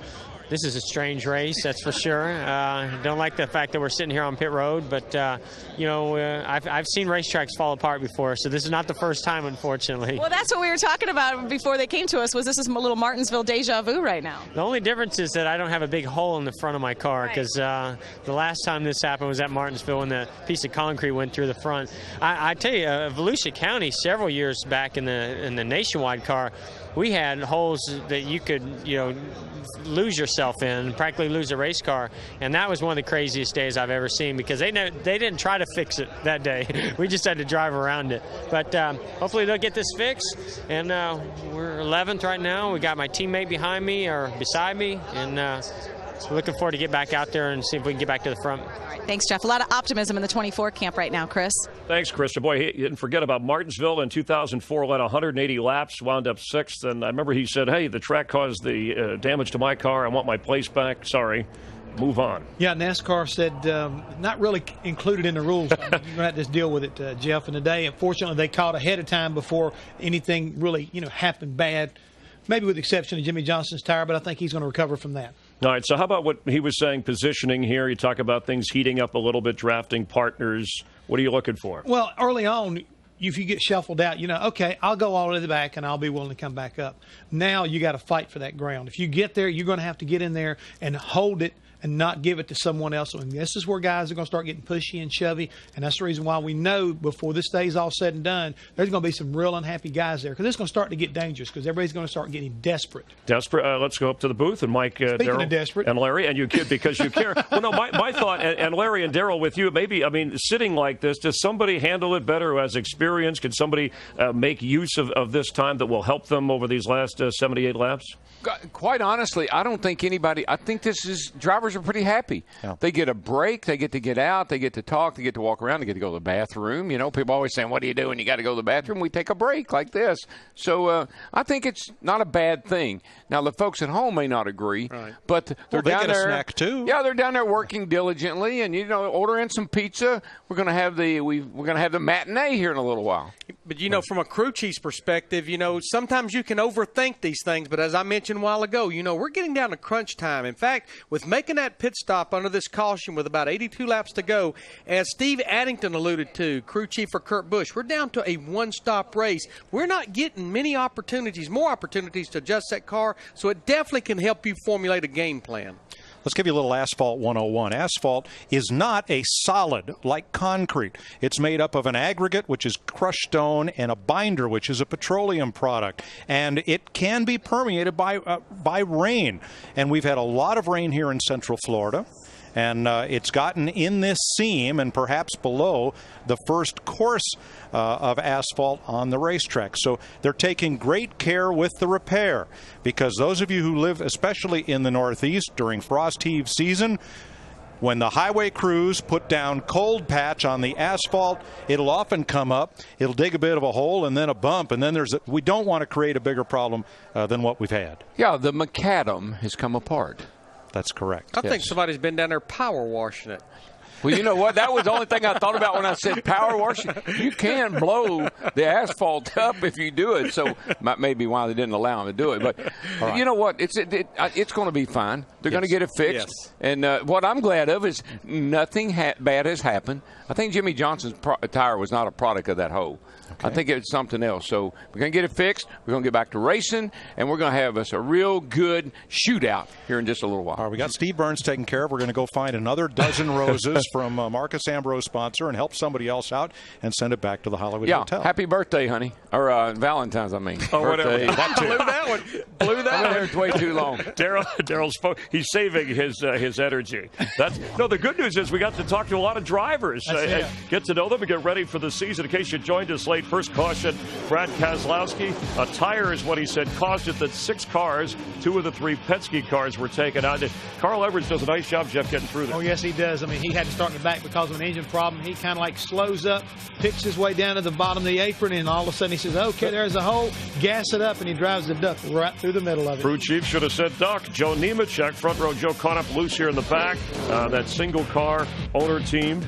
And then that brought out a caution. Mike Bliss having some problems here with a spin out. Yeah, single car accident right off the turn 2. He gets loose, comes around. He'd already been involved in a wreck early on, hits that inside safer barrier. He was able to take it back to the garage area. Now, here's a big concern right now. This is our 4-time champion, Jimmy Johnson, had a right front tire problem, and they had to cut the bracing out in front of the right front tire to make sure it doesn't create more of a problem later on in the race. And that's what caused the delay here. Red flag. We're going on close to an hour here, and then you see, look at how the car bounces here. Whatever it had to do with it, this is why they had to stop and repair the track. Well, I mean, they saw the hole right there, and they saw the problem with the right front tire. Now, they may not been the same problem from that hole in the racetrack, but a lot of the drivers were starting to see that thing starting to open up. As Casey Kane said, it was about a 6-inch chunk to begin with, and it got bigger and bigger. Now NASCAR and the track officials are making the repairs, and hopefully we'll get that taken care of. But I want to go back and touch on one thing, Chris, what Larry McReynolds was saying. It's starting to get cooler right now, and the thing about this coolness is that racetrack's going to change, just like it did during that 150-mile the other day. So making the right adjustment over the final 78 laps of this race is going to be critical. You might go the wrong way, you'll never have enough time to recover. All right, good news is we've tied a record for leaders at the Daytona 500. Back in 2006, they had 18 leaders. We've had that today, and we still have a long way to go. 78 laps. We've had 33 lead changes. Kurt Busch has led the most laps. Clint Bowyer, the current leader. And Brian France, chairman of NASCAR, has joined our guys in the booth. Mike? Thanks, Chris. Lisa France Kennedy also in the room with us, the head of International Speedway Corp. Brian, you got a tricky problem on your hands here. It's not just a pothole out there in the surface, but the weather the last few days and today is contributing to the problem. That's right, Mike. A combination of the moisture and the cold temperatures. If the normal solutions you'd normally use to patch the track not working, but they are we're actually turned the corner. We're on our 3rd different solution. Normally we would have had this resolved a lot quicker. That's the problem, but the good news is we will get it solved. We're in the midst of probably our best Daytona 500 in a long, long time, and obviously we all want to get it started. You have taken the reins off these drivers over the winter, you and Mike Helton and all of your folks at NASCAR, and said, we're going to let them race. We're going to let the drivers determine the code of conduct on track, and that seems to be working out real well. It is. They're mixing it up, but we saw all the events, the preliminary events up until now, and including today, and that's why we're more excited and anxious to get this restarted than probably anybody in the room. But look, but we're on this issue. We want to get it right too. This is obviously the key to the key to safety and everything else, and we will. It just it's definitely going slower than we wanted to, but we're very close to getting it solved. You know, Brian, you've listened to the fans and you listen to the fan council, and I want to applaud you for hearing what the people were saying, hear what the competitors were saying, and really doing a lot of, I think, great things here for the sport, particularly here at Daytona and as we move forward. That's good leadership, and I'm proud of you. Well, I appreciate that. We've got our whole group trying to make racing better, and this is a year that we think letting the drivers, particularly Daytona and Talladega, but we're making some changes with, of course, the spoiler coming back and other various things. And the idea, this is a contact sport. We want them to mix it up. I like that. And that's where we are. I like that. Yeah. And you know, Brian, we interviewed Steve Addington a while ago, and then he came back in and topped off with fuel, and the comment he made is we have to think about green, white checkers as in plural. That's another announcement that was made just last week. More than one attempt now. You know, and that's a function, too, of how close it's been. Late in the race, you're seeing everybody charging from the middle to the front, and we want to make sure that we try to end it under green. We saw the patterns weren't going our way. Make that adjustment right away. Didn't wait until sometime during the year. Did that in advance of the Twins. So that may help us today get this thing. Everybody wants to see what we all do, which is a close finish under green. All right, thanks for joining us. Brian France, Chairman and CEO of NASCAR. Track repair continues down in Turn 1 and 2. We're under the red flag. 78 laps to go in the 52nd annual Daytona 500. You're watching NASCAR on Fox.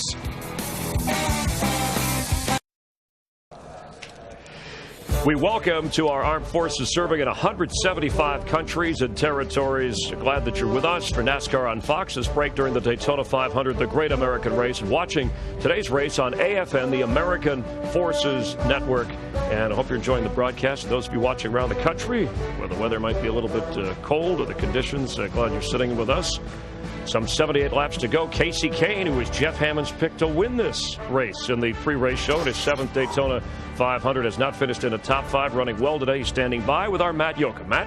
And Chris, when you look at Casey Kane's racing resume, so many years spent running on a dirt track, and you've dealt with ruts and holes on a dirt track, but ever anything like this on a paved track? No, nothing like this. There's holes aren't too bad when you're racing on dirt. You can bounce through them, but you can't bounce through this place having a hole in it. Hopefully they get it fixed. I don't want the race to be over. I want to keep going. I feel like we have a good shot with our Budweiser Ford, and it's been handling good. We've been kind of in the middle of it throughout the day, and if Clint wins, it's all right. I like Clint, so we'll see what happens, but hopefully they get it restarted. Well, we're going to get this thing restarted and race it to the finish right here on Fox. Question for you: as the temperature, you can feel the temperature continuing to drop, how will that change the track, if any? Well, we've been on the loose side from the start of the race. I can run high or low just about anywhere. I think that just makes my car a little bit better. Maybe it puts it in the track a touch more. If you're on the other side, if you're tight, then you might be in trouble if it gets dark or if we race into the night. I think we're sitting good either way. All right, he's pretty confident trying to get the King's Ford into victory lane. Steve? Well, Matt, we've had an MLB on Fox promo, now an NFL on Fox, because we've been having a very in-depth conversation about who should be the starting quarterback for the Eagles, McNabb, Cobb, or Vick. Well, it depends on who you ask. Well, you're the Eagles fan, not me. I say McNabb. He can do it. All right. Now, as far as this Daytona 500, Martin made a great comment. You said, I hope this looks good because, man, we're having fun out there. I'll tell you, it's been a really, really fun day. Obviously, when you have a great car like I do with my Napa Toyota, it makes it fun. But everybody's raced really hard, really smart, and I think everybody's done a great job. So it's just been a lot of fun to be out there. Hopefully we can get the rest of this thing in. And Napa Toyota's running awfully good. I'm happy with it. So top 10 right now. Are you good enough to get to the front? Well, we've got there a few times. And we've really stayed close to the front all day long, and you know, the longer this week's went on, the better we've gotten, and that's because our handling's been good, and you know, the track keeps getting slicker and slicker and slicker, and I'm afraid if it goes to nighttime, we won't be able to stay up there. So I'm hoping we get this thing in soon. I like the sun. I like when it's slick. Our car likes it, and yeah, we'll just have to see. But it's been good. It's been an awesome race, and I just want to thank all the guys on this team, and the pit crew's been phenomenal, and Pat's done a great job. So it's been a lot of fun today. All right, thanks for your patience, Mark. Let's go to Krista. Thanks, Steve. Someone else who's currently running in the top 10 is Juan Pablo Montoya in 8th. Now, Juan, if you're like me, you hate to wait for anything. I think this is just going to, I guess everyone's kind of talking, bubble up some aggression. A 78-lap shootout, is that what we're in for? Well, we'll see. You know, we'll see what happens with the racetrack. You know, this target shape has been pretty good. We've been, you know, trying to run smart. It's going to be interesting what happens, you know, how long it takes to fix a track. And I think the track is going to change a lot because, the sun's going to go away pretty soon. Now, I know you're from Columbia, but the significance of the Daytona 500 is not lost on you. What does this race mean to you, and what would it mean to win it? Well, it's a big deal, but I don't think about it. You know, you go out there, you race, and if you win it, great. If not, you come back next year and try again. You know, we gotta take it as on any other championship race. It's a big deal if you win it, but you can't really be thinking about, oh, it's the Daytona 500. deal with it and see what happens. It's a racer's mentality. Thanks, Juan. Dick Berggren? First time Denny Hamlin ever came here with a Sprint Cup car was for a race called the Budweiser Shootout, and he won it. Well, where do you go from there? Backwards is where we've been going, but no, it's just today we've kind of been under the radar. We're just riding in the middle of the pack, kind of just biding our time. Yep. Mike thinks I need to start going. I think I need to start waiting still. So it's tough to say what the race strategy is and when the intensity is going to pick up. I've really only seen 3 wide a few times, so we know that's going to get a little bit more intense the further the race gets along. It's just trying to figure out, manage your risk and trying to figure out what position you need to be in at the end. Pre-race stuff, I mean, there's been an awful lot said about Denny Hamlin and how enthusiastic you are about the 2010 season. Working out regularly, really getting ready to go. Is this your big breakout year? I think so, and the thing is we're excited to get to the racetracks where there's a lot of letting off, and really kind of evaluate where our team is. Here at Daytona, it's we have the most time to prepare for this race, but it's such a small part of our season. So we're excited about kicking off 2010. It's obviously a year where we have some very high expectations, and now we just got to manage them. Thank you. Wish you well in 2010. Thank you. To the hotel. All right, thanks, Dick. And Denny Hamlin, Kyle Busch, those are 2 guys you hear their name mentioned if somebody that could unseat Jimmy Johnson as he goes for his 5th straight Sprint Cup championship. We're during our delay here. I know you talked with Dale Earnhardt Jr. in our pre-race show. Right. JR Motorsports helped Danica Patrick in her nationwide car run on Saturday. He had some very encouraging things to say about the kind of driver she is and kind of letting her grow into the job. Well, what I was impressed about when we got into the discussion about Danica was how much time he had spent watching her and spending time with his cousin, his former crew chief, Tony Eury Jr., who is the crew chief on that car. And they were both impressed when they took her off to Disneyland over here at the old racetrack there, plus some of the short track that they were able to get her on. They understood that she had great feedback. They realized that she does have feel for the race car. So all these things right here being said, his role became a job just like he did with Martin Truex Jr., being a mentor. He liked talking to her also, so he was going to be very involved in coaching her while she was on the racetrack. So I think all these things had really perked his interest because he sees something in her. And I think after this past weekend during the ARCA race and as well as the nationwide race, I think a lot of people are starting to think, you know what, maybe there is something there. And he, of course, encouraging as she finished 6th in the ARCA race and then 35th as we bring in Darrell, Larry, and Mike on this. And Darrell, I know you had a chance to shake her hand here at the track, and if that grip is anything like this on the wheel, she's going to be all right. I'm telling you, she was trying to take me down, I'm pretty sure. A lot of people try to do that. But hey, yeah, 2 of them right there. Hey, but here's the thing that impressed me was the ARCA race when she got knocked out in the grass here in the infield. When she started working that steering wheel, fighting it quick as she was, great hand-eye coordination. But what really got me, I never have seen a driver, and we've had a lot of in-car cameras, let go of the wheel. Now, that's training from open wheel racing. Car racing. But, man, she was fighting that wheel, and watch, she's quick. Watch her hands. Here she goes. She's off the track now. It's going to come back. Let go. See right there? She let go of the wheel, straighten it up. And, of course, Tony Jr., see how she's not holding it so tight? She's letting the car kind of have its head. Tony Jr. was talking to her the whole time. Brake, brake, gas, gas, clutch, clutch. She impressed me the whole time she was down here. And then yesterday, well, it didn't fare so well in the Nationwide Series race in her NASCAR debut. Danica got caught up in a wreck that looked like it was right out of Days of Thunder. Nothing but smoke ahead. This was the first one that was that the she first got one through. She missed. And that's kind of the philosophy she used in this one. She said, I just went straight. Everybody moved out of my way. Didn't happen that time. And I think the difference, Darrell, the wrecks she missed appeared on the banking and the cars were swept off the banking. The one she got into happened on the short chute, the straightaway. The big question, why does this matter? This is the 3rd biggest stock car debut in the last 30 years. Kyle Petty in '79 came down here to run one of his dad's old Dodges in the ARCA race, won it. Dale Earnhardt Jr.'s first start in the Nationwide Series, 1996. And now Danica Patrick comes over from the IZOD IndyCar Series. And the race that she ran a week ago Saturday, the ARCA 200, on speed. The ratings for that race were up 60% over the prior year. That's huge. Let me tell you why it matters that she was here. today or tomorrow, Monday, you call up a sponsor, a potential sponsor, and say, I need some help with my Nationwide car. Nationwide, what series is that? Well, that's the one that Danica races in. Oh, Danica, that series. Yeah, I'd like to talk to you about that. And it will grow from there. She will be in Cup one of these days, and it'll have the same effect. Rising tide. But I like their game plan with her. You know, unlike maybe when Montoya first came in, and obviously he's very successful now, Sam Hornish, Dario Franchitti, where they ran 1 or 2 nationwide races and then threw them all the way to the deep end of the pool. There you go. Run a full Sprint Cup season. I like what they're doing with Danica. She's not going to be below the radar, I can promise you that, but they ran her an ARCA race. They're going to run her 10 or 12 Nationwide Series races. She's still going to focus on her open wheel, and I love what Darrell said in the pre-race. This is going to make her a better open wheel driver, that they're going to let her fly a little below the radar and not throw her at the deep end, see how things go, and work from there. Here's anecdotal evidence. My mother-in-law is 90. Hi, Jeannie. I know you're watching. Before I came down, the only question she asked me about Speed Weeks, when does Danica race? So, there you go. Yeah, and I think Dario Franchitti is a great example of, he came and raced with us. They ran out of sponsorship dollars. He went back to IndyCar, and what did he do? Won the championship. He won the championship. I think Danica is going to gain a lot from being down here with us. But the thing is right now, Chris, I want to go off of what Mike was saying about his grandmother and mother, like that, trying to when's she going to race? She cared. I went out by the souvenir rigs, and anytime a driver's being successful, the fans flock to the souvenir rigs. The other day, they were 10 deep at the Danica Patrick rig.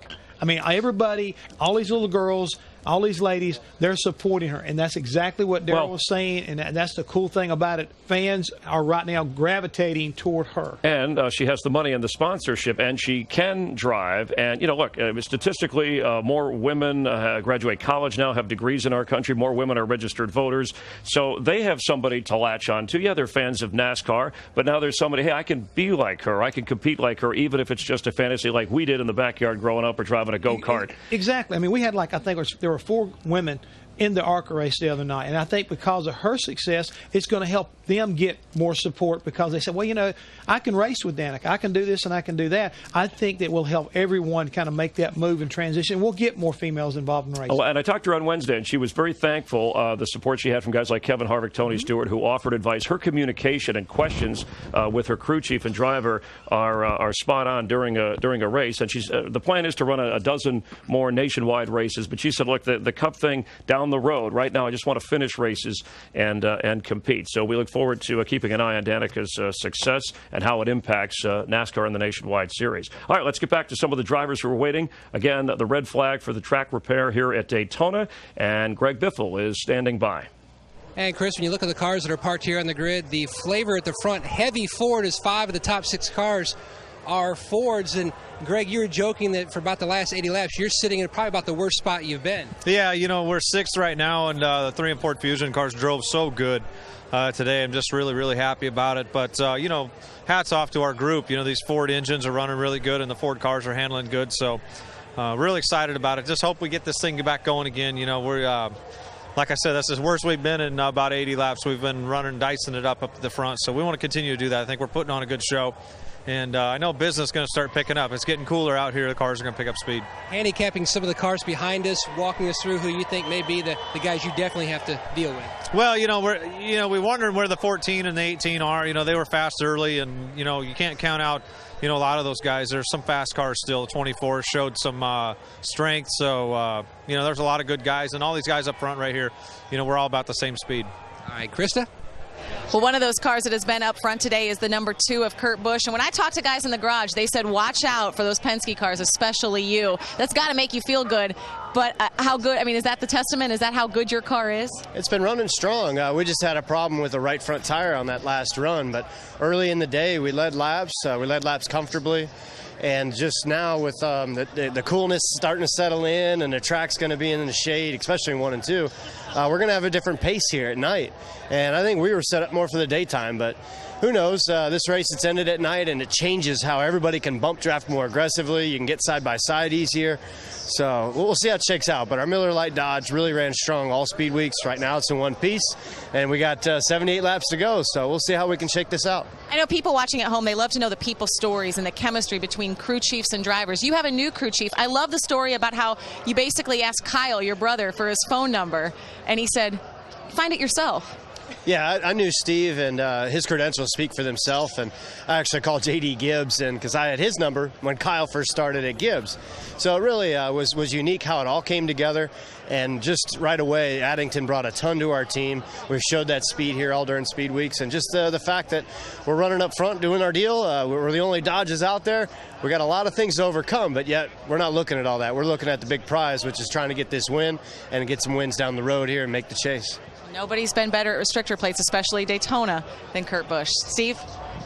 Krista, another driver with a new crew chief is Jamie McMurray, who's right now 10th. And I know you've been fighting a loose race car, but as DW says, loose is fast. Yeah, and the shootout, our car was really loose, but there's a difference between being loose and comfortable. And we've gotten the car a little bit too loose in the 150s, and they've gotten it better throughout the race. It's a lot of fun out there. I was talking to Jeff Gordon a little bit ago, and it's a different kind of racing than we've had here in the past, but it's been a lot of fun for us. Jamie, you and I were talking a moment ago. You're doing a very cool thing to help the folks in Haiti who have been devastated. Talk about that for a second. Well, after I did the show on Speed Channel, talking about everything that NASCAR has done to help Haiti, Christy and I went home and we happened to be digging through the attic and we found 10 driver's uniforms that I've had over the past 8 or 10 years of racing, and we've put those on the NASCAR Foundation website, and fans can bid on those uniforms. I've autographed all of them, and we're going to give all that money to Haiti. So we thought it'd be a really good way for us, as a family, to be able to give back. And when you get to be on TV every single weekend and fans get to see you, I think you should use that to your advantage whenever times are tough. Oh, good for you, Jamie. I hope it works out, buddy. Let's go to Dick Berggren.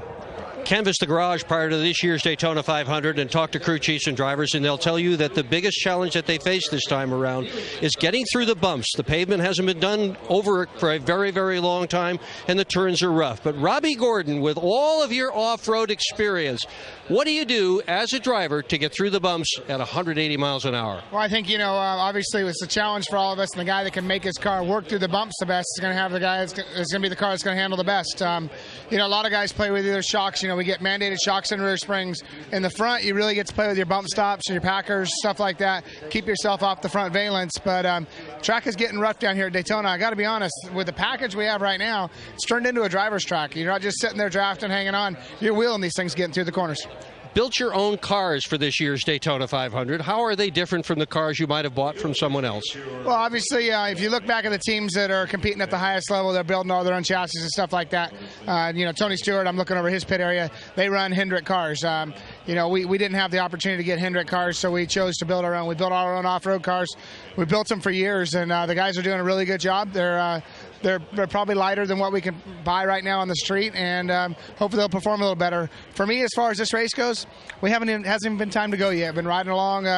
We got into the top, I think 12 is about the best we've been, and we rode around there for a while. Right there, that last run, I was really loose, so we made an adjustment with we're going to bump stop Packer in the right front, and also going to take a round out of the left rear. Can't try any harder than to build your own stuff. Chris?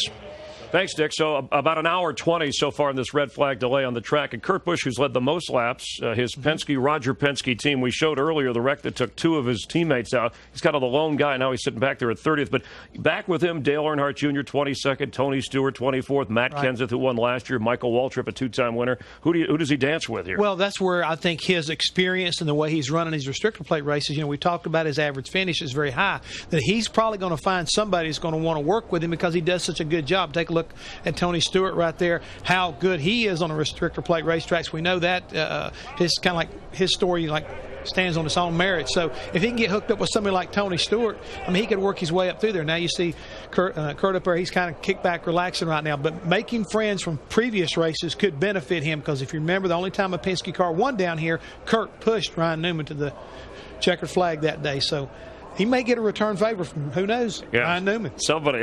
Kurt Busch, three-time runner-up, and happy Valentine's Day. That's Larry the Cable Guy with Kiss him! With Dick the announcer guy, the pit reporter guy. I didn't know they had so much in common. I know Larry the Cable Guy's Cable's a lot younger than Dick Berggren. Everybody's drawn to Dick. All right. Everybody loves Dick. You got to get DirecTV. We're live at Daytona, and we will continue in just a moment.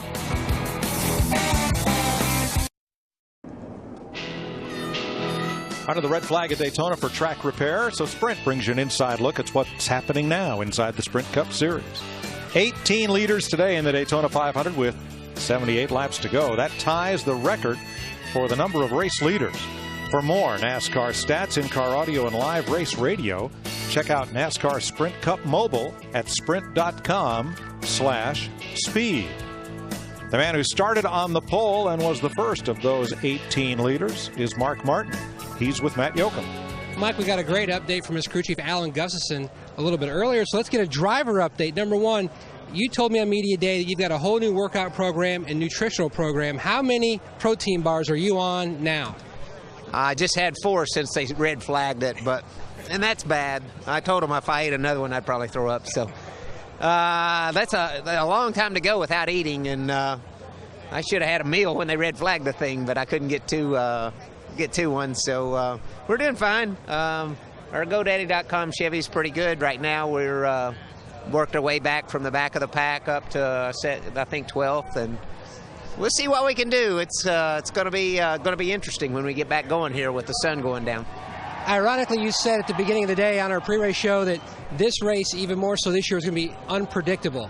Is that pretty much how it's been for you? It's been unpredictable, and it really is now, with what has happened. So looks like we may even finish under the lights here or something. Who knows? All right, thank you, Mark. A quick update from turns 1 and 2. Due to the heavy rains in Florida, especially what we had here Friday that washed out all of the on-track activity, water has seeped into a seam between 2 of the courses of asphalt, between the low groove and the next groove up. And you can see the torches at work as they have taken the patch material, which initially refused to cure due to the cold temperature and the amount of moisture that is still in the asphalt. And so now they are trying to heat cure it to get that to settle so the cars can run over it at 185, 190 miles an hour. Remember California, what they finally did when there was water under the asphalt was they took a cutter and they cut some grooves. Remember they cut grooves down to the edge of the track to let the water have somewhere to drain? Maybe, just maybe. I'm just saying. Well, let's see if they can get this patched up. And Brian France came in and told us that they will definitely get this race restarted and get it back underway. So the good side of this long delay, which now stretches an hour and a half, is we get to talk with all the drivers and crew chiefs, and we get to go outside the Hollywood Hotel with Chris and Jeff and have a look around.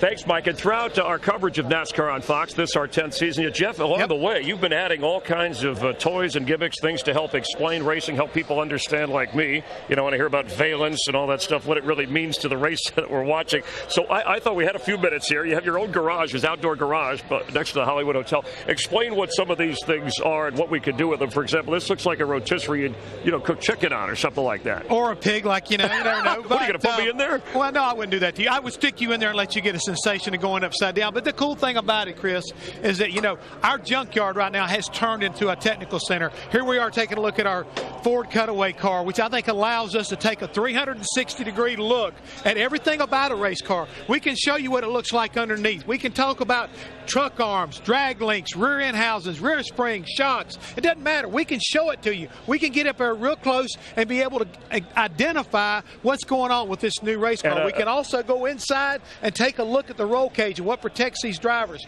the seats, where the oil lines run, everything about it. We can get it in there with a camera angle and a shot so we can best explain it to the folks at home. What does a Sprint Cup car weigh these days? At 3,500 pounds. Right, so they got driver weight and everything. The shell on top. We don't have the body and everything on this particular unit because, again, when you take away the scheme, but the cool thing about it is with our folks over here at Roush Fenway and Ford, again, we've got a complete body car over here. That way, if we got questions, we want to talk about the front nose. Here we go. We got this right here is an actual car that someone at Roush Fenway has driven. That's the cool thing about it. You can take this race car, we could take and put an engine in it tomorrow, and we could take it out and we could race it. By the way, that's the cool thing about it. This is one of our in-car cameras? Is that what that is? That is what you'll see on every race car out there. All 43 cars will carry at least a replica. Same weight and everything of an in-car camera. That way, if you're not carrying it, you're not at a disadvantage. So all these things are so important. And all the way down to a Lexan windshield, the roof flaps, everything about this race car, again, is actual. That way it works up and down. And we the can roar explain it all. from the crowd is not with your cutaway car, but the drivers. Of course it is. The drivers are heading it back is. to their cars. But you heard Brian France talk about the spoiler, going back to the spoiler, probably Martinsville in March. So obviously that will change things. This will go away. We're going to get to that spoiler in just a second. This is the rear wing that the guys are currently running. But here's another thing that I'm really excited about. This is our CNR Roush Fenway, Roush Yates engine display. Again, it has all the things as far as the drivetrain. Now we want to talk about an engine. We can show you right here that where an alternator looks like and what it looks like for push rods going up and down. This is the alternator I was telling you about. All of these things are here so we can best explain what goes on. All the way down to, you don't have any idea what a distributor does, do you? No, I just had my brother fix the one on my car. This is the distributor. We got it cut away. As it goes around, it fires each and every cylinder and makes the spark inside here as the fuel goes in. That's what makes an engine run. What does an engine cost today? Oh, today, depending on the technology, we're probably talking about an engine down here $100,000 to $150,000. Just for the engine? Just for the engine because of the technology. Not so much the cost of the parts. By the time you put this whole drivetrain together, you're upwards of $200,000 just in the drivetrain. I know this is I can operate one of these. You don't know how to shift gears. You don't even know how to work a clutch. Right. Tell me, you love the pit box. You got a nationwide pit box up here. It's not like when you were the crew chief. Well, the cool thing about it is we've not got a new nationwide box. We got a new sponsor with Nationwide Insurance to take care of our Fox box. This is the command central. This is where everything happens. Just like with Chad Canals or any of the teams right here, they get up here. We can sit up and we can literally be above the race car. During the course of a caution flag, we can see what's going on with the crew. It gives us an opportunity to try to protect them, make sure they're not making mistakes. The cool thing about it, we've got monitors. We got like 5 monitors up here that allow us to not only watch the race, keep up with timing and scoring, we can do all kinds of scenarios on different types of pit stops that will allow us maybe to beat our competition. This is Command Central. It's not just for one guy. It's for the engineers, for the car chief, and all those who work with you, Chris. It's so important that you have this kind of support and this kind of a thing. I mean, this is a necessary piece of equipment nowadays. Jeff Hammond, a man of the people, standing above his outdoor garage, no longer a junkyard. Well, one thing right quick before we quit, go by where we got a series of brakes up here for performance friction. We got short track brakes, we got super speedway brakes. But here's the one thing that you were mentioning a minute ago. Yeah, this is what we'll eventually go back to, folks. In a few weeks, you'll get a chance to see a spoiler very similar to this going on this new race car that we're racing here today at Daytona. They'll unbolt the wing and rebolt this rear spoiler on there. All this gusseting and everything, it's designed to where you can just literally unbolt the wing and bolt the other spoiler right back on. It's so important because it doesn't change any of the templates or anything like that right now that the teams are running. And throughout the year, throughout the race, when something comes up, we need a clear explanation. He'll be here to help me and you out. So that's the story. We're going to get back in the Hollywood Hotel. The cool thing about it is show and tell's over with. It's time for us to go back in there. We stretched our legs. We got some fresh air. We've got 78 laps that we're going to have to be holding our breath to the end of the Daytona 500 because we've got, I think, 34 guys still out there on the lead lap that are going to try to win this race. The sun is still shining, so let's rejoin Darrell Waltrip, Larry McReynolds, and Mike Joy. Well, in a repeat of what happened some 4 hours ago, drivers are climbing aboard their cars. The difference is now instead of 200, there are 78 laps to go in the Daytona 500. And you can see, Mike, that's a very, very small patch. But it's right in the low groove, right where the guys' right side tires would run. So they got to fix it, and I think it looks like they've done a pretty good job. And Chris is right. The sun is still shining. The race has still got 78 laps to go. Man, we're going to have an exciting finish to this Daytona 500. I was interested in Kevin Harvick's comment. Harvick sits 7th. His teammate Clint Bowyer is the leader, and between them sit 5 Fords. So getting up to Kevin Harvick, or getting up to Clint Bowyer from where Kevin Harvick sits, he's got a lot of work to do. Well, and we know we have at least one more pit stop. We're right there within a one-stop race. And with the sun going down, we're starting to see shade in turn 1, headed over to turn 2. These crew chiefs are going to have to change their game plan possibly on the adjustments they're going to make because this racetrack's going to change as it cools down. And is this going to tighten these cars up and make them easier to drive? make them a whole lot better, make them a whole lot faster. They're going to stick better now. That hot sunshine, the track temperature, that's all going to come back to the way these guys practice and test, and that's going to make these cars run 3 wide, just like we saw here in the 150s and in the Bud Shootout. But let me just say real quickly about aerodynamics. You know, you talk about the Fords being up there. None of them qualified all that great. But there's 2 ways to come to Daytona.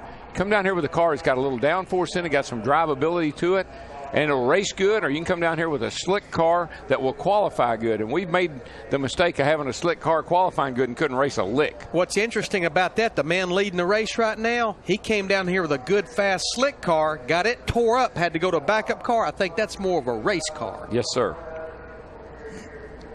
Something new at foxsports.com on MSN. Our newest Lunch with Benefits show, 3 Wide, featuring Darrell, Larry, and Jeff as they chat about everything NASCAR every Friday, 1 p.m. Eastern. Enjoy Lunch with Benefits only at foxsports.com on MSN. Yeah, I was going to ask you if you could guess who the 3 would be. We did our little first show last week and had a lot of fun doing it. Yeah, it's going to be great. We just chat. You can see as they work, there's where that seam runs right down through each course of asphalt up from the bottom. That apron is almost flat. The track there is banked 31 degrees. It's difficult to pave, and enough moisture has gotten down in that seam between the layers of asphalt to cause us a problem here. Yeah, I mean, if this has been going on in 3 and 4, it may have not been quite a challenge because the sun's down on it. As you can see, they're in total shade down there where they're working on this. And it's not windy down there. They've got a jet dryer sitting just off the edge of the track there blowing hot air up on the racetrack. They could have gotten Hammond down there, but they decided it'd take too long to get him down there. There are 3 drivers who are still strapping into their cars, and as soon as they are ready, NASCAR will fire the engines, and this hour and 37-minute red flag period will end. We'll get back underway and get ready to finish off the Daytona 500. And I don't think a soul is left. I've been watching all the roads outside the racetrack and all the exits. I don't think anybody's gotten up and left. I think they're just hanging in here waiting to get this thing going again. Capacity crowd. One thing they anticipate is a big NASCAR rule change. We touched on it with Brian France. Previously, NASCAR would make 1 attempt at the end of the scheduled distance to end the race under green, what we call overdrive. The green-white checker finish. First you wave the green, white the next time by, checker the next time by. Now they have revised that, and NASCAR has said that in all 3 of their national touring divisions, including Sprint Cup, they will make up to 3 attempts to get the race finished under green. And the controlling fact will be whether or not the leader has taken the white flag under green. If he has not, they'll try again, and then they'll try again. They want the fans to see a green flag finish. The drivers applaud the change. Some of the crew chiefs wonder if it's going to take a little extra strategizing, because that could be as many as 10 more laps, counting caution laps on that car. But here's the best news. I hear noise. That joyful noise of the Sprint Cup cars coming back to life. You know what's going to happen, Mike? The fans are going to start demanding that we have a halftime. Regroup. They would say, I really enjoyed that. I got to talk to all the drivers and see what they were thinking, got something to eat. Ready for the second half. You know, it's become warmer than we anticipated. The temperature just about nudged 60 degrees today. We're down to 52 right now, late in the afternoon, a very light breeze. And the track temp, which had been up in the 70s, Larry, that's really plummeted. Yeah, when you look at that one right there, remember when we started, it was 79 degrees. So that means the track has cooled down 30 degrees and probably even more than that down there in turn 1 and 2 where it's in the shade. Now, one thing about the sunshine we're going to have the drivers are going to have a bit of a problem with is coming off turn 4 here for a little while. As the sun starts to go down, the grandstand will shade turn 4. But right now, coming out of that corner, if we have some in-car shots, you're going to see a lot of glare on the windshields.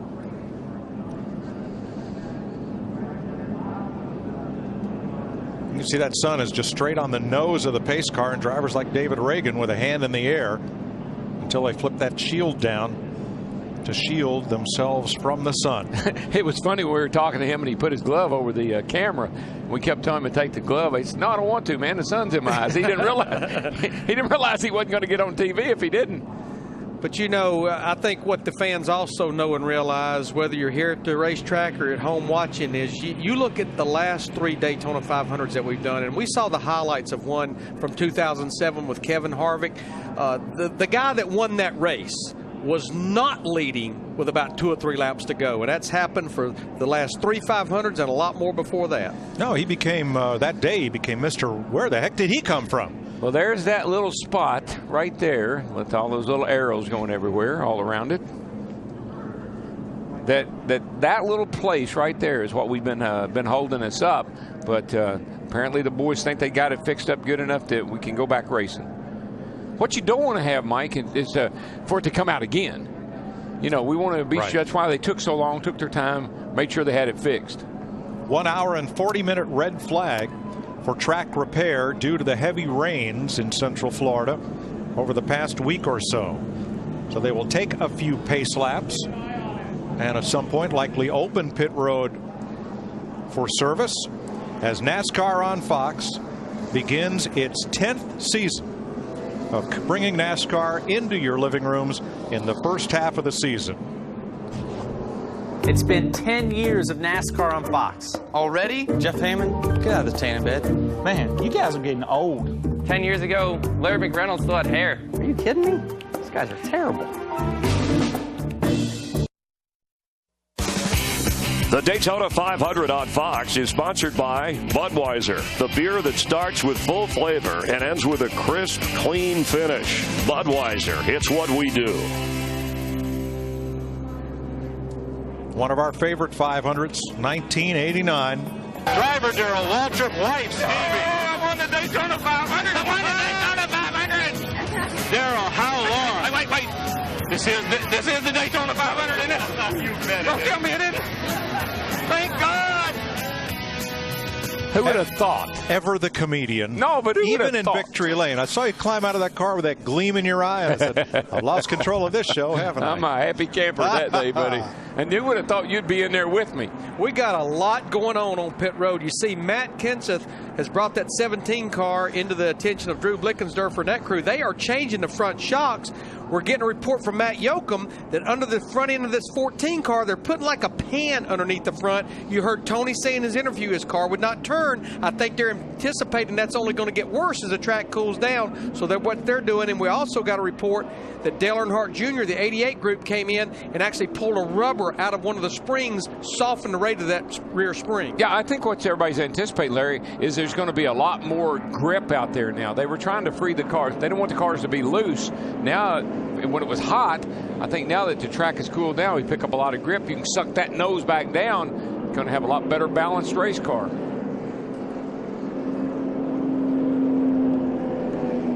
Most of the top 15 did not stop. Now, drivers who are ahead of the leader when the caution comes out get a chance to be waved around the pace car and pick up a lap. Brad Keselowski, Sam Hornish taking advantage of that. Let's go downstairs, check with Steve. Jimmy Johnson just hit pit road again, Mike. First time they took 4 tires, added some tape to that grill, and made a chassis adjustment. This time it came back down. The car did. Ron Malik, the car chief, took a look at the right front fender. They just topped off with a little bit of gas. Jimmy's going to have to start from the rear of the field. Hey, Darrell and Larry, you were talking about during this halftime break, a lot of times you get an opportunity to make good decisions. You also have an opportunity to make bad decisions. When you see the 14 put this belly pan under it, you see the 17 changing front shocks. Just remember one thing, 76 laps from now, they're going to crown this 500 champion. You go the wrong way, you're never going to have a chance to undo what you do. Yeah, that's a good thing about this break. We got a chance. Jimmy Johnson is the beneficiary of this whole deal. Because just when that caution came out, he's got a tire and he's got a front end messed up, but they've been able to fix it. He's back in the race. He's the guy that benefited the most. After an hour and 40-minute red flag for track repair, we are ready to go back to racing. 76 laps to go. Clint Bowyer, David Reagan, Casey Kane, Carl Edwards. Bowyer has elected the inside lane on this restart. and there are 34 cars on the lead lap. Whoopee! I feel like saying boogity, boogity, boogity one more time, but I guess I won't. But you better reach up there and pull your belt tight one more time. You got that right, brother. Pace cars in. This crowd has enjoyed a big halftime break, and now we'll have 75 laps to race in the Daytona 500. Clint Boyer leads them across the line. We're racing again. He got a pretty good push from Casey Kane, the 9 car, but David Reagan in the 6 got a pretty good push from his teammate Carl Edwards in the 99 on the high side. Dead even right there as they go down into turn 1. Neither line's really got any move. Looks like they're going over the patch. So far, so good.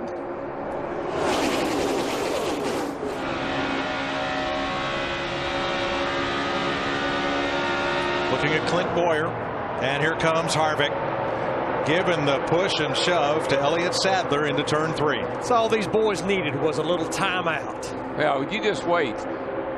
This is going to get real serious. There'll be 3 wide. There's going to be some heavy-duty racing going on from here on out. Clint Boyer's in his 5th Daytona 500. He's your race leader.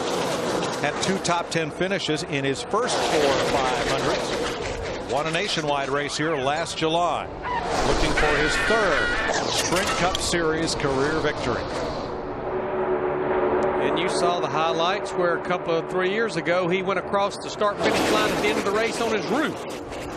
You know, I'm not so sure several years ago that if a hole had come in a track like that, we'd probably, I don't know if we'd have been able to fix it or not. Elliott Sadler with Casey Kane. Earlier in the race, Kane was complaining that Sadler kind of left him high and dry. Now it's Sadler who's helping out his Roush, or rather his Richard Petty Motorsports teammate. Lurking, ever so presently in 3rd place, Kevin Harvick. And you can see the speeds are higher now that the track has cooled down. 193 going off into turn 1. Watch him go down the back. Of course, the guy, you know, I just noticed one thing, Larry. We do have a tad of a headwind down the back today. So that'll hurt the speeds a little bit. But look at Casey. Look at his eyes. He's just worried about one thing. Not where he's going. He's not even looking where he's going. Looking behind him. Who's going to make a move? Who's going to jump out? Which way do I need to go? He's got Ronnie still 1 back in the middle, 1 back in the middle. Now watch the glare off turn 4 here for right there, just for a little bit. And Casey's one of the few drivers we saw with a clear face shield, so he's got no protection from that sun. Maybe he was anticipating a late finish. There's your 3 wide, DW. Brian Vickers in 83, but he's not where he wants to be in the middle. No, but there's going to be a whole lot more of that 3 wide stuff because the guys are going to experiment a little bit and find out, hey, I can hang in there now. You know, we got some guys at the back of the pack, like Matt Kenseth, who changed the shocks, like Jimmy Johnson in the 48. They just ran their fastest lap of this race.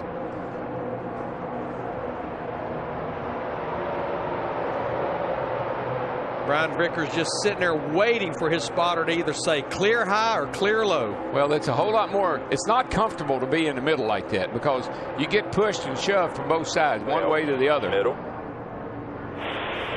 no help. Quick hold there, 82 spilling, 82 spilling, still middle.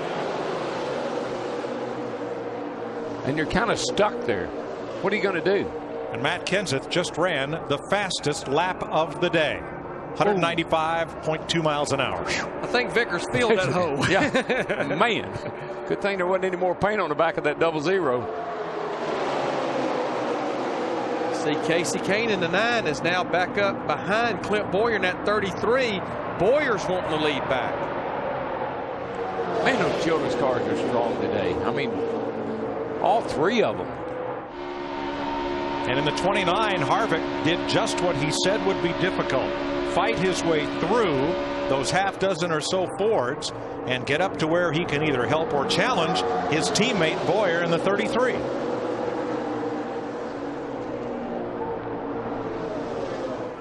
Krista has more on Casey Kane.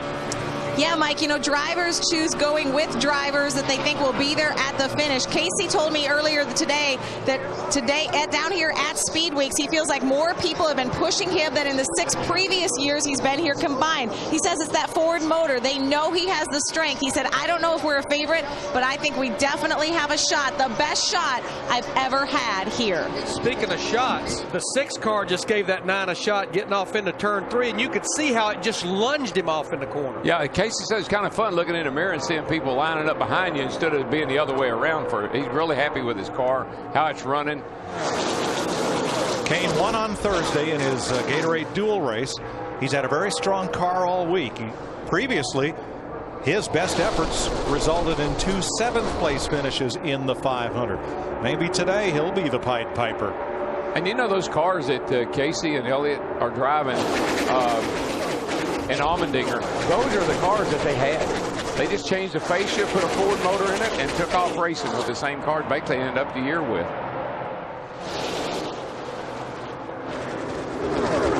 Is your trigger finger itchy on the volume control? What do you say? Let's crank it up.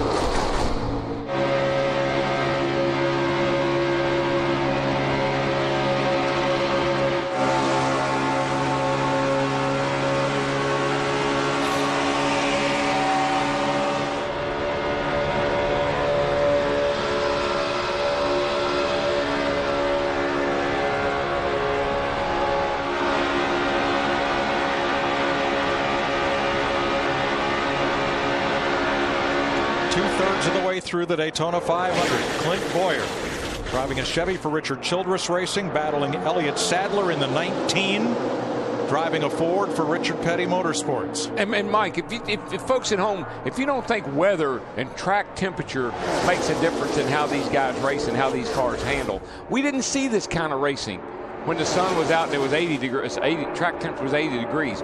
Now that it's cooled down, these guys can go where they want to and do it pretty confidently.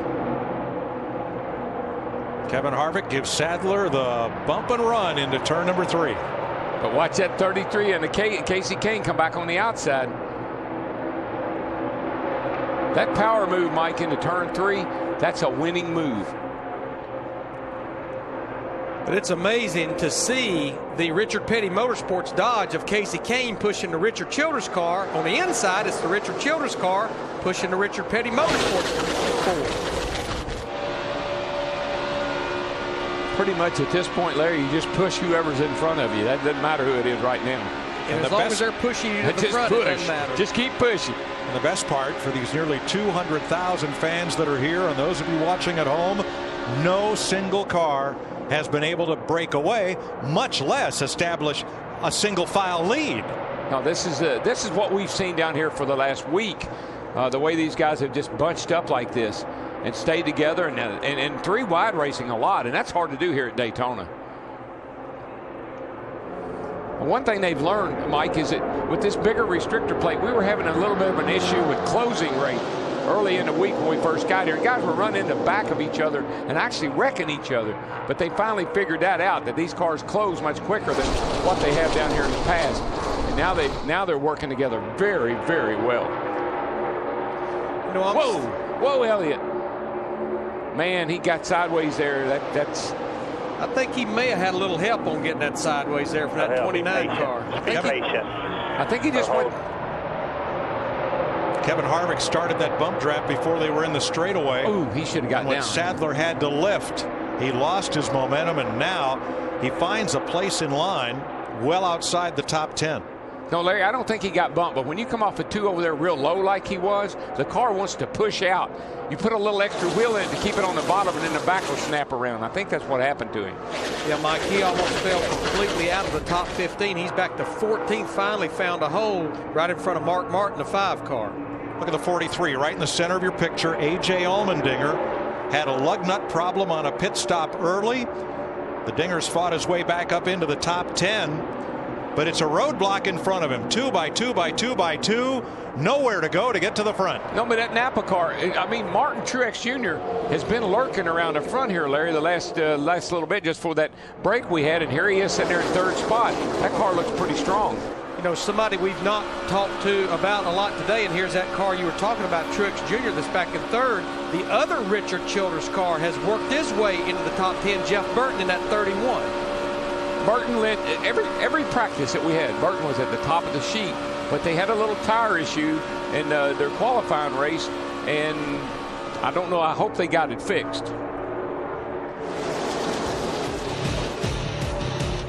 Kevin Harvick, who has won the Daytona 500, has fought his way to the front. 62 laps to go. The Daytona 500 on Fox is sponsored by Lowe's. For all your home improvement needs, Lowe's, let's build something together. By Old Spice, smell like a man, man. By AT&T, a better 3G experience. And by Warner Brothers Pictures Cop Out, starring Bruce Willis and Tracy Morgan, in theaters February 26th. 59 laps to go. Kevin Harvick, Martin Truex, Clint Boyer. Your Old Spice man up are the biggest movers. Jeff Gordon up 32 from where he started. Carl Edwards 31 spots. Old Spice body wash. Smell like a man, man. 58 laps to go and at least one more pit stop. Oh, trouble back there on the back straight. Allmendinger in the 43. Caution is out. And he stays off the wall. Nice save and a wild slide by A.J. Allmendinger.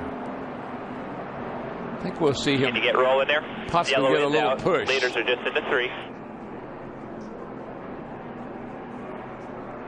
A little unburned gasoline in the exhaust pipe. No big deal. That won't hurt anything, but I think he's stuck in the mud. Look at the front tires. I mean, he's down. The splitter sitting on the track, on the ground. Well, there's probably a good chance not only is he stuck there, he's probably got flat tires on that thing from where he slid across the racetrack. As we've said, heavy rains in Florida over the last couple of weeks. Friday was a complete washout here. And with the high water table throughout the state of throughout the Florida Peninsula, not a lot of places for that standing water to go. So the grass there is pretty soft in a lot of areas. Allmendinger was running 6. Let's see what happened to the 43. Coming off of turn 2 back there. I think you're going to see that he just gets sucked around. That's all that happens to him. And he's getting a little bit behind on his steering right there. And what happened was, we've seen that with this. I don't know if it has anything to do with the big shark fin or not. But when a car gets to your outside like that, it's almost like it has a magnet. It's almost like a vacuum cleaner. And it just sucks you around. See here if he puts a left front down on the apron exiting the corner. I don't think so. And that's not a bad thing off of that corner anyway. It's like the minute that 24 car got to that right rear quarter panel, it started sucking it around. Yeah.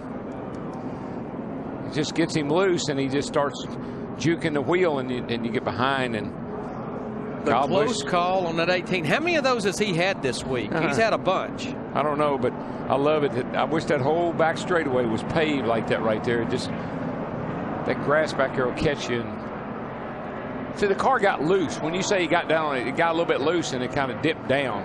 But, man, look at Kyle. Woo. And Allmendinger, he's doing all he can. He'll get off the brake right here. Watching from Carl Edwards.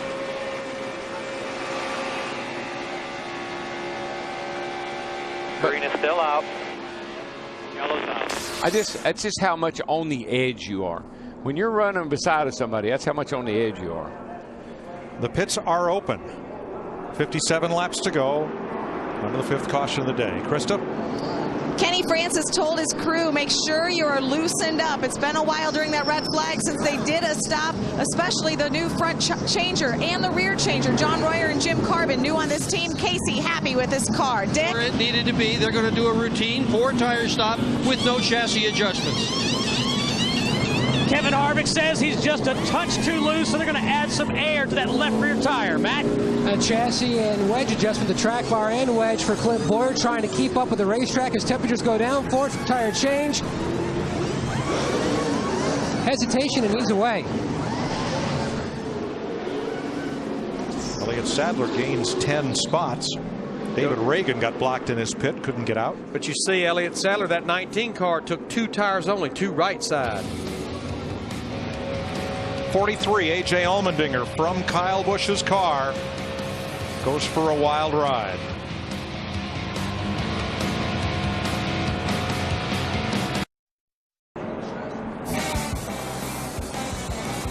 .55 laps to go in the Daytona 500. Number 19, Elliott Sadler, is your leader. Jeff Gordon elected the first pit stall. Just in front of him, Travis Kvapil. Gordon has to wheel it and deal it to get out of that pit. And here's Clint Boyer. It really got bottled up down here near the exit of pit road. You can see how much Carl Edwards had to jump on the binders. Even thought maybe he got into the back of the 33 just a little bit. Boyer will restart 6th. Edwards 7th. Jeff Gordon is 5th. 2nd, Martin Truex. And 3rd, Kevin Harvick. 4th, Casey Kane. 55 laps to go. There will be one more pit stop, but here we go, back under green. See, Elliott Sadler in the 19 has elected to take the outside line. That puts his teammate right behind him, Casey Kane, the 9. Yeah, I think that was probably a good choice because those 2 cars have been trying. If you think about it, they've been trying to get hooked up since the start of the race. Remember, Casey was upset with Elliott because he wouldn't work with him early in the day. Kevin Harvick trying to push his way to an opening to get in front of Martin Truex. I'm just not real sure you're going to get by Martin Truex all that easy. I've been watching that car, and it's gotten better and better and better. But now, you know. Oops. Yellow line. Get up above that yellow line. And Kevin Harvick does. As long as Harvick did what he did right there, did not advance his position, because that is out of bounds. And if you advance your position, they're going to bring you to pit road for a pass-through. He's had a great run there, but nowhere to go with it. That's why we have the yellow line rule. Just think what that would look like if those guys had gone to the bottom and went into the 3rd turn like that. I believe we'd have run out of racetrack when we got there. We run out of records, too. 54 laps to go. We go California dreaming next Sunday with NASCAR on Fox. But here in Daytona, Elliott Sadler, who came within 1 green flag lap of winning last year's 500 before the rain came. And Martin Truex in his first ride for Michael Waltrip Racing in this Toyota. But look at Harvick give Truex the bump into turn 3 that propels him in front of the field. Yeah, that's what he and Boyer were trying to do last time down through there. We ran out of room in the 9 car. Whoa, what happened to him, guys? He got kicked up to the high side with no place to go. He finally works his way back in line behind Brian Vickers in the 83.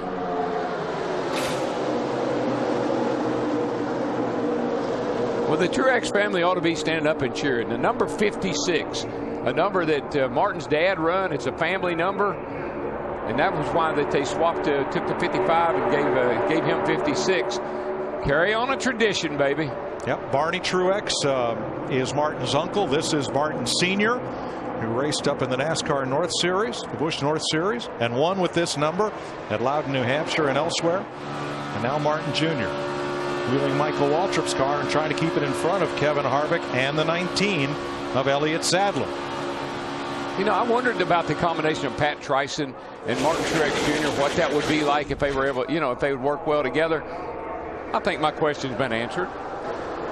A record 52 Daytona 500s, and we've never had as many different drivers lead this race as we have today. We still have 25% of this race to go.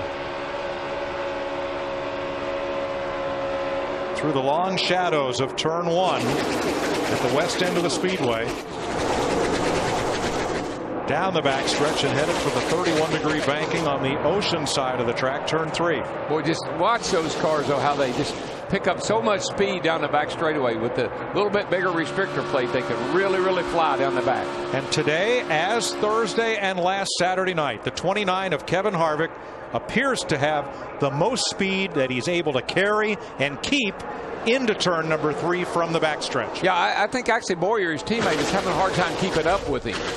That Kevin's car just handles a little bit better right around the bottom. See that? See how he gaps the 33 car? Now you see Elliott Sadler, the 19. We sat up here during the commercial break and just questioned, was just going with 2 right side tires the way to go? And I just think he's had his hands full with that race car, and I think he really has his hands full now against all these cars with 4 fresh tires. Look at this Junior push. shoving the 16 of Greg Biffle, and you see how he let off just before they got to turn 3 in the corner. I think that was about 16 hands full right there. Well, it looked like it, and it's hard to do with these cars because the bumpers match that the 16 was lifted off the ground for a minute. 3 wide. Straight, that's the main thing. I think these guys have finally realized, hey, this track's got that grip back in it like we've seen here all week, and they're going after it now, and I knew they would. I think someone else has realized something. That 11 car, look, boy, Elliott Sadler's just all over the place in that 19. He cannot find a place to get right now. No, he's going to get wrecked if he doesn't get out of the way here. Casey Kane and the 17 of Matt Kenseth almost got taken out in that corner. There is not much substitute here. Horsepower, maybe. You see Elliott. Elliott is waving. He's flagging to get away from me. Leave me alone. Matt? Mike, earlier when he got dropped out of the lead and fell to the back, he said the car was just way too loose to be running up front. He got back up front with the track position. The car's still way too loose. He's just hanging on in the 19. Yeah, when you change just right side tires, it can sometimes tighten your car up, but it can sometimes, depending on how it's handling, can make it even looser. 48 laps to go. Larry, how many more laps do they have to run before they can make that stop under green that they need and still make it to the finish without stopping again? Well, I would normally say about lap 160 with 40 to go, but think back to what interviewing Steve Addington. We have to think about a possible 3 attempts at a green-white checkered, so I think to safely you need to get to about lap 164 to feel real good about it. And I'm feeling real good about probably more than 1 attempt at a green-white checker. The way these guys have been racing down here, this is a gaggle right here.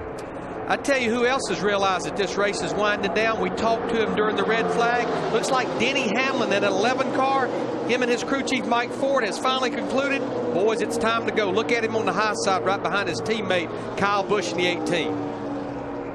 Montoya kicked upstairs. It looks like looks like that 56 car doesn't handle so good in traffic. That thing is wobbling all over the place. Remember what Harvick said? Get me out front and I'm gone.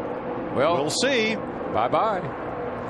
We'll take a quick break from Daytona and get a look at Shutter Island, a suspense thriller brought to life through the eyes of visionary director Martin Scorsese. February 19th in theaters.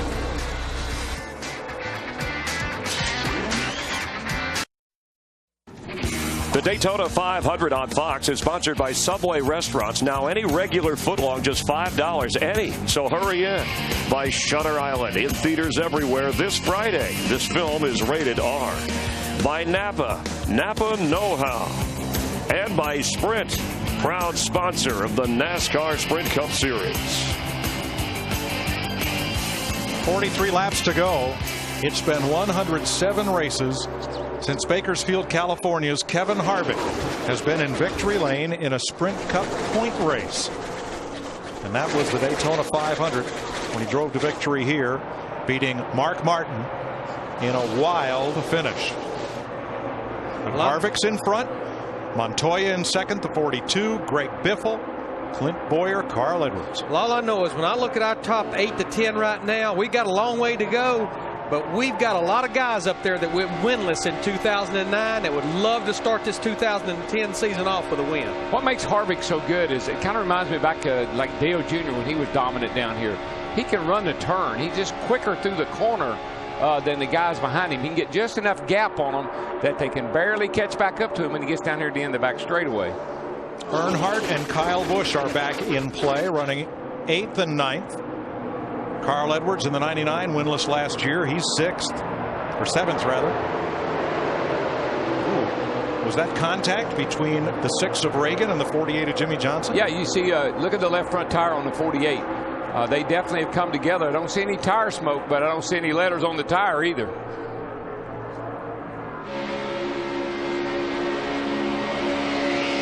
Do need to make note that A.J. Allmendinger, the 43 car that led this race, brought out one of those last cautions. Caution. Don't know why. Caution. The yellow is out. And we believe that this may be, again, for the asphalt down between turn 1 and 2.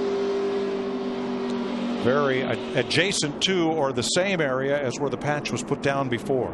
So with Kevin Harvick leading, Juan Montoya second. We are under caution, and we'll have a look at the rundown and await further word. You're watching the Daytona 500 on Fox. 39 laps to go in the Daytona 500. Next Sunday, NASCAR on Fox moves to Fontana, California. Matt Kenseth is the defending champion of the Auto Club 500, presented by Napa Auto Parts. Next Sunday, 2 p.m. Eastern, 11 Pacific, in high definition, right here on Fox. For the second time today, the field has been brought down pit road, stopped behind the Ford Mustang GT pace car, a NASCAR official at each car, and they've gone out to deal with the issue of turn 1 and 2. As often happens when you make a patch in asphalt, it's the adjacent asphalt that goes first, and you see that seam beginning to break up. And once it does, what surrounds that patch is going to work its way apart, and all that aggregate comes down the banking and just raises havoc. Now, we're told by NASCAR that during the 36 laps of racing that we've just had, they've had discussions with the folks on the grounds responsible for maintaining the asphalt, and just in case this situation did recur, they have a different type of patching material that they are going to use, something that they hope is durable enough to hold up to the 39 laps that we have left to run. Yeah, well, I applaud these guys. I mean, NASCAR guys, they're watching out for these drivers. And when this thing gets too bad, if it comes apart like that, they stop the race trying to fix it. And you got to give them credit for that. We don't want anybody cutting down a tire or having a bad accident. So once again, drivers are out of their cars to walk around. Kevin Harvick is your leader with 39 laps to go. Juan Pablo Montoya trying to win his first NASCAR oval race. Clint Boyer in the 33. There is Harvick. Happy Harvick, they've called him. And he certainly has the big smile on his face right now as he is the leader. But we certainly expect this race the track to be repaired and this race to restart as the drivers talk it over. Jeff Gordon is explaining to Dale Jr. about, I came that close to wrecking, and the car's porpoising. That's one thing I noticed he was saying, and then it gets real loose with him. And he came that close to wrecking. So the drivers, you just want to watch. If you want to know what's going on, watch your hands. They pretty well explain it. Now, Carl, on the other hand, pretty content. Thank you very much. He's in 8th place, Carl Edwards. Yeah, the last few laps, Jeff Gordon and Dale Earnhardt Jr., they had been running nose to tail with each other, so I'm sure whatever they're describing, they probably were seeing it for themselves with their teammate. And Mark's saying, I'm pretty good on one end of the track. We got a little problem on the other. Burton says, I'm about to pull my hair out. I don't know what to do. Junior's going to join in with some of his. He probably got a real good theory. I can help all you boys. Maybe he's doing more trivia with them. He might be. Baseball stuff. No, he's same thing. Mark says, okay, y'all talk all you want. I'm going. All right, Chris Myers and Jeff Hammond. Thanks, Mike, Larry, and Daryl. It's amazing how the competitors sit and talk with each other. So far, the track is winning here at Daytona. Second red flag, patience being tested. First caution came out, seemed like days ago. It was a tire problem for Brad Keselowski. 6 cars involved in this early wreck. We've had a total of 5 cautions in the race.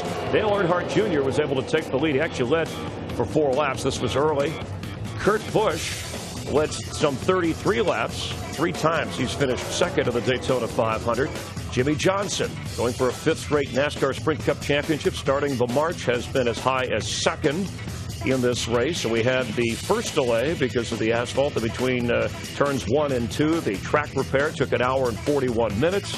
And once we got back to racing, Mike explained moments ago the track had some problems causing the red flag prior to that. A.J. Allmendinger, who led 11 laps in this race and was a top 5 finisher last year on the 500, having some problems with spinning out. But we have had 19 leaders, and that is a record for the Daytona 500, 18 the previous record in 2006.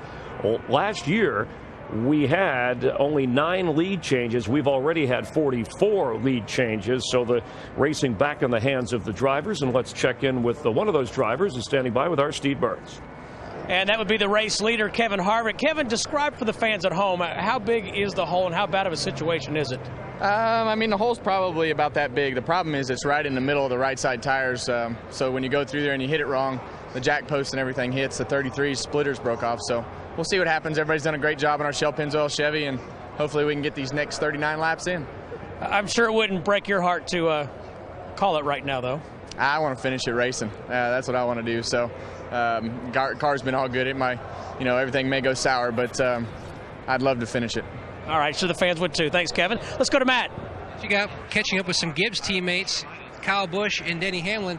Now, you two were describing for each other that he was hitting the hole. I didn't know it. He says I was, so I don't know if he was or not. He was behind me on the top, but, the hole's getting...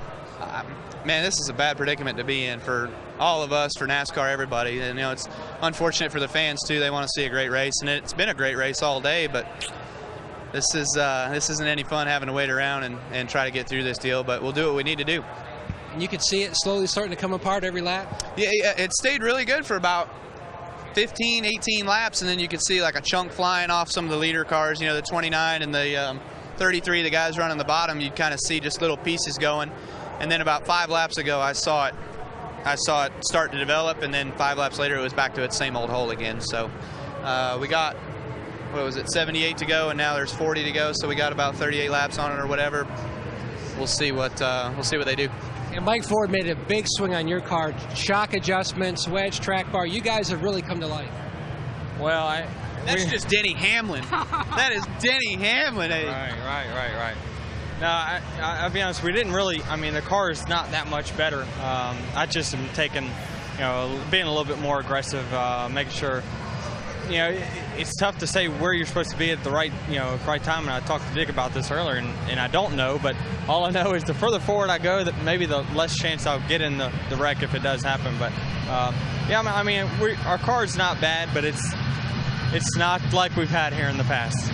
Now, you always do a lot for your fans, and last night on your Twitter account, you were giving away tickets to the Daytona 500 with trivia questions. Yeah, we're going to make it a weekly deal. I think I'm going to start doing it maybe on Thursdays. That way, people from far away can fly in. But, I gave away 4 tickets for the Daytona 500 and had some trivia questions. The answer to one was my ties, and the other one was Gerald Wallace. So I enjoy doing it. It's fun to just see the reaction of the fans and everyone getting Google ready at 10 o'clock when the trivia starts. All right, good luck for the rest of the race, Dan. All right, thanks. Krista? Matt, down here with Jimmy Johnson. And Jimmy, we were talking a little bit about the track and obviously your race car. So how is it out there? Have you been on the bottom, and what did you see? I really didn't notice it until the caution came out. And then when I drove by, I could see the hole again. I know that my car is crashing the ground down there really hard. The swells are so big that I think the truck arm mount or the jack stop on the right side of the car is smashing on the ground and just pulling that asphalt up. So it got us on the first one. I think we got a flat from that, but this one, it didn't seem to really hurt us. Hopefully we can get it fixed and finish under green. I know I came down, you were talking to your teammate Dale Jr., Robbie Gordon. Are you all just kind of throwing your hands up in the air and say, what do we do? And can it last for another 39 laps? Yeah, I guess that's in the back of our minds, and we talked about it a little bit. I think the guys that are back here, I'm not in the top 10. We want to see a lot of green flag runs so we can have a chance to work our way to the front. With the cooler temperatures and these short runs, the lines sit there stalled out. So that's what we were talking about more than anything. It just couldn't go anywhere and sitting there 2x2. So we need a long run so that I know my Lowe's and Paula can go to the front once we get some laps on the tires. Now, we did joke a little bit. We saw one driver walk by right now who's very happy. He's got a big smile regardless. Yeah, Harvick walked by, and I asked him if he felt like they should call it, and he just smiled even bigger. So there's one guy wanting it to be over. All right, thanks, Jimmy. Let's see who Dick's caught up with. I've caught up with David Reagan, who's taken the opportunity for a peanut butter sandwich, a banana, and a soft drink as well. You getting hungry out there? Yeah, Coca-Cola and a PB&J, but without any jelly. They jipped me on my jelly, but I want to finish this thing. Our UPS Ford's fast.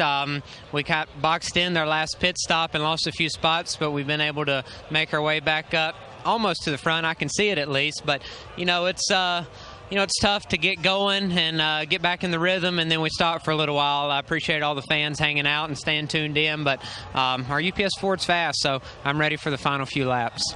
Never won a Sprint Cup race. 6 people have won their very first career Sprint Cup race right here in the Daytona 500. Can you smell it coming for David Reagan? Absolutely. Yeah, we can win. We've got a team and a car that can win, and it's just a matter of being in the right place at the right time, and we need to get up there to that top 5 or top 10 for the last 10 or 15 laps, but we've shown that we're a little better on the longer run, so hopefully they can fix the patch for good this time and go racing, or just leave it open and broke down, whatever, and we'll race around it. Can you do that? Yeah, I would say that right now, but as we cross over, it's certainly a safety issue. If you were to cut a tire down, that wouldn't look good, but hopefully they can get it fixed up and or put a cone over it or something and say, just don't knock down the cone, let's just go racing. Okay, finish your PB&J, but it's only P. Steve. Dick, Carl Edwards, and Robbie Gordon chatting, and Kevin Harvick, I think, expressed it the best. We want to go to the end. He said, I want to win it. 500 miles, but it's a tough situation for NASCAR. It is, and nobody wants this to happen. I was just talking to Robbie Gordon, though. He said that in his desert trucks they go around rocks and cactus and all sorts of stuff, and as far as I can see, that hole's it's not moving. We all know it's there, so I wish we could just go race and drive around it, and I know there might be a little bit of an issue with pieces coming up and coming through a windshield or something like that, but really, that's not the hardest thing in the world to miss out there. So, they got it patched up. A lot of people are just running right through it with the right side tires, and just unfortunate. But hopefully, yes, we can finish this under the green. It's a Daytona 500. I mean, whoever wins it, that's how they want to win it, and that's what the fans want to see. It's been a great race so far. Thank you, Carl. Let's go back to the hotel. All right, thanks, Steve. Yeah, it has been an entertaining race. You got to finish the race, and we said the track is winning against the drivers. That's your splitter getting beat up. I told you earlier, as far as the pre-race is concerned, Daytona's like a lion. If you don't tame it, it's going to take a bite out of you. I think it wanted a bite out of the Cheerios car, and that's exactly what it's done to that front splitter. It has definitely got a chunk out of it, and those guys need to fix that. Otherwise, that car's not going to drive that well. And it is dinner time in the Hollywood Hotel. Jeff Hammond, Chris Myers, thanks for staying with us. NASCAR on Fox, the 52nd running of the Great American Race. We maybe get that ShamWow guy to smooth over that spot and let him race. They're going to finish this, right? They're going to go back out. Finish this thing. I don't think the NASCAR is going to give up on the racetrack, and I know the drivers are not going to give up on NASCAR. So, again, it's the toughest thing in the world to have to do. It's to start and stop, start and stop.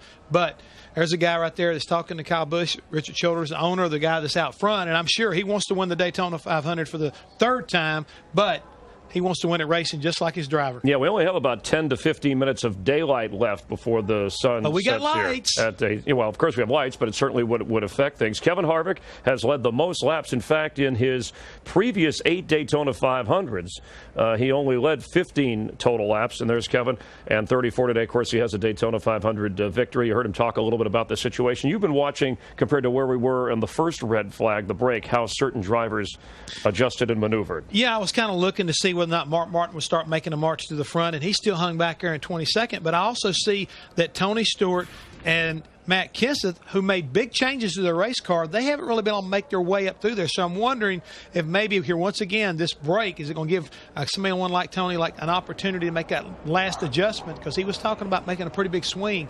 Can it get it fine-tuned in there to be able to make it work?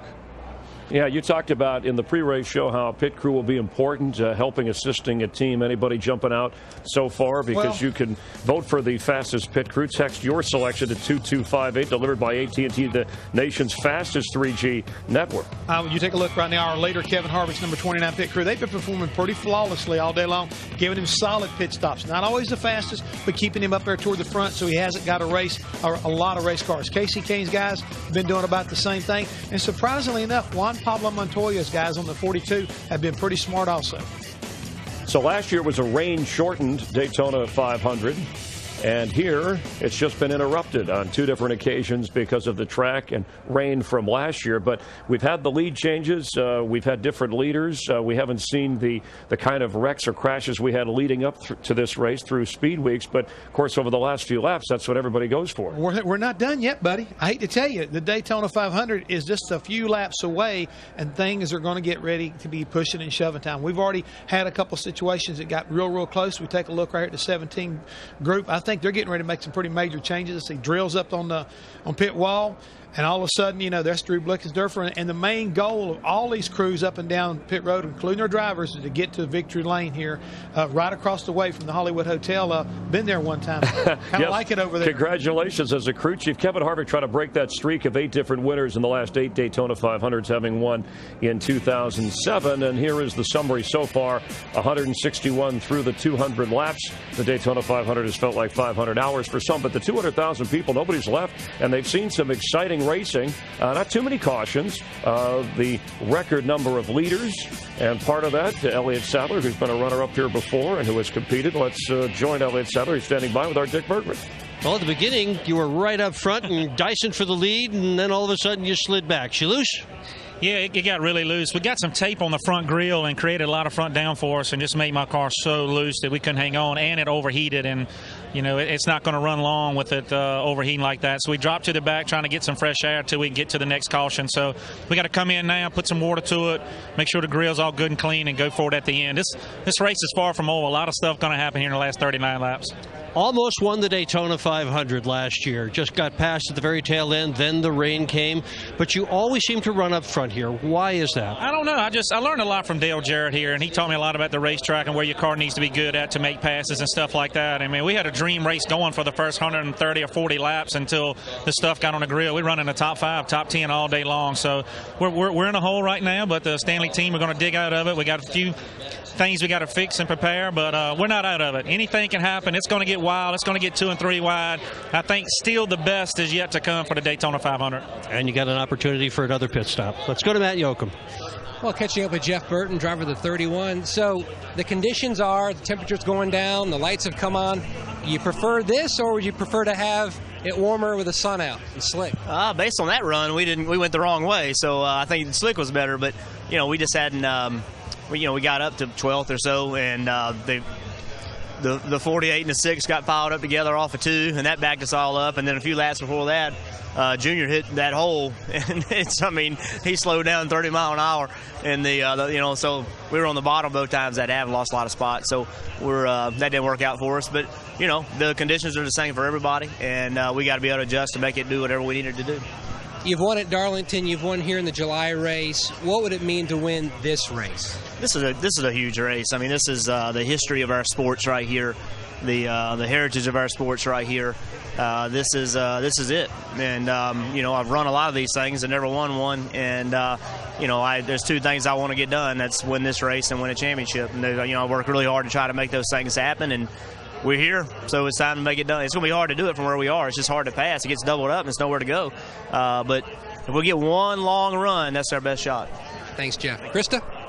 Well, Matt, David Rudiman knows all about waiting it out for a race decision. That happened in the Coke 600, his first career Sprint Cup win. But you have an interesting theory. All of you dirt track racers should have an advantage right now. Why is that? Well, anytime you race a dirt track, if there's a hole, you just drive around it. That's kind of the theory. But, of course, you're not running about 180 miles an hour to most dirt tracks anyway. But now we got a pretty good Airstream machine. It's just, I know it's disappointing for everybody that, as much rain as we've had and the cold temperatures and stuff, I mean, sometimes stuff like that happens. So, and you can't run there. If it was in a different spot on the racetrack, it probably wouldn't be a big deal. But it's right where the right side tires, if you're running the bottom of the racetrack, runs through there. So we're running the top of the racetrack anyway, so it doesn't affect us too bad. But if you were on the bottom, I imagine it's probably pretty hairy. All right, well, that's a good reason to stay up top. Thanks, David. Let's throw it over to Chris. David Rudiman in his 4th Daytona 500, and they are continuing to work on the track that's between turns 1 and 2. And I guess they're trying something, as Mike Joy explained, after learning the first time around. They have something they think will do the job so we can complete these last 39 laps. And it looked to me, Chris, just like I say, a quick look at it, it looked more like an epoxy mix rather than the asphalt they tried to put back in earlier. Kevin Harvick, your leader. Juan Pablo Montoya, then Clint Boyer. You're watching Daytona 500 coverage live from Daytona. Ready. Green flag. Stop. They're still spinning. This is the calm before the storm.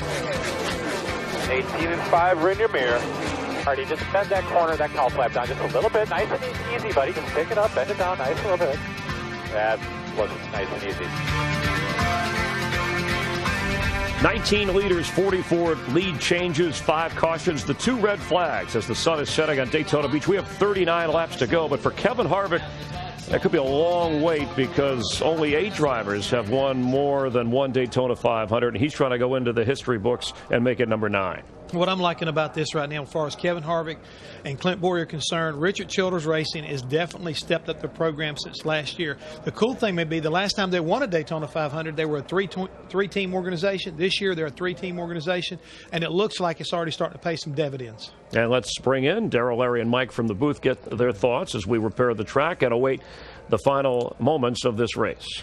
Well, just under 40 laps to go. It'll probably be about 35 when we get back to green. So that would be a fuel run, and we'll see what happens with the pavement. But this is something no one could anticipate, is the condition of the asphalt after these torrential rains and what would happen to these seams and the various courses of pavement. And those of you that live in the Northeast and withstand the frost heaves of winter know that when it starts to break up, it's usually going to keep doing that unless drastic measures are taken. And they're doing everything they can to get us a raceable surface to get us through the rest of this event. What I'm proud of is I'm proud of my driver buddies. We have interviewed, I don't know how many of them, almost all of them, and not to a man, nobody said, oh, you need to call this thing, we need to get out of it. Every one of the guys want to finish the race. This is the Daytona 500. We don't want to leave here with the race, with laps to be run. And so I applaud the guys down there in the pits, the drivers. Everybody wants to hang in here, get the track fixed. Let's finish this thing under green, give the fans what they came to see. And if we get to do that,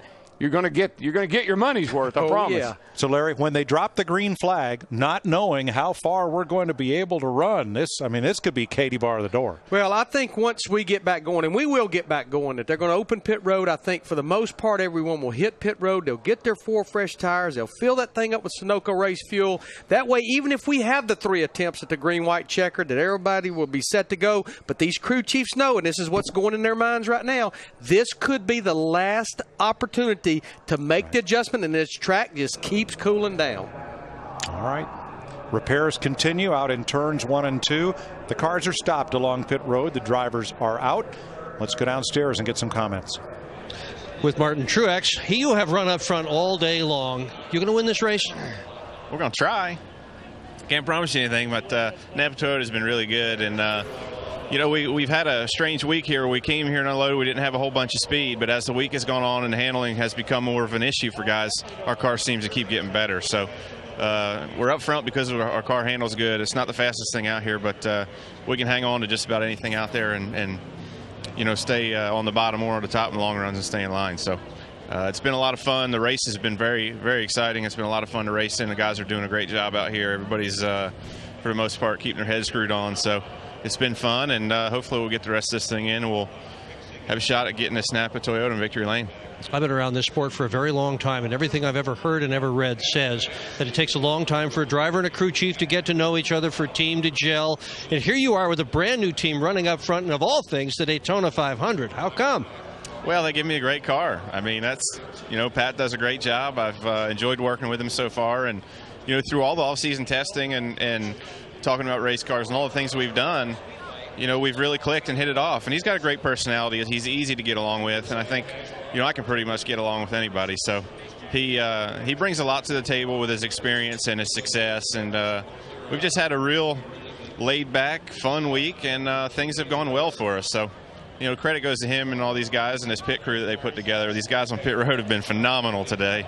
I can't say enough about them. So it's been fun to drive this Toyota, and hopefully, like I say, we can just stick around, hang around in the front here until 2 or 3 to go, and hopefully we'll be in the right spot to make a move. Checker's not that far away. Krista? Well, Dick Dale Jr. and I are just down here freezing, talking about how cold it is, but I know he wants to get this thing going because right now you're teamed up with your teammate, Jeff Gordon. Can you guys take your cars to the front? Well, we'll probably have to get there separately, but there's really, the way these cars are handling, there's really no working with anybody, but you just try to make the moves you can make to get you to the front. So we were moving forward a little bit those last couple of runs.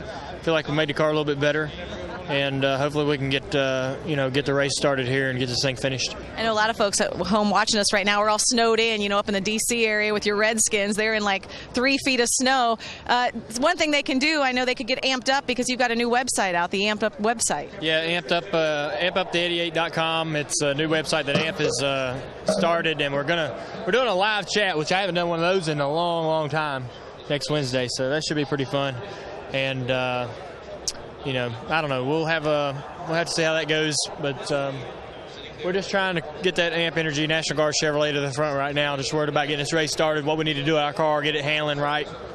We made a couple changes, and we're sort of still not where we want to be exactly to get up there and challenge for the win. Well, not a whole lot of racing, only 39 laps to find it, so it'll be fun when it gets going green. Steve? Krista hanging out with Casey Kane. He was just talking to his crew chief, Kenny Francis. And, Casey, Darrell Waltrip mentioned it. Every single driver has said, we want to race to the end. We want to go 500 miles. I do. I just don't want the 500 to end right now. It's been a great race. I think it's been exciting. There's been a lot of action. We just need to figure out how to get that track fixed and run these last 40 laps. And plus, I fell back a little bit. I need to work my way back up there. I imagine it's fun with that horsepower you got under the hood. It looks pretty steamy. Yeah, it feels great. Budweiser Ford, has been really quick all week. And I hung Jeff out, so he hung me out next time he got to me. And so I think now we're even. Maybe we could work together. We'll see. All right, good luck, Casey. Let's go to Matt. And the last time we caught up with Clint Boyer, he was leading the field, and then you hit the hole. What was that like in the race car? It was big. It was what you weren't supposed to do, but I don't think it hurt it that bad. It broke the splitter. It was a little bit too tight there under Kevin when I was trying to run the bottom, so I tried to move up, and he got back underneath of me. But I think we get back out there. I think we're still got something for him. Now, you've had a lot of e-ticket rides throughout your career, and your mom pulled out for me. It's kind of like when you don't want it to rain, you bring out the umbrella. Your mom pulled out a trophy for me that you had in your trophy case, the 1994 Yates Center Raceway Rollover Award with the car upside down. What's the story behind that? Well, it's something I don't want to talk about right now if we're going to go back green, but no, I think it was my second race ever. I figured out what not to do really quick, and I came down here a couple years ago, a few years back, and did the same thing. But you told me you were going to get me with that one of these days. You finally did, didn't you? I finally worked it in. So when you wrecked, you rolled it over. The next week you went to sign in. They presented this to you. It's pretty embarrassing, huh? That's the only thing I got. It's a bit. Hey, in Kansas, when you're racing in Kansas, that's a pretty big trophy. Very special trophy. Good luck in the final. Oh, and by the way, check it out. That's what you're really looking for right there. That's the trophy that we're here for. The Harley J. Earl Trophy. Hoist that one up later on. Chris? Matt, back in November of 2003, Clint Boyer got a call from Richard Childress while Clint was working in a body shop in Emporia, Kansas, and that's when Childress offered him a shot at racing, and Clint thought it was a joke. He said, "What, are you kidding? This isn't for real." He almost hung up on him. Obviously, it's worked out rather well. And it's kind of like we hired Jeff Hammond. We called him, we said, "You got a TV job." Is your kid? Yeah, they hung up. Thought it was one of those crank calls. I thought it was a joke when they said I had to work with you. All right. That's one for the crew chief guy. Hey, before we New year, baby. We have to update a few things here. We heard Casey K talk about a drafting partner. Once we get back to racing, I'm always fascinated by that. You have teammates, but then what if one of those teammates isn't there? Who makes the deal? Is that a crew chief? Does a driver have input once you're out there? Yeah, I think a lot of times, you've seen in the past where Tony Stewart and Dale Earnhardt Jr., even though they're working on different teams, they like to race with one another. They trust one another, and that's a lot of times what you're looking for is who can you go with that you feel like will not hang you out to dry, that you can help them, they'll help you. They have to be as fast as you? Well, they don't have to be. They just have to work with you in the right place at the right time. You want the right dance partner when you want that. You don't want one that'll step on your toes. We saw earlier when Casey was talking about he and Elliott. Elliott had an opportunity to help him early in the race. He didn't. He kind of left him out to dry. A little while ago, Elliott got done the same way. So as he said, okay, we're even now. Let's kind of clean the slate. And if he can get to me, we'll work together and we'll try to win this race. All right, so we'll watch once we get going. Dancing partners like Dancing with the Cars. And about a half-hour delay in this red flag. We had an hour and 41-minute delay earlier, but we're planning to finish up the final 39 laps at Daytona in just a bit. You're watching NASCAR on Fox. Hope you're enjoying NASCAR on Fox, and a happy Valentine's Day to all you out there watching. And we are under a red flag, so 161 laps through. Kevin Harvick is your leader. This season, Fox is proud to partner with DirecTV for head-to-head knockout competition. I know you'd like to do it. No, but this is kind of like think about the NCAA tournament, but with drivers in NASCAR, beginning with the Sprint Cup Series race at Texas. 32 drivers seated in the tournament, and then fans get a chance each week to pick winners, and then head-to-head matchups, and it's single elimination each week until the field is narrowed down to the fastest four, kind of like the Final Four, fastest four, who battles it out for DirecTV's NASCAR head-to-head knockout championship at Darlington May 8th, and the fan with the most accurate picks will win a 2010 Roush Stage 3 Mustang, one of only 103 that are going to be made. I'd like to be able to win one of those. Am I allowed to play? I think you can play. All right. You have expertise. If there's a perfect bracket, that results in the chance for a fan to win $1 million. Drivers will be competing on behalf of their favorite charity because NASCAR always takes care of other folks. And so you got $500,000 they can put towards a great cause, a certain charity, based on those weekly matchups. So you can go on DirecTV with NASCAR Hot Pass to follow this, or call 1-800-DIRECTV to learn more about head-to-head knockout. You can go to directv.com/NASCAR. Again, it starts in Texas, so we're giving you a little bit of a warning. So you can kind of, you're good about it. And the tracks they run over, Jeff, a little bit different. So you can't just say, well, I'm going to take Jeff Gordon every week, or I'm going to take Jimmy Johnson every week. Yeah, and I like the format. I like the fact that, it kind of puts you in a position right now where you really feel like you're competing against somebody in a head-to-head type of competition, and you got multiple choices. So, I mean, it's not like this one driver you've got to pick. So I like this format, and I really think it's going to be exciting because we all like a form of fantasy racing. That's what it really turns out to be. And I think a lot of us here in the Fox broadcast group, I know we've been talking about this ever since we had the meeting back in Las Vegas. I think we're all pretty excited about it. And I know, like Josh McDaniels, Broncos head coach, a big NFL fan, Mike Mularkey came by. They all want to. Joe Torre, manager of the Yankees, is in a NASCAR pool, so they'll love to be a part of this. And the good news,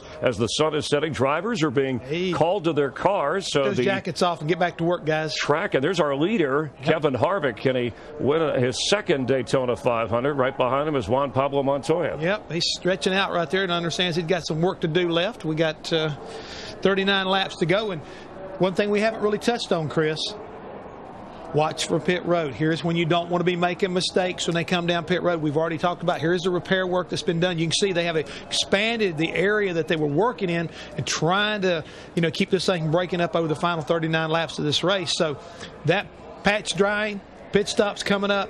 You've got to do it right. Now's the time with the crews, and I think it's going to be a challenge. The weather's gotten colder. They've gotten tight. They got to be stretched out. I mean, this is going to be a very critical pit stop for not only the drivers but the teams. We mentioned Kevin Harvick has led the most laps so far today. Leader of the most laps has failed to win the last 6 Daytona 500s. Tony Stewart hopes to come from the back. The last 3 winners of this race actually led less than 10 laps. So there's a reason to stay tuned despite who's out in front. I like Darrell Waltrip reminded people that the drivers we talked to, and we really appreciated their time through all of this, and the fans for hanging around. There wasn't one of them that said, we don't want to complete this thing. We'll drive around that or over that pothole, whatever we have to do to complete the race. Where else can you go and sit down and talk to an athlete basically at halftime in the Super Bowl of their sport and get the kind of information, the kind of feedback we've been getting this afternoon? And again, they've been so pleasant. We see Greg Biffle right there. He's jogging back to his car. Looked like he took a little bit of break, maybe went back to the hauler or something. But to me, their enthusiasm, their willingness to talk to us as far as, opening up and let us know what they're thinking right now. Because this is a big race. I mean, this is the biggest race, I think, for everybody this year. It's the greatest show on earth, man. It sets the tone. Of course, next week, California, then Las Vegas. And again, if you tune in a little bit late, if this is repetitive, bear with us, because we have had a Daytona 500 record of 19 different leaders. Despite some of the delays there, we've had 44 lead changes and 6 cautions. We talked about just 4 drivers that are actually out of the race. And during speed weeks, we counted as many as 15 crashes. We've already had a couple today, and we'll probably have a few more before we decide who the winner is here tonight. We know Larry always likes to say you got to pull those belts tight one more time. I think we got to go back and use one of those old Cale Yarborough type theories. You better grab those gloves and pull them up about your elbows because you're going to have to get ready to go to work if you want to win this Daytona 500. 54-year-old Bill Elliott, and there's the guy going for 5 straight Sprint Cup championships. It begins here. He's actually had an easier time winning Cup championships 4 than Daytona 500s, 1 for Jimmy Johnson. That's right, but it's just truly for Jimmy Johnson, this 48 team. It is a true drive for 5 this year. You hate to start talking about points this early in the season, but anytime you can come out of the box and slap your competition back to the bench, basically say, guys, you're not going to do it this year by winning the Daytona 500. It's a great statement to be made this early in the season. You know, he's got teammates in Jeff Gordon and Mark Martin, Dale Earnhardt Jr. You always wonder when a guy wins that much, any other sport dynasty, usually everybody's teaming up against him. Well, I wouldn't be one bit surprised to see his teammates finally, if they could gang up on him to take it away from him, that would be okay, especially the Rick Hendrick, because he's got a great stable of drivers, and I'm sure he would be just as happy if Dale Earnhardt Jr. won the championship as he would be as Mark Martin and as well as Jeff Gordon. So I think that, you know, Jimmy would understand that, but Jimmy's I think he's a little bit on the possessive side. Yeah. He don't want to turn it loose. And Mark Martin at age 51, the oldest pole sitter. Him and Dick Bergman going to get the blue plate special here in a few moments, I think, if they grab dinner. Yeah, that would be the early bird special for them, I guess. But Mark Martin has led in this race. We kind of forgotten about him, and he's the guy suffered the heartbreak when Kevin Harvick shot through. We talked about that Daytona 500 2007. This is his 26th try at this race, and again, 5 times he's been a runner-up in the overall championship. Yeah, Mark's had a couple of heartbreaks recently, you might say. He lost the championship last year to Jimmy Johnson, and now he's been the pole winner for this entire 2 weeks here at Daytona. He would like to cap it off with a Daytona 500 win, and I think he's a long ways from giving up. He's still kind of mired back in the field, but hey, we got a pit stop here. He's got the experience. We know he's got the horsepower to get it done. And Kyle Busch hustling to his car. Congrats to him, recently engaged. She said yes, and he hopes to say yes to victory lane here in the Daytona 500. And we're just a few minutes away from hearing those engines crank up again. You're watching live coverage of the Daytona 500 on Fox. What's Mike got there? He's holding. That's the local paper, Chris. Okay. And the headline here, just above the fold. Anything can happen. They didn't anticipate this. Here's what can happen. I've had breakfast in here, I've had lunch in here, and I've had dinner in here. I was a little afraid that was the Monday morning paper he was holding. Yeah. Dewey wins. Yeah, there we go. Truman, not so much. All right, we have a larger asphalt patch, and I wonder, is it worth telling the drivers? You drive through this, we can race a while. You drive around it, we can race all the way to the checkered flag. Well, Tony Stewart, at Eldora, when they race over there, they just run through potholes like that. But, of course, they're not doing 190 miles an hour either. A final check over of the epoxy patch over some loose asphalt due to the torrential rains. Is it done yet? Here in Florida, and I think it's cooked. That's all we need to know. Run that truck through it one time. Let's see what happens. No, don't do that. Well, we're ready to race. We've got 39 laps to go. And everybody knows you make your pit stop, and then this could be go for broke right here. Yeah, but the one thing that concerns me is these 2 red flags, shutting the engines down. And then I've been looking at the weather here. It just keeps getting colder and colder and colder. And, of course, that puts these engines in leaner and leaner condition. So I've got to believe there's going to be about 40 engine builders that are going to be nail-biting these last 30 or 40 laps. What worries me is some guys are sitting over figuring out how to beat themselves because they're going out there, sitting down there now. They got too much time to think. Oh, no question. You want it to, everything happens spontaneously. And when the race is stopped like this, way too much time to think about strategy. So it's 50-50. The track temperature, the ambient temperature is 50 degrees. Which means it's about the way it was when we ran final practice. Oh, yeah. Very close to day. it. Yes, yeah. Very close to it. It makes for great racing. If we can get through this deal down there, if this patch will hold up for us for 38 laps, we're going to see some of the best racing we've seen all week. Let's say the patch holds for 38 laps. You've got over 30 cars that are going to be in that lead pack. We're used to seeing 5 or 6 cars race for the Daytona 500 win. How do you get 30 cars into a spot where only 2 are going to fit on this last lap? It's simple. You don't get them in there. They don't fit. And I would say there's a good chance you saw the yellow flag out. That's probably not the last time we're going to see that yellow flag as we close in on the end of the Daytona 500. I think not. 33 cars on the lead lap, 39 laps to go. When they come around, if pit road opens, they'll make what they hope will be the final pit stop of the day and evening. And then the pit crew, see, that's another thing, and I'm surprised Hammond hadn't brought this up. But these guys have been sitting down there getting cold and stiff, and with the crews have got to light up and come to the occasion here too, because it's a critical pit stop. And this is when you need that 13-second pit stop, because track position now is paramount. Oh, yeah. If you have a problem in the pits and you fall back 15th, 20th place, you're probably done. Yeah, you need a fast stop, but you need a mistake-free stop. Larry, these pit crews practice year-round in all kind of weather, some teams 5 days a week. Anytime they're not on the road, they're running pit crew practice. And we see folks jumping up and down, getting a little heat, getting ready to go. It's like, okay, put me in, coach. Yeah, I mean, these guys, they're absolutely like athletes, and we continue to see Tony Stewart pretty much left his position on pit road straight into his pit box. They're making adjustments on the rear, possibly spring rubbers, maybe adjusting those rear shocks. And as Jeff Hammond pointed out earlier, they continue to make adjustments under the nose of that car. And with all the time to sit around and talk about it, that's what they're doing, Larry. They're back there closing up those rear shocks, probably trying to get this thing where you can drive it. As the drivers buckle in for this final run, buckle up for fantasy racing action and take the checkered flag every week. You build a championship team while staying within a salary cap. Choose 5 drivers before the green flag drops and challenge your friends.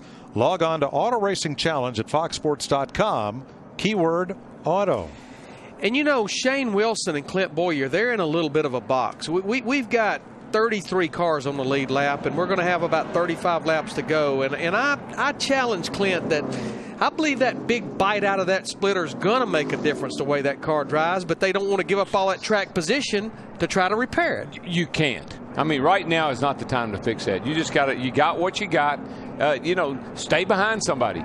And then when the time comes, pass them. Yeah, it won't be near as bad following someone as when you get out in clean air. That's not a great big piece out there. There are 3 cars who are in the top 10 now that were not in the top 10 at the last red flag. Kyle Busch, his teammate Denny Hamlin, and Brian Vickers. One thing the drivers have been able to do during this red flag period is change from the dark shields to clear shields for night racing. And you get a good look at the eyes of Carl Edwards. Focused, ready to race. Pit road was closed that time. They have not opened it back up. Yeah, again, Joey Logano? You got to admire these guys, though. Here they are. They've been out here since 1 o'clock this afternoon, and they still want to race. That's how much they love what they do. They've been waiting all winter long just to do this, just as you have at home to see it. Ready to rock. Denny Hamlin. Yeah, I mean, I think you have to admire everybody. You've got to admire the drivers, the teams, the fans, NASCAR, the track. I mean, you got to give a thumbs up to everybody involved. Now that safety truck is there, guiding the cars out and around the patch, giving it as much time to cure as possible. You know what I'm thinking, right? Yes. Just leave it there. Just park it over the patch and go around it. Leave the truck there. Leave the truck there. Never mind the orange cone. The first time he giggled, I knew exactly what he was thinking. That's the only way they won't run over it, I promise you. Here's Matt. Mike, interesting conversation between Juan Pablo Montoya, who runs in second, and his crew chief, Brian Patty, discussing whether to go 2 or 4 tires. And Juan simply said, whatever call you make, Brian, I'm with you. We win together and we lose together. I'd just rather win together. Then he started laughing. He goes, seriously, you make the call when we're coming down pit road, 2 or 4. And that's exactly what a lot of teams are doing. They're waiting at the last minute to play their cards, possibly call an audible of whether to go 2 tires for track position or go 4 for the distance here. Bad decision to take 2 at this point. Let me tell you why. You've got to be able to drive that car anywhere you need to go. You put 2 tires on there, you're going to lose a little bit of the handling of the car, and when it comes time to cut it to the bottom or run it to the top or whatever you got to do, you won't have the traction you need because you only took 2 tires. Yeah, we've got 13 laps on the tires that's on the car, and as we made note, you're probably going to have to try to get about 35 more laps, and I think at the end it will bite these guys. Well, then, Larry, let me ask you, how far back in the running order do you have to be to think about gambling and maybe taking those 2 tires for track position? Well, with 33, 34 cars on the lead lap, yeah, I mean, I look back there and you look at people like Ryan Newman, Paul Menard, Robbie Gordon, Bobby Labonte, Elliott Sadler even. Maybe you don't have nothing to lose. So 25th or so on back. Very possibly. Well, then we can always think about our friend, the 48 car in his qualifying race. Maybe don't take any. I'm almost of the opinion I'd rather just keep the ones I got if I like the set I got on the car right now and just put some fuel in and let me go. I'll tell you who's a gambler and for a long time had the fastest lap of the race, Robbie Gordon. It would not surprise me that whatever every other team does, he does the opposite to get track position. And we've seen Ryan Newman in that 39 car won this race a couple of years ago. He gambled earlier and took 2 tires, so at least he knows what to expect out of it. So what you're hearing us say is We don't really know. It depends on your car, depends on the circumstances. Just roll the dice. I'll have answers for you in one lap because pit road's going to be open this time by. We'll see who the gamblers are. Pretty safe bet that the top, say, 15 cars will likely get 4 tires to try to keep at the front and win the Daytona 500. If you're not trying to make up for something, a car that's not handling right, a car that's not running right, a car that cannot win this race on speed, then you might gamble. But if you got a car like Kevin Harvick and some of those guys have been leading the race all day, you'll take 4 tires because you don't want to give yourself a disadvantage. You do not want to lose this race because you didn't take 4 tires.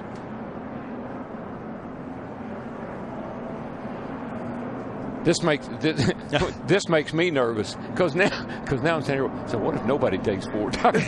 Oh, don't worry. All right, the Whelen safety lights have gone green at the front end of pit road. 36 laps to go when they come by. Kevin Harvick leads them toward pit road. Everybody should come in. What will they do? Krista. When you walk outside your door, it's cold, you make adjustments. That's exactly what Greg Biffle's doing to his car. He said, it's colder out, guys. We've got to free it up, but just a touch. Slight air pressure. That's the call for Greg Biffle. Dick. Martin Truex crew is going to do something different. They're not going to adjust that race car at all. Just 4 tires. Steve. Absolutely no doubt about the 29 strategy. 4 tires for Kevin Harvick. Matt. It's going to be a 2-tire change for the 33 and Clint Boyer chassis adjustment. Mike, who's going to win it off pit road? It is Greg Biffle, the first car off pit road, gaining 3 positions. Boy, Kevin Harvick made a good stop, but he couldn't get going. He was just smoking the tires trying to get rolling. Now you see right there, Jeff Gordon, the 24, David Reagan in the 6, the big winners. It looks like right there the top 5 cars went with just 2 right side tires. Yeah, Gordon did. There's the race off pit road. Biffle first. Boyer second. Carl Edwards. See how those guys are just spinning. They can't get going. And Harvick was actually worse than that. That was that close. It's always close. Biffle had a foot down. Wasn't going to lift. That's the kind of attitude you need right now if you're going to win the Daytona 500. Work on Matt Kenseth's car. They've been working on both ends of that race car this entire race. Had the hood up one time underneath the back. The 14 and the 17 have just been working on, I don't know, trying to get their cars to handle, I guess. One team that really rolled the dice is Scott Speed. Last year's rookie did not pit with the rest of the cars on the lead lap. He is still out there.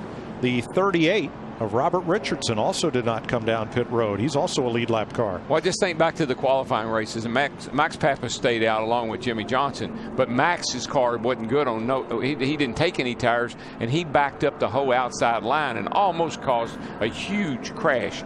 That's the gamble. Let me correct on Richardson. He came down before the pits opened and got his service. While the pits were still closed, he'll have to start at the tail end of the line.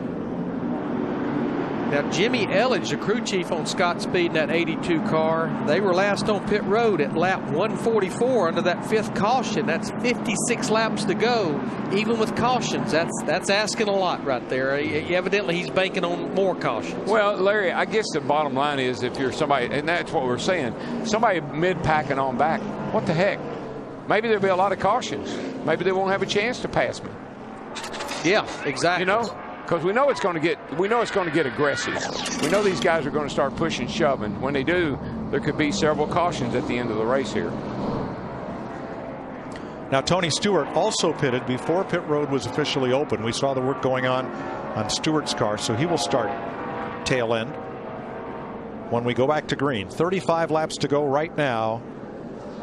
But I know why Kevin Harvick has not been bothered by that patch. When you watch his car go through the corner, he is almost down on those yellow lines, which would put that patch just to his outside. It's the guys that go in there and shove up a little bit are having maybe some issues with that patch. I don't think it's bothering Harvick that much. Matt Kenseth back on pit road along with Joey Logano. working on the splitter on the front end of Kenseth's car. They got an issue on the Logano car. They're having to back him up because he was actually, his right front tire was outside the pit box, and the NASCAR official, they see the man right there, was right there immediately pointing to the crew that you're outside the box. Why does his, it's the second time I think we've seen his brakes on fire. And where you see the fire, that's exactly where the brake caliper is. So you got to believe it's something to do with the brake pads itself. That, or else they're catching one of the ducts, maybe ducts for the brakes, but I'm not sure if you'd have any or not. It'll blow out. It'll go right out. The minute he gets rolling, it goes out on its own. It'll go right out if you get going. So Scott Speed, who has not been on pit road since lap 144 or so, Larry, he has really rolled the dice. Because won't he have to make one more stop if this race goes the distance? Yeah, because that's 56 laps to go. But I'm going to check this because our score monitor is telling us something different.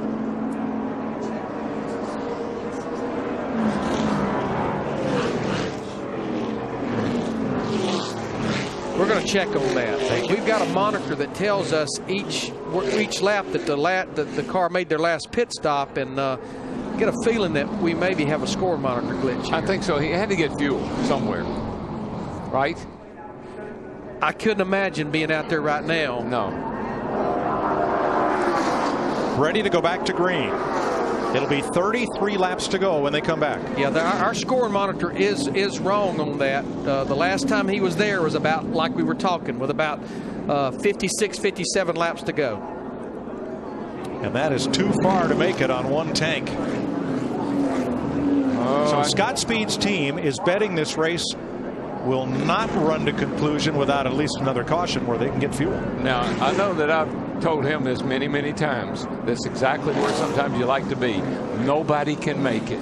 You interviewed a man in 1989 that was not supposed to make it. Nobody can make 55 laps. It's never been done. It can't be Except done. for 1989. Never say never. I think the question would be more for him as fuel is just the pure speed if he could stay up there. We're about to find out, and they have waved off the restart because a piece of debris has come off one of the race cars. This shot right here, straightaway. This shot right here, Mike, is what my brain feels like right now. I'm going to be seeing all those pictures all night long. So Scott Speed, who was 20th before pit stops, he is the race leader. Now, every one of these caution laps that they run certainly helps the cause for Jimmy Elledge and Scott Speed. It's about a 2-to-1 ratio at a 2.5-mile racetrack. Not sure about that one. You see Regan Smith peeling off and heading toward the garage. Michael Waltrip peeling off and heading down pit road. Regan Smith had damage, early, and I think they repaired the car, and he's back out there going around. Yeah, he's 118 laps down, but still running. That was Michael coming to the pits. Might as well fix the car. We're going. We've been here all afternoon. Got time to repair it and get it back in the race. Yeah, he was in that first caution back on lap 8. Splash and go. I guess if you're in the back, no harm in doing that, since Willie could have as many as 3 tries at a green-white checker finish if needed. Michael had moved up there just before this last caution flag. He was starting to move up a little bit. He's been pretty much around the 20s, but he was gotten into the teens when that last caution came out. So Scott Speed will be the leader. His Toyota against Greg Biffle, Carl Edwards in Fords, Clint Boyer's Chevrolet, David Reagan's Ford. The rest of the top 10, Jeff Gordon, Martin Truex, Montoya, Harvick, and Kyle Busch. Yeah, you've got the 3 Roush Fenway cars lined up in the outside line. Edwards and Reagan. What I think we got to watch is Kevin Harvick now. He's got to get to the front, but he's got to not tear his car up doing it or cause a wreck doing it. And he's back there a little bit. He's got the best car. He just needs to take his time. The only thing that these guys are all worried about is that patch going to hold up for the rest of the race. And Scott Speed leading on worn tires as they go through turns 1 and 2. Can he hold pace with Greg Biffle, or will he stack up that bottom groove? Here's the other thing you got to watch on that 82 car. Will it take off? Even here at Daytona with the gears and everything, he can spin the tires, and if he does, he's in trouble. They'll get the green with 32 laps to go in the Daytona 500. The reason I mentioned about the tires, I haven't seen him clean them off. And you pick up a lot of debris riding around here slow like we've been doing. Coming to the flag. Fans to their feet. Will this be the final restart of the night? Green flag. Good start. It was a good clean start by Speed. He did a nice job.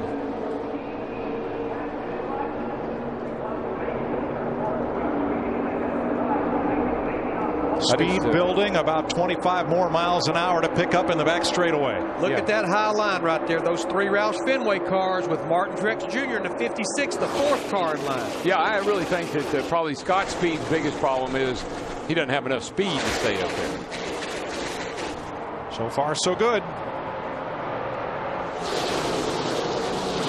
Scott has speed. I'm not sure the car has speed. There you go. Biffle tries to edge ahead as now we're at full speed. Coming around, 31 to go.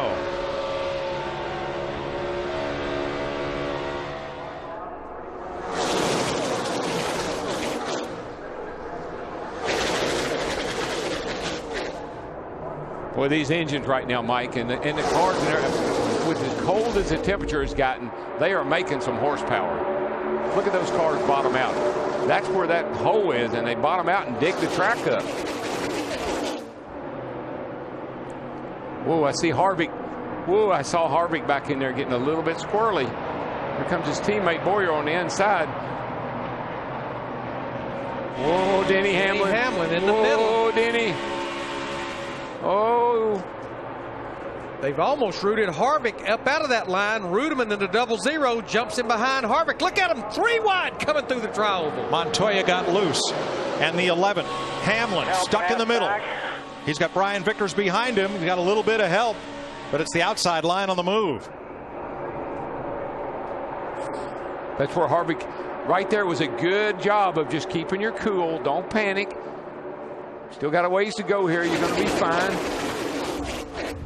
Steve Burns. And my Kevin Harvick spotter, Billy O'Day, said, way to hang tough, man. Way to hold your line. Don't let that 11 take anything from you. Where you saw Biffle up to 194 miles an hour that time getting off into turn 3 with that little bit of a shove. Yeah, we're about 3-4 mile an hour faster now than we were this afternoon. Hamlin is still in the middle, and it's 3 wide from there on back.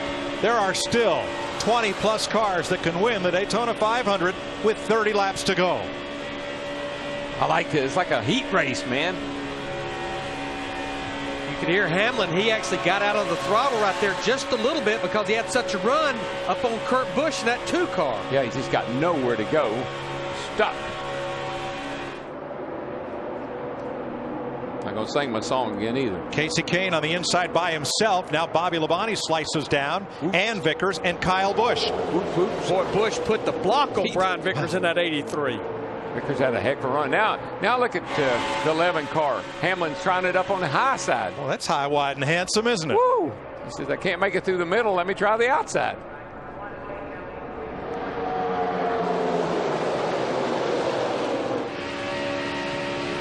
Larry, I may have been wrong about that 82 car. He's holding his own. He's hanging in there pretty good. He's not moving that off the bottom, and you've always said that yellow line's your best friend. That's your best friend, man. If you got a car to hang down there, hang it.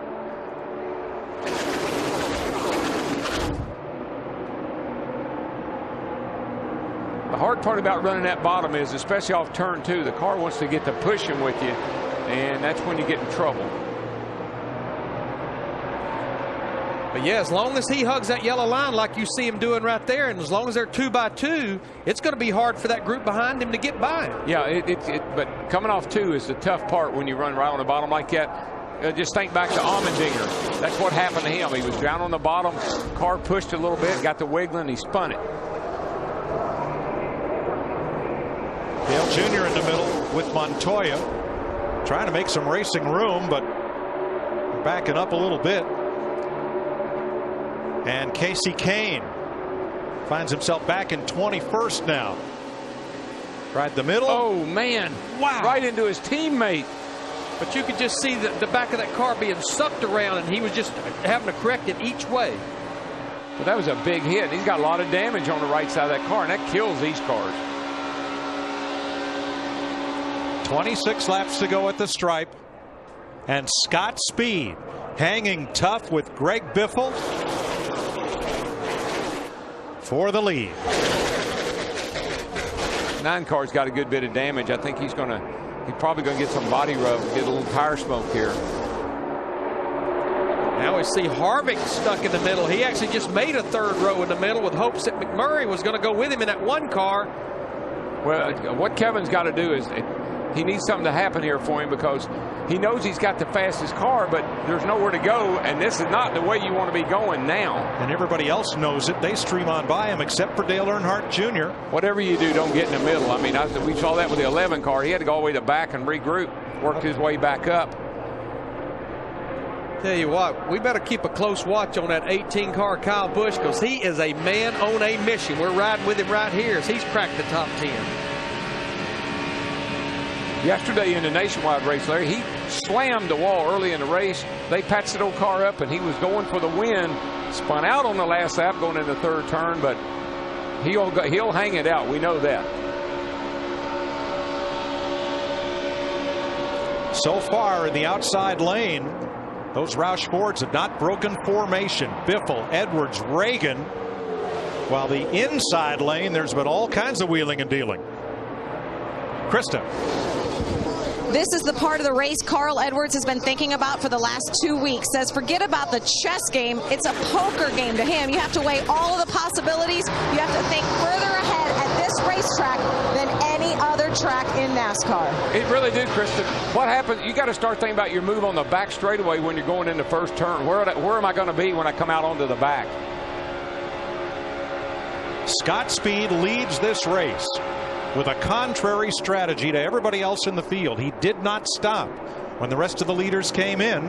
But Larry, with 10 or so laps to go, he might have to stop. Yeah, you know, we ran 13 cautions since he basically made his pit stop. So that has bought him another 6 laps. But that still, it's just well outside the window of what anybody told me that they could run on fuel. We just have to see. Yeah, I think what they were depending on, Larry, was some cautions, maybe, you know, before the race was over with. Right now, everybody's driving pretty sanitary, really. They're a little aggressive, but nobody's doing anything dumb yet. All right, the Roush Fenway trio has been broken up. David Reagan in the number 6 got caught in the middle. Somebody got underneath him, and you see him back about 11th spot. Because of the cooler temperatures, the handling is not going to go away on these cars like we saw it do earlier in the day. So they're going to stay hooked up a lot better and a lot longer. Carl Edwards gives Greg Biffle a bump to push him ahead of Scott Speed entering 3. That's passing gear. He just gave him a little passing gear. Well, you could see what it did to the miles per hour. It shot it up about 3 or 4 miles per hour. These guys are all over this racetrack, right up next to the wall, right down on the apron. Scott Speed, another open wheel driver, coming to NASCAR after a stint in Formula One. And you wondered why nobody left, and you wonder why people probably at home are still watching. It's because of this action we're seeing right here. Whoa, look out there, Junebug. I think it's Robbie Gordon. Washed up the hill with him, had to get out of the throttle. And that just killed the momentum of that 7 car as well. Boy, Kevin Harvick has found himself in bad, and he can't get anybody to go with him. If you see the 00, got a quick hold. Signal fill that, coming outside here.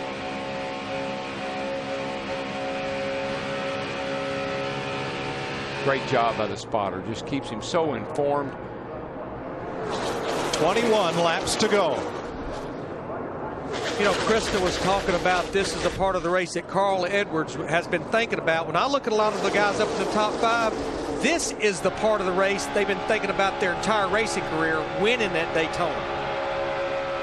Here comes Boyer to the inside of Carl Edwards. Edwards hanging tough as Greg Biffle's wingman. With that 24 car, he's creeping to the front. 20 laps to go in the Great American Race.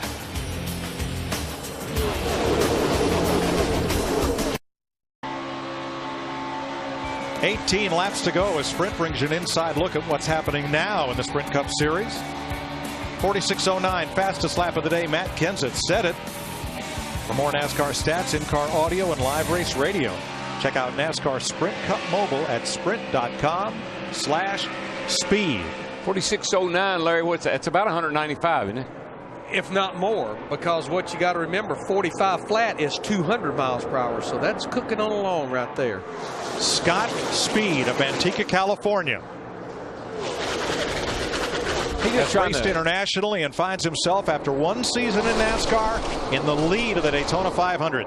He's just trying to make me and Larry look like we don't know what we're talking about. But this thing ain't over with yet. The longer he goes, the worse his car probably will get on tires. 47 lead changes today. That's the most in any Daytona 500 in the last 30 years. Well, it's been a whale of a race. It's just unfortunate for the interruptions, but when we're racing, we're doing some serious racing. And those lead changes are only monitored at the start finish. finish. Jimmy Johnson. Whoa, he's got a tire down. He's got a tire down. He was trying to get on pit road. He couldn't get it woed up. Couple more. He hangs on to it. It's broke. I don't know if I got a flat or what. You got a flat, dude. Yeah, the way it looks right there, and he's got to get around 2.5 miles to get back to pit road. That tire, they're saying. That could have been big. Tear nothing up. 16 laps to go. Johnson will not win the Daytona 500 as the field heads for turn 3. Yeah, we stay green. I believe they've kicked Scott Speed in that 82 in the middle now. He's going to have his hands full there. You know, Larry, we've seen whoever can get out front has been able to stay out there for a little while. But when you get back here in traffic, that's where those 4 tires would have really been a help. Now, the Roush Fenway twosome, Darrell, have been broken up. Greg Biffle no longer has Carl Edwards as his wingman. He's got Clint Boyer right up his bumper. Steve. Mike, just listening to Jimmy Johnson on the radio, I don't know if he hit that hole, but he said that hole is back and it's huge, and it's a rear tire that has gone flat on the 48. That hole would be huge to him, Steve, because he's got a problem. Edwards lines up Boyer. Boyer goes for the lead. Clint Boyer to the inside. And I mean, that was pretty much a power move right there. Denny Hamlin up to 4th. Come on now. Truex 5th. Kurt Who was Busch. That? Jamie McMurray and Mike Jeff Dillon. Gordon. Mike Dillon. There you go. Mike Dillon, Clint Spotter. But you know, you mentioned Kurt Busch in that 2 car. Ever since those guys kind of got off sequence about mid-race, they have not even been in the picture. And here he comes fighting to get back in the top 5. Well, that 16 car, he was fast in his qualifying race. He just happened to get messed up on the restart. But he's showing right now he's got a car that's got the potential here to win this thing. So now that Biffle and Edwards are hooked up together, can the 2 Fords slip past Boyer's Chevrolet? Denny Hamlin in the 11, with and without help. He keeps going all the way to the top of the racetrack down in the middle of the corner, especially down in turn 3 and 4. Well, remember, he got hung in the middle, and he went way, way back, and he squeezed in front of somebody back in there about 15th place. He got up on that high side, and he's been motoring back to the front. And that's been tough to do. Kevin Harvick's been unable to break back into the top 10. Same for Kyle Busch, Dale Earnhardt Jr., Casey Kane. Nowhere to go. The equalizer is going to be these last few laps. Some of these cars are really good on fresh tires. Some of these cars really run good for a while. I think the big deal is going to be, though, here with about 8-10 laps to go, the cars that handle the best will be back at the front. A little bit of breakaway now for Boyer and Biffle. Kurt Busch is the new 3rd place car. Boy, and here comes Jamie McMurray. Talking about side drafting. In the number 1, McMurray down on the inside.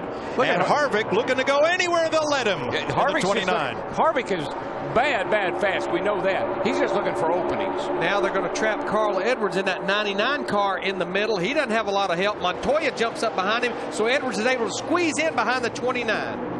Harvick made a similar move in the nationwide race yesterday, dropping to the bottom and pulling the slingshot. Here he goes again, drafts off McMurray, gets a little side draft, Goes up to the outside. That car is crazy fast. But Darrell, he's able to do that, but a lot because of those 4 fresh tires. You can maneuver the race car. He is jumping from one side to the other, and he is coming, baby. 11 laps to go. Defending Sprint Cup champion Jimmy Johnson has gone to the garage. In the last 4 years, he's finished no better here than 27th. Remember what you said 2 laps ago? Harvick couldn't go anywhere. He's trapped back outside the top 10. Well, that was then. Look at it. Look where he is now. He's in the top 5 now. Mr. Where the heck did he come from? Kevin Harvick has busted his way to the top 5. Yeah, I don't count him out. I don't think it's not going to be a surprise today if he gets up there because he's just been that good. Carl Edwards, meanwhile, in the 99 has been shuffled back outside the top 10. Speaking of shuffled, Scott Speed has been shuffled all the way back to 29th position after that happened about 3 or 4 laps ago. Remember, we saw Elliott Sadler pull that same thing. He was up in the front. They didn't get tires. 10 laps to go.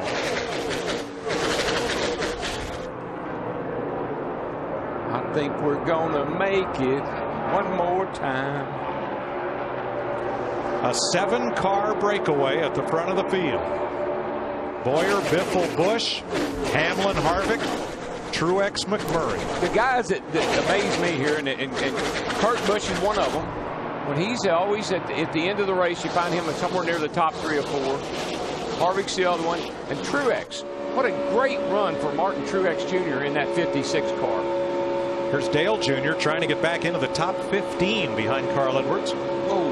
Whoa, what was that? That was crazy. Look at McMurray in that 1 car, jump behind Martin Truex Jr. in the 56, trying to make the power move past Denny Hamlin and Kevin Harvick. From Denny Hamlin, getting a push from Kevin Harvick. Hamlin up the hill a little bit. Boy, Hamlin's car is not handling all that great. And that 7-car breakaway is no more. Here comes Montoya in the 42, Kyle Busch, and Jeff Gordon in the 24. Now, when you look at our top 15 right now, we had spoke earlier, only 8 drivers have won this race more than one time. We only have 2 drivers in the top 15 that's won this 500, Harvick and Jeff Gordon. Down to the garage, Dick Berggren. With Jimmy Johnson, what broke? Something in the rear end. I'm not sure if the left hub or the locker axle, something. I have 1 tire that's driving it. It's quite a handful with only the right rear tire pulling, but it's unfortunate. We had some issues through the day, and I think that pothole caught us early and damaged the tire. But we still had a great race car and was right there in the thick of it and had a shot at winning this thing. He's not had good Daytona 500 several years in a row, but he wins the championship anyway. Johnson will finish 34th today. Has 3 cars edge in front of the field. 1 Chevy, 1 Ford, and 1 Dodge. And we've got all 4 makes represented in the top 4 right now. We're going to have 2 teammates here before long. Nobody breaks away very far or very long. The first 5 cars in your tracks. I think you're looking at the 5 guys right there in the front right now. Somebody's going to have to jump out of line, go to the outside to make something happen. Otherwise, you're stuck. 7 laps to go. The fellow who knows how to do that is right there, Kevin Harvick. That's how he won the Daytona 500. Came from deep in the field with 2 laps to go, and on the last lap made his move. Trying to root Kurt Busch up off the bottom. Wreck. Big wreck. 3 cars around in the middle of the back straightaway. Ryan Newman is in it. Through the grass goes the 37, excuse me, Travis Kvapil. Newman's car destroyed. That's the army of none right there. None left. And there is Travis Kvapil. Looks like he'll get back to pit road without a whole lot of damage. I think they just get a little bit wadded up back in there. It was a hard lick. That was a hard lick for the 39 car. Somebody turned. Elliott Sadler got loose. Yeah, he got loose, and here they all come and just piled in. The 19 of Elliott Sadler. Look at that 39 car. Those splitters, they're like snow plows. Wow, Bill Elliott just missed Kvapil. What a miss. Top of your screen. Yeah, you see Sadler, he just gets loose. as Newman's going by, and he clips Newman in the right rear and just turns him straight into the fence. I know Ryan Newman won this race a couple of years ago, and we're getting a report Newman's out of his car. Everybody's out of their cars. But I'm telling you, other than that win in the Daytona 500, restrictor plate racing has been hard on Ryan Newman. Not good to him. I still have visions of him flipping over down the front straightaway here a couple, 3 years ago. Talladega flipping over. There's Ryan Newman in the black suit, making the walk to the ambulance for the mandatory ride to the care center.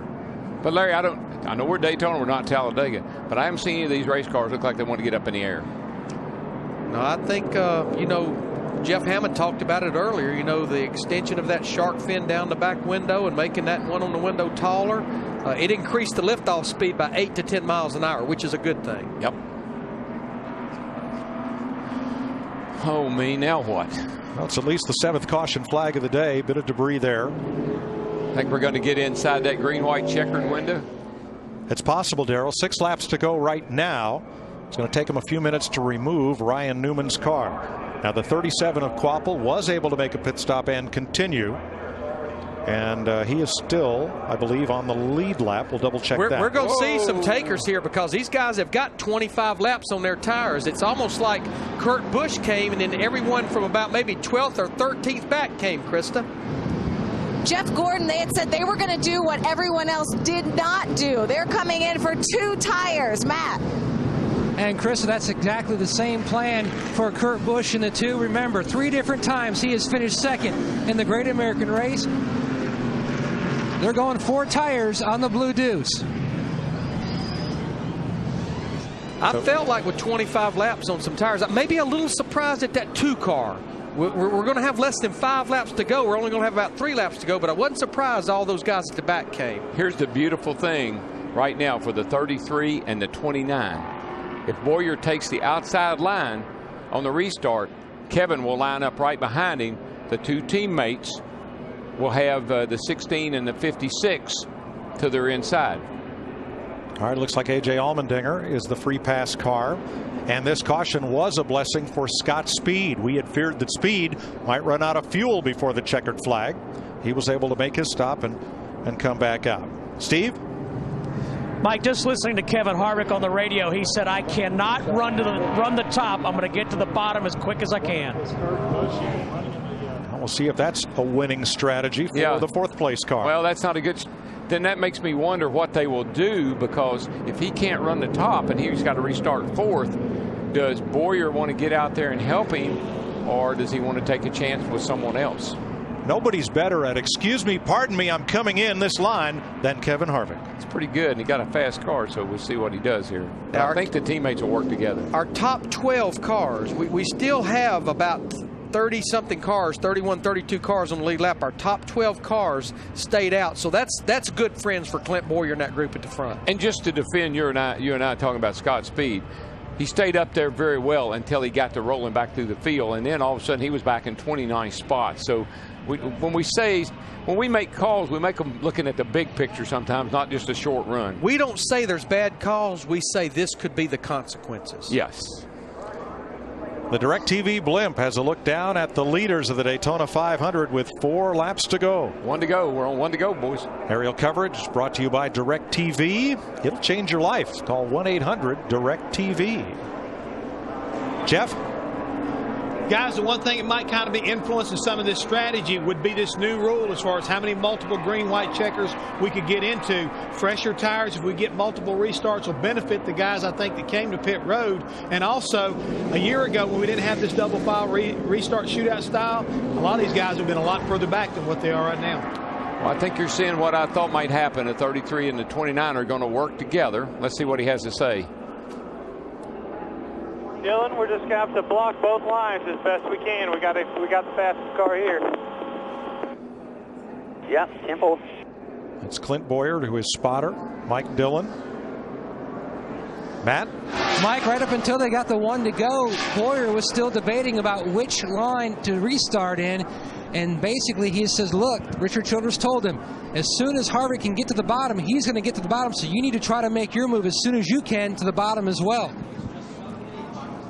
Teammates on the outside in Chevrolets. Greg Biffle's forward on the inside. I think it's going to work out just fine. I think what's going to happen is Boyer is going to get the good restart, and he's going to be able to probably move to either side, whichever way he wants to go. The thing that's going to help the 29 car is Kurt Busch, or Kyle Busch right behind the 29 is going to be able to give him some pretty good push, I think. You're riding with Martin Truex, who's told his team he has a vibration. This will not be a green-white checker restart. We're going to restart with 3 laps to go. NASCAR's controlling rule, if the leader takes the white flag under green, that's the race. Whatever happens after that ends the race. Caution or checker. Debris, we're not going to go. I just might say that thinking that we're not going to get a green-white checker maybe more than once is pretty optimistic. Based on that, we're coming down to the end of the race. So they put up 1 to go once more. So it will be a 2-lap shootout. Pat Tryson's a little worried because Truex is calling in and saying, I got a vibration, and that could be a tire. But I saw a little pump of the fist like, yes, that means 1 less lap we'll have to run here. Right. Boris Said and Travis Kvapil pit. That may be the debris right there that NASCAR's. No, that's just a piece of tape there. I think it was actually down in 3 and 4. I thought I saw something laying on the bottom of the racetrack down there. 1 piece high, 1 low. There's a look at it. Should be able to get that up before the cars get back around here. That looked like, yeah, it was a wing end plate. Yeah, Travis Kvapil had been black flagged because he was missing one of the end plates off the wing, and I think we just found it. Well, the Vice tightens. It'll be 2 laps to go, and there are still 32 cars within sight of the leader with a chance to win the 500. Been waiting all day long for this, for the final few laps of the Daytona 500. Been waiting all winter long for this. Yeah. I see that 3rd Richard Childress car there, the 4th car in line on the outside, Jeff Burton in that 31. And you got teammates side by side in row 3, Kyle Busch and Denny Hamlin in the Toyotas. That's the best Burton's been all day. I mean, he's been back in the 15th spot most all day. Here he is now late in the race with a shot. We know those cars all those Childress cars are fast. Hamlin's car is not handling real good. It's kind of evil, so I don't know about going on the outside of him. Jeff Burton trying to join his brother Ward as a Daytona 500 champion.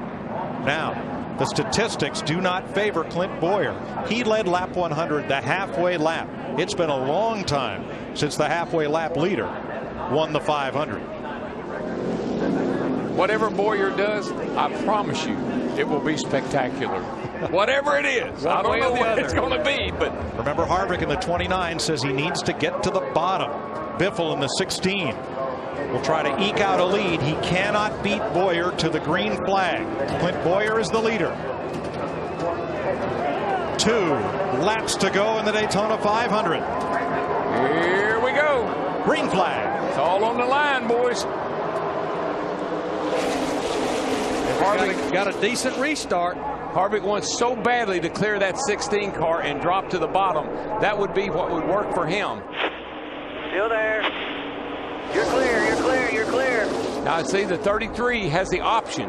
Do I stay in the high line? Do I stay in the low line? He can work both sides of this deal and go with the car that's coming the fastest. Well, he jumped back up in front of his teammate. But here comes that inside line. Boy, that was a team player right there. To jump out there and help Harvick like that. He's going to have about 1 more chance. And you as see Greg Biffle takes the lead. And Bill Elliott gets piled up in turn number 4 with, I believe, Joey Logano. Caution's out. The caution's out. The leader has not taken the white flag, so we will go into overtime. Imagine that. There were 3 cars involved up there at turn 4. Elliott and Logano couldn't see the 3rd car through the smoke. Let's see it as it'll come in, Darrell, from the right side of the screen. A lot of damage to Joey Logano and Bill Elliott. Just a lot of cars back in here, a whole gaggle of them. Bill looks like he just took, almost like Bill had a flat tire. He just washed up the hill right into Logano, and here comes Boris Said, who's been kind of riding around at the back, staying out of trouble all day until the last lap. But definitely Elliott's car, the 21, just it looked like four-wheel drift almost. It looks like maybe see how it takes off back there? It looks like he's got a tire down to me. So the 1985 and 87 Daytona 500 winner in the 21, Bill Elliott. Joey Logano is just a victim of being in the wrong place. Oh, yeah. I thought I could see the right front a little soft on Bill's car. I'm not sure. And I think Joey could see it happening because you could hear him starting to get out of the throttle, but too little too late. Here's the reaction from Greg Biffle's pit. Not what they wanted. Well, again, what they would love to have seen is Biffle come under the flag stand, taking the white flag, and then it would be an official race. Oh, me. I'm going to have an official heart attack because... So the Wood brothers going to try to get Bill Elliott out there to finish the race. Running a partial schedule this season. That's a shame. They concentrated everything on this race.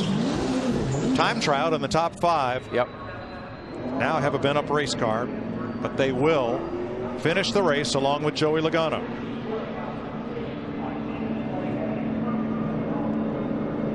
Can't see why. Well, on behalf of race fans everywhere, our thanks to our NASCAR on Fox crew and to NASCAR and all the Hardy fans here, but the fellows who man the cameras up on the roof and around the racetrack, in the pits, and all of our technical staff. Their day began at 6:30 this morning to try to bring you the Great American Race as we go into the evening, trying to bring you a green flag finish. Yeah, we started out this morning in overcoats, got into our shorts about 1 o'clock when race started, back to the overcoats. From overcoats to overdrive. I think it's been worth it, though. I mean, these guys have put on a great show today. Sure, it's been interrupted a time or two, but look at all these people. I have not. I've been watching the exits. Not seen anybody leaving. They might be lined up in the aisles toward the exit, but they're not leaving till the flag falls. And look at all these people over here in the suites next to us. They're all up on the edge of their seat. Some of them not even sitting down. So we'll try it again. 2 laps to go under NASCAR rules. Green flag, then white flag, then the checker. If the race leader takes the white flag while the green is out, whatever flag flies next ends the race. Checkers or wreckers. And I'd say there's a lot of attitudes out there that has that attitude. 9 Daytona 500s out of 51 have been decided by a last lap pass. Well, I just think about the last 3 years. It's been almost unbelievable. Whether it was Kevin Harvick or Ryan Newman or Matt Kenseth, the last 3 years, they've just pretty much come out of nowhere.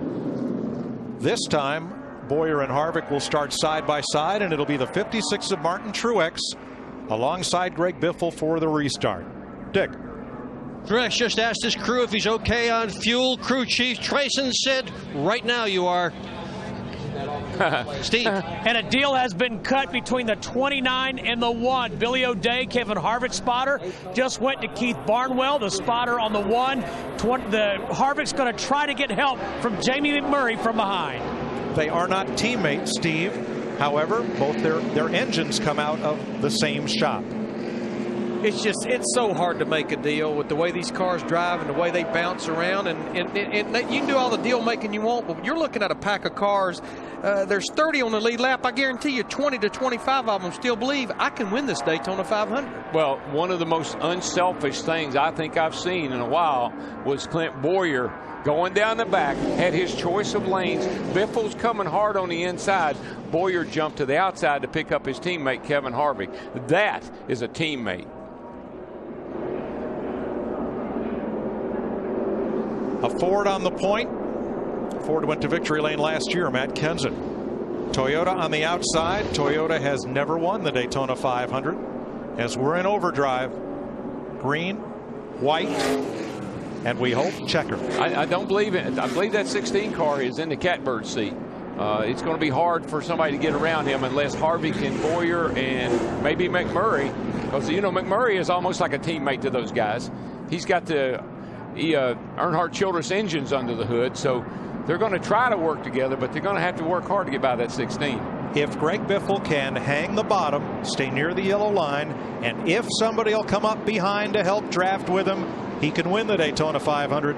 He's got a lot of fellows trying to make sure that doesn't happen. Now, I'm sure that Pat Tryson's down there saying, wait a minute, fellas. I didn't just luck into this position. I've been here all afternoon. Don't count me out either. Exactly. And he's one of the cars that changed 4 tires the last time they were on pit road. back on lap 164. But behind Truex, the next Toyota is Denny Hamlin, number 11, who right now is in the wrong lane to help Truex. He's on the inside with Kyle Busch behind him. I don't think so much manufacturers as it is teammates. I think that's the only thing Biffle's got to worry about is the teammates. Biffle's last win, September 2008, Dover, Delaware. Pace car is in, green flag, green-white checker. Here we go. Oh boy, that 56 got a great restart. And he's got Harvick pushing him when he took the green flag. He's got Harv all up behind him. Harvick trying for the bottom. Made it! He tried to put the block on him, but Harvick was there. That's what he wanted. Wham, bam, and here we go. Here we go, boys. That's why Harvick had to get to the bottom. His car is junk on the top. Look at McMurray in that one. Jump to the bottom. Oh, I got another wreck. Dadgum. Casey Kane. Caution is out. So, we'll try Casey it again. Kane in the 9, Robert Richardson in the 38. Now, I want to know who the visionary was that said we better try this 3 times. Because once ain't going to be enough. But if these folks are going to stay here all day and wait on the finish, they deserve a green flag finish. Everybody deserves it. Now here's the restart. Watch Mr. Harvick. Pardon me, excuse me, coming through, out of my way. Yep, muscle, man. He like he said, I've got to get to the bottom. I'm not good at the top, and we saw that on that last restart. He squeezes in front of Biffle. Truex says, no, you can't go there, and that was not a good move. When Truex came down in front of him and got squirreled up, it took all his momentum. Here comes McMurray and everybody else. And look at these guys wearing each other out behind Biffle because he lost his momentum. But yeah, the door was open just wide enough for that one car to jump back in. Middle of your screen, the 9 of Casey Kane. Boy, Jeff Gordon, well, it just got bottlenecked in there. Jeff gave Casey Kane in the 9 car, a little bump, shot him into Mark Martin in the 5, and then they rebounded from there. Now, because of this overdrive, this green-white checkered, another attempt, we're being told that Mark Truex Jr. is being told to save fuel. Okay. I'm sitting up here in the front of the field. What do you want me to do? Under caution. What do you want me to do? Darrell, the way that accordioned, Mark Martin in the 5 got hard on the brakes. When Casey Kane hit him, it squirreled him up.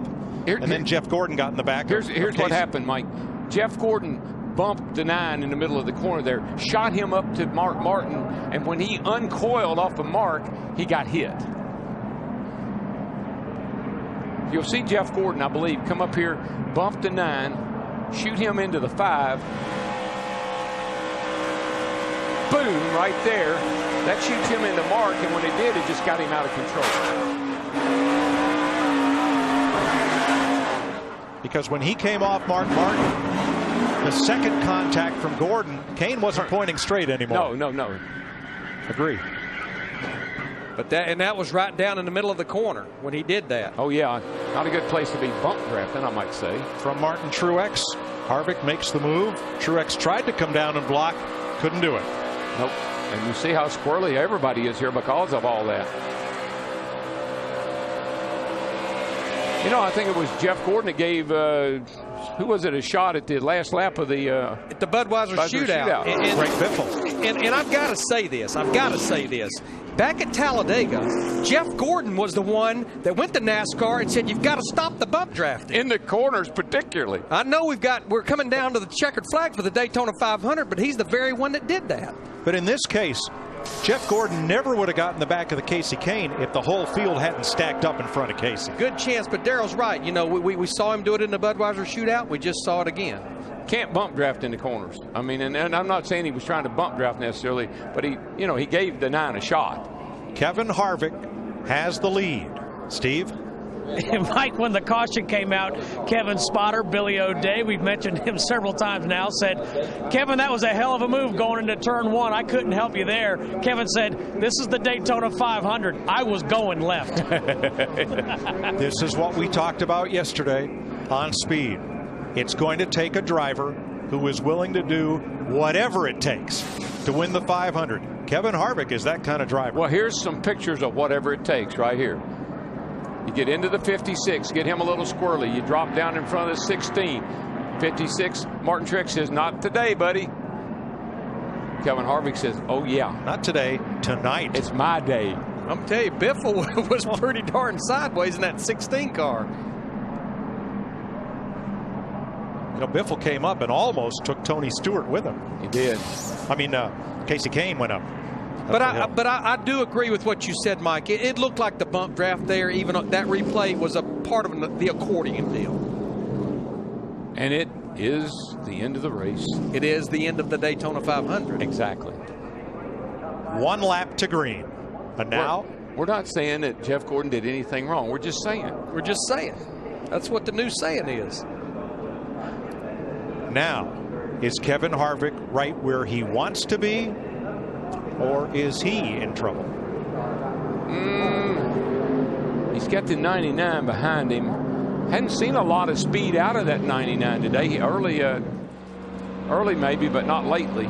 We'll just have to see. And that could be a problem if McMurray and Biffle hook up, because Harvick's going to need some help. I think what will happen, though, I believe Harvick's car is so good on the bottom that he'll get a nice restart. When they start down the back, he'll go inside, outside, kind of work whichever way the cars are coming from.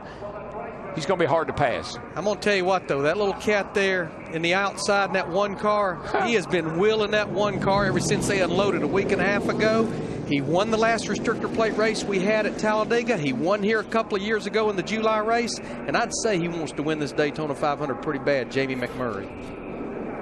It's got to be kind of, you know, Martin Truex is sitting there in 6th place, and that's his old car right there. I know as a driver, you look up there and you say, man, that's my old car. I got to get around him some way. And Mike, you pointed it out. That's Earnhardt Childress engine side by side right there on that front row. 2007 here. Kevin Harvick beat Mark Martin to the flag by just that much as cars were crashing and flipping behind him. Here's a look at what happened here 3 years ago on the final lap. That's Mark Martin in the 01, Harvick in the 29 with a full head of steam. And here they come off turn 4. And if they had frozen the field right there, Kevin still would have won because he was ahead of Mark when the car started to spin. But now they run on down here, finish the race. Looks like days of thunder. That's Clint Boyer upside down across the line. And that race in 2007 is the last time Clint Boyer has been to, or Kevin Harvick has been to victory lane in a Sprint Cup points race. Man's had a heck of a week down here, I can tell you, with his nationwide car. Tony winning yesterday, Stewart winning the Budweiser shootout. So again, we'll try it in overdrive. Green-white checker. This time Harvick and McMurray in front of teammates Edwards and Biffle, then Burton, Truex, Montoya, and Boyer. Green-white checker. Here we go. Green flag. Pretty much a dead heat. It looks like Kevin got a little bit of a jump on the 29, got a little jump on the 1 car, and there's dad-to-be Carl Edwards right in the back of the 29, pushing hard as he can. Here we go up to back, 2 by 2, except the cat out front. But look at the run. McMurray will get down that back straightaway, getting bumped from Greg Biffle in the 16 car. Biffle's all over the back of it. Edwards looks in the middle. Whoa, I think that'll hurt Harvick. Might have been Harvick. Kind of gone to the outside and gone with that fast line. Here comes Truex fighting his way back on the outside in that 56, but not a lot of help out there. 3 wide. Here comes Dale Jr. pushing Clint Boyer. Where'd Junebug come from? This will be the white flag. Jamie McMurray is in front to try to win the 500. This will be the last lap. Whatever happens now happens, folks. They can all wad up down here, and somebody's going to leave out that second turn to winner. Junior on the bottom with Boyer. Biffle ahead. Truex trying to get up there and help McMurray, but Boyer's right there behind Biffle in the 16. There goes Boyer to the outside. Look at Junior. Come on, Junior. Come on. Can they make it to the flag? Nah, no way. They'll never get through this third turn. Junior got squirreled up right there. No, it's just perfect. He's flying through there. Dale Earnhardt Jr. unbelievably has caught Jamie McMurray as they come to turn 4. He'll have to go to the high side, though. McMurray will guard that line. Crash at the back, never mind. Green flag still out. Checkered flag in the air. The 52nd Daytona 500 to Jamie McMurray. Yes! Little Jamie, baby. Woo! Hook, line, and sinker. Yes, sir. Billy Bass. How about that? Jamie McMurray, Teresa Earnhardt, Chip Ganassi, Felix Sabates winning the Daytona 500. And don't forget Bono. The cars that crashed. That was so awesome. The cars that crashed at the back were Robbie Gordon, I believe, and Jeff Gordon. Yeah, Jeff got loose in the middle of that pack. And you know what? We've said it many times. When you win the Daytona 500, it doesn't stay with you the rest of the season, the rest of your career. It stays with you the rest of your life. Hey, this little cat's become a pretty good restrictor plate racer. And look at all the guys. You know, Jamie's a guy. Everybody likes Jamie. He's a good kid. When Roush Fenway Racing had to downsize due to NASCAR rules from 5 teams to 4, it was McMurray left on the outside looking in. He hooked up with Earnhardt Ganassi Racing and is Chip Ganassi's first Daytona 500 triumph, as well as the young driver from Joplin, Missouri, Jamie McMurray. But boys, I got to tell you got to tip your hat to Dale Jr. Wow. He has not even been anywhere near the lead. 10th to 2nd in less than 2 laps. He looked like daddy coming through there.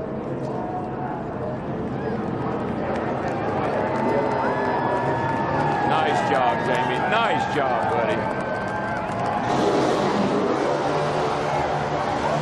Blow it up. Just burn her down right there.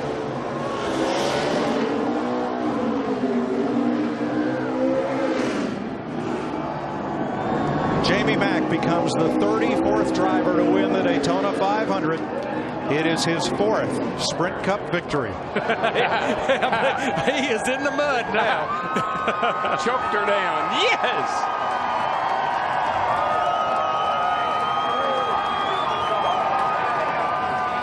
There is no feeling like accomplishing something like what he just did. Well, and honestly, very close to the season being over last year. I don't think Jamie McMurray knew what he was going to be doing, and I'm not sure that team knew what they were going to be doing. Right on both counts, Larry.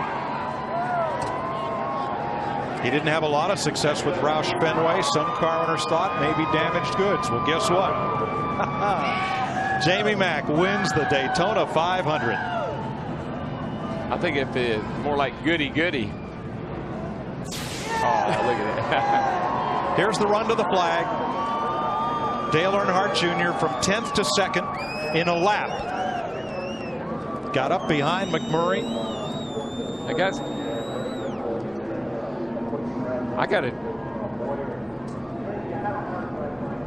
got to tell you, just look back there and look at the 0. Finished 5th. David Ruderman. I just noticed that on the scoring monitor. But it's like when they bottled up on the back straightaway, that gave Jamie just enough room out front to be able to win the race back to the finish line. Here's where they got bottled up about halfway down the back straightaway. I really thought that Kevin Harvick would watch and see which line was coming and the outside was, and he would drive up there and block it. They were trying their best. Yeah, and this is Jeff Gordon, Robbie Gordon involved. 2 car, got into the wall. Bobby Labonte. But you know what? This was at the back of the pack. Attaboy to NASCAR for letting them race back. Yeah, man. The Daytona 500. He's saying his prayers right there, boys. And we'll be back to Daytona after this. Man, we won! Good job, guys. I can't believe we just won the Daytona 500. 6 hours and 10 minutes after the drop of the first green flag of the day, Jamie McMurray has just captured the flag in the greatest day of his racing life. Down to victory lane and Matt Yoakum.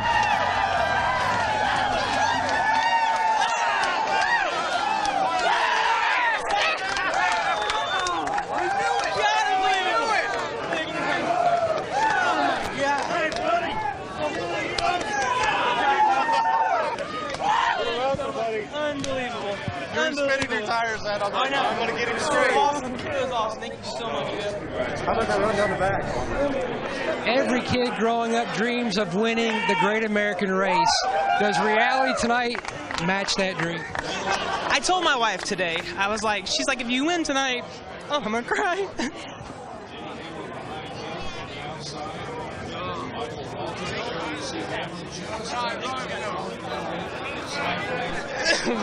It's unreal. It's I thought if I made it without seeing my dad or my wife, I'd be okay, but it's just, it's unbelievable, really. I can't explain it. And,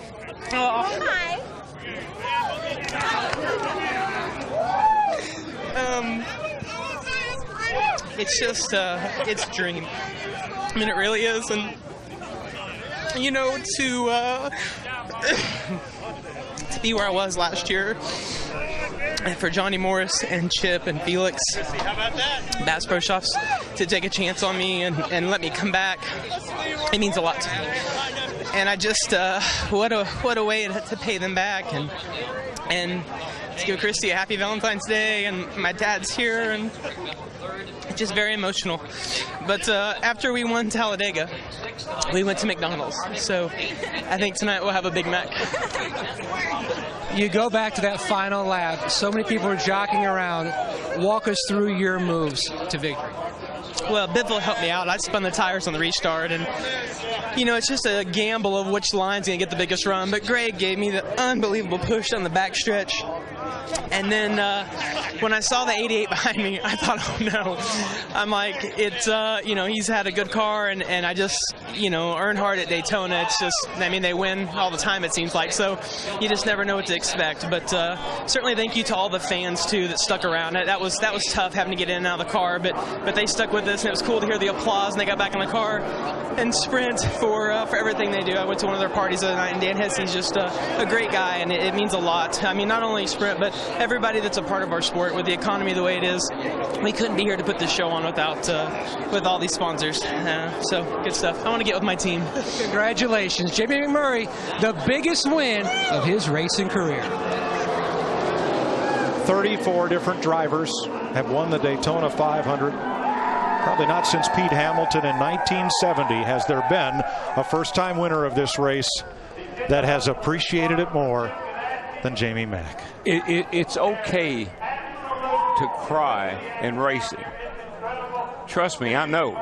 And that's a big deal to that kid, as big as anything ever happened to him. So, you know, I don't want to hear a bunch of people say, oh, man, I can't believe he's in victory lane crying. That's how big this is and how emotional it is. Well, there's not a dry eye up here either. No, I mean, honestly, we're so happy for him. I'm right there with him. He didn't need to say a word. Pretty much what we saw with his feelings pretty much said it all. But I mean, what a way to cap off Speed Weeks. We've been down here for a week and a half, and yeah, we had some trying weather. But we said it when we rolled in here about 10 or 11 days ago.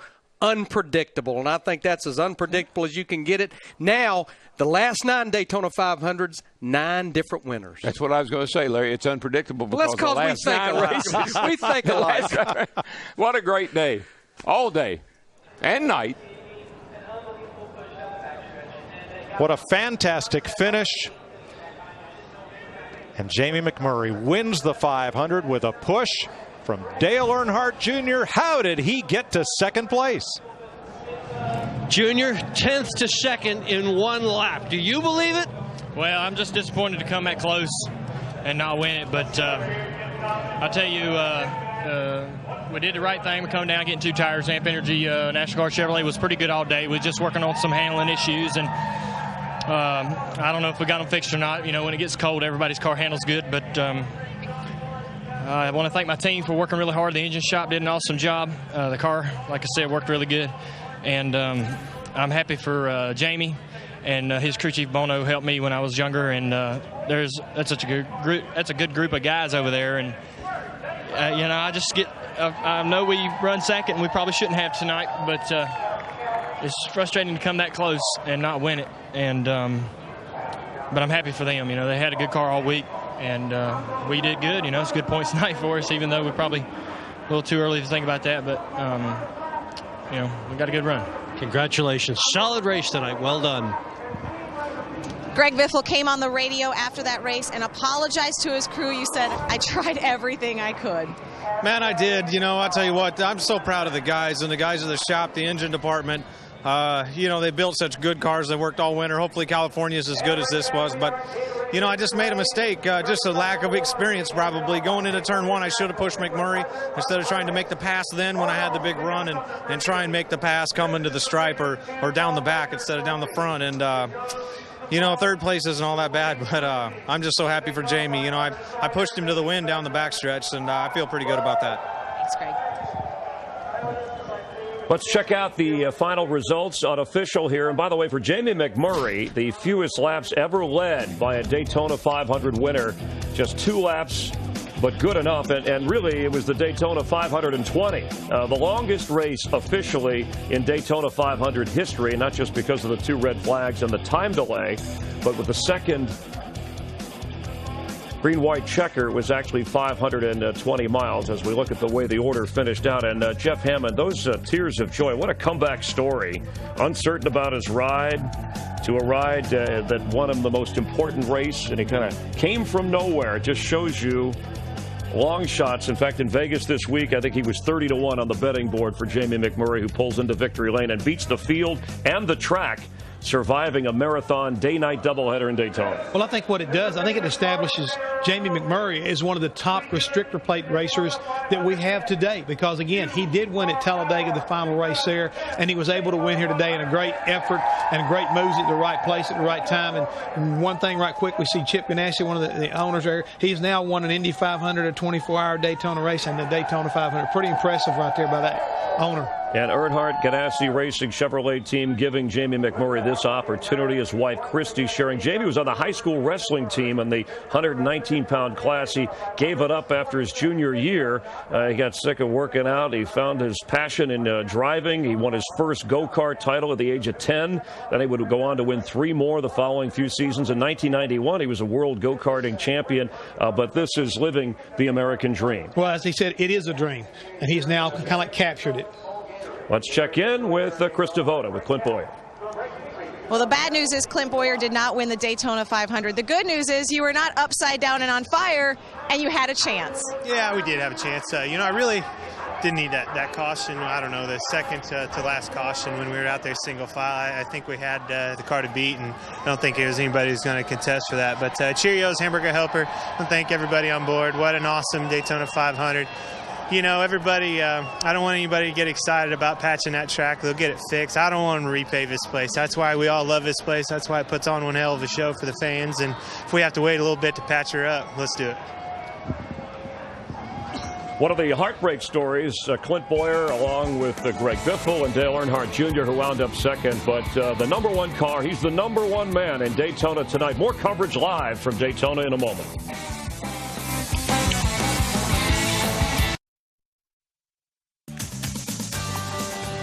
Promotional considerations provided by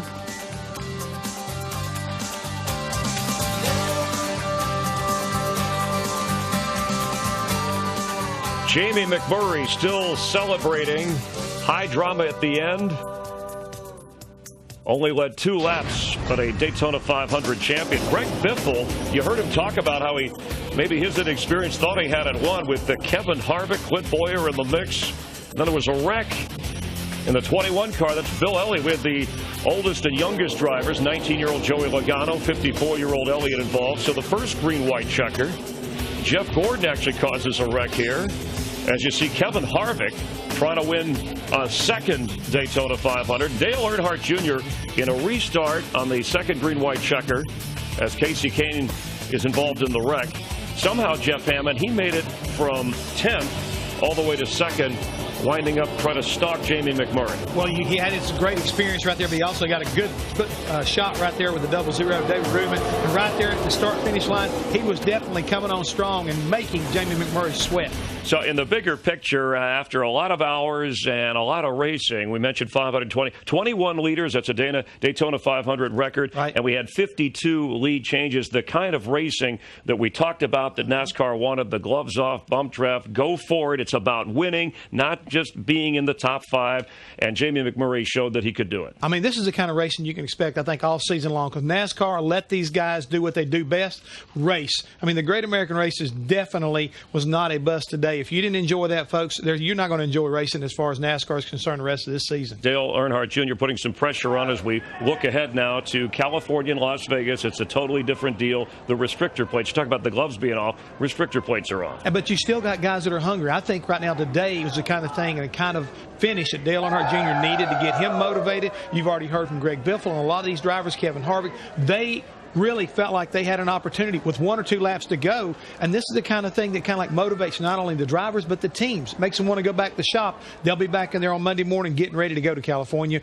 I mean, ready to basically, again, keep the gloves off, bare knuckle, get it done. 9 different winner here at the Daytona 500 in the last 9 years, Jeff. But what does it say about this sport, or at least this event, that a guy like Jamie McMurray, who, as he admitted, that's why you saw those tears, he didn't know if he'd be even working again or be with a race team this year. You never know, and you've got to seize every moment and every opportunity. And I think right now, you got to give a lot of credit right there. There's Chip Ganassi getting ready to pop that cork on that champagne bottle. He knows how to do that. He's been to victory lane many, many times, and I'm sure that he is sitting there thinking, see, guys, I know what I'm doing as an owner. I know when to bring these guys back. He brought Juan Pablo Montoya back, made a successful driver out of him in NASCAR, and now he did it again with Jamie McMurray.